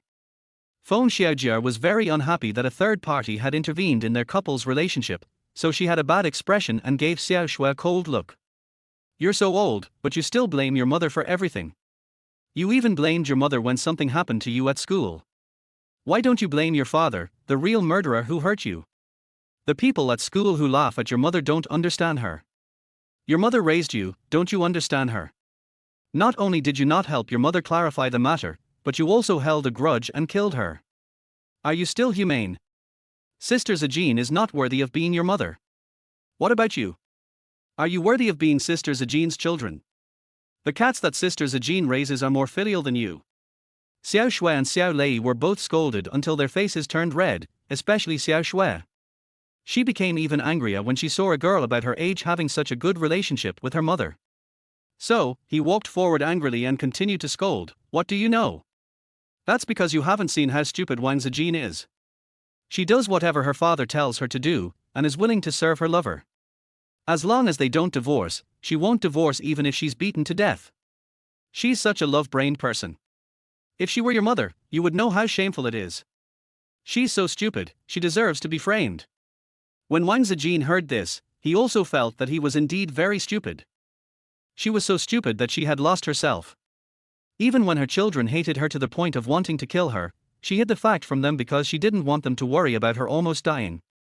Wang Zijin didn't listen to what was being said outside, because Su Yangbei in front of her was already leaning against the headboard and leaning close to her. Wife, are you listening to me? Look at me carefully. I say, I love you. Will you marry me? Su Yangbei blinked his charming peach blossom eyes, with a complex floral scent and a sweet taste, enveloping Wang Zijin, who had no choice but to accept it. Wang Zijin had no choice but to use his special powers to make him step back and stand still. Then she frowned, let out a sigh, rubbed her aching forehead, and explained to him coldly but seriously. Su Yangbei, I know you just want to use me to coax your ex-girlfriend, Goddess Anna, but I can't help you. As I said before, as an elder and colleague, I will do my best to help if I can, but it can only be done if I want to, not if I am forced to help. If you continue to talk nonsense and don't care about our friendship, then I don't want you as a colleague anymore and I won't help you in any way. After Wang Zijin finished saying this, he unlocked Su Yanbei's shut up ability and said, You can talk now, Xiao Su. Xiao Su? Su Yangbei smiled. In fact, he had been smiling inexplicably all the time. His charming eyes stared at Wang Zijin with deep affection and a mad determination to win. Young married woman. Wang Zijin suddenly frowned and was about to speak with a cold face, but Su Yangbei changed his words first. Okay, Zijin, sister? Is it okay for me to call you that? Where did you hear that I wanted to coax Goddess Anna? I was with Anna, but weren't you married too? We can be even, right? And, he didn't let Wang Zijin answer, and continued, I like you and want to marry you. I'm serious about it, but I'm not forcing you. I'm pursuing you, my goddess. He suddenly took a step forward, frightening Wang Zijin so much that her pupils shrank. She did not remove the restrictions on Su Yanbei's movements. Before the time was up, Su Yangbei actually rushed over, scaring her so much that she wanted to use her supernatural powers again. Su Yangbei half knelt down with a plop, and said in a very gentlemanly yet pitiful tone, Sister Zijin, please give me a chance. If you feel that what I have done for you is not enough, I will continue to work hard. As he spoke, he wiped the non-existent tears from his face, and also wiped the heavy gauze that was still on the left side of his face. That was the wound where Wang Zijin had blocked the knife. He reminded her clearly, but in a weak tone, Sister, good sister, give me a chance, sister. Su Yangbei acted like a spoiled child, but Wang Zijin just felt blocked and suffocated in his heart, and even felt like vomiting. She felt that she might be abnormal. Su Yangbei was obviously not bad looking and had good acting skills, but who wouldn't feel sorry for that little girl with red eyes? But she actually wanted to vomit and couldn't help it, so she dry heaved. Su Yanbei's face turned green and black in an instant, and he couldn't even maintain his usual fake smile. He gritted his teeth before forcing himself into a stiff smile again. Sister, do you dislike me? Is it because I don't look good, or because I don't speak well? Wang Zijin shook his head tiredly. You acted too well. I don't want to waste time talking to you. I don't know what you want, but... Wang Zijin looked at him and said seriously, Thank you for taking care of my father these days. Please don't get close to him anymore, because you don't plan to be my colleague anymore. So please get out, Su Yangbei. She was about to use her supernatural power again, but Su Yangbei grabbed her wrist and pressed both hands on her head, making her unable to move. Wang Zijin was very frightened. This time she was sure that Su Yangbei was not under her control. Su Yanbei's supernatural power level was higher than hers. How did she control Su Yangbei before? Was Su Yangbei acting and deliberately deceiving her? Wang Zijin was so frightened that her whole body froze. This special ability didn't work, so she immediately used her ability to communicate with animals and plants, trying to call on the small animals for help. Su Yangbei seemed to see through her and smiled. Although my ice ability often fails, it is still very powerful when it is successfully used. Are you sure you want to call those little things to die? Wang Zijin, let go. If you tell me to let you go, I will. Are you my wife? Su Yangbei glanced at her with a fiery evil look, and asked, I'll ask you again, will you be my wife? Wang Zijin shook her head firmly and wanted to speak, but Su Yangbei pressed a finger on her lips, very hard. Wang Zijin was in so much pain that he could taste the blood on his lips and tongue. He wanted to use his other supernatural powers, but his head was in so much pain that it felt like it was exploding, that he couldn't muster any strength at all. Her sequelae are so serious, no wonder Chen Jin asked her to have a good rest, otherwise she would die. What to do? I'm very curious. Su Yangbei rubbed his fingers on her lips, and said frivolously and wantonly, as if playing with her, the reason you fell in love with your ex-husband is because he was gentle and considerate, and touched you, right? Could it be that your taste has changed? Do you like sloppy and vulgar straight men like Lu Yingchuan, or men like Chen Jin who dare not show his face, might be very ugly, and like to show off? It's just a matter of beating a few sea-level mutants, har har. He sneered and sneered contemptuously, and when he looked at Wang Zijin, he became arrogant and looked down on everyone. I'm wasting my time asking you so many questions. I don't know what you like, but I like being the tyrant. I want to force myself on you. He smiled evilly, suddenly leaned over, took a deep breath as if greedily, and whispered, "Baby, you smell so good." Wang Zijin watched him getting closer and closer, and his fingers unbuttoned her hospital gown one by one. She turned pale with fear and broke out in a cold sweat. But she couldn't move, she could only stare at him with her eyes wide open and unblinking. Su Yangbei was very satisfied with her like this and said, "If I had known that you would only respond to hard actions and not soft ones, I wouldn't have wasted so much time and would have eaten you a long time ago." He licked his two slightly pointed canine teeth, suddenly opened his mouth and pressed down on Wang Zijin's lips, and Wang Zijin also ground his teeth at the same time. "Come on, bite. Let us see who bites whom to death." She was ready to bite the other person to death, but before he could touch her, he suddenly retreated, as if bounced off by something, and was knocked back far away. With a bang, he was knocked against the wall and leaned over to spit out a mouthful of blood. Wang Zijin was shocked, and Su Yangbei was also shocked. They both looked at each other in horror. Finally, Wang Zijin followed his gaze and looked at her neck. Su Yanbei's tone was filled with anger, but after saying just one word, he turned back into his previous gentle, smiling, warm-hearted man mode like the spring breeze and drizzle.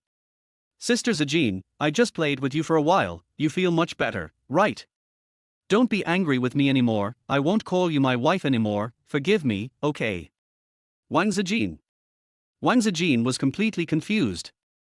She didn't understand what had knocked Su Yangbei away, nor did she know why Su Yangbei started acting again. However, Su Yangbei seemed to be sincerely repentant this time. He got up, opened the door quickly and left without even looking at Wang Zijin. Only then did Wang Zijin relax his tense body, breathing slowly as if he had survived a disaster, and buttoned his clothes softly. "My fingertips are trembling." She was actually quite scared just now. Su Yangbei was like a devil who wanted to eat her. It was so scary. Just as scary as those mutants that wanted to eat her. "Wang Zijin, what happened just now?" Wang Zijin heard Chen Jin's voice and was confused for 2 seconds before answering honestly, "Su Yangbei. He is very strange. I feel like he wants to eat."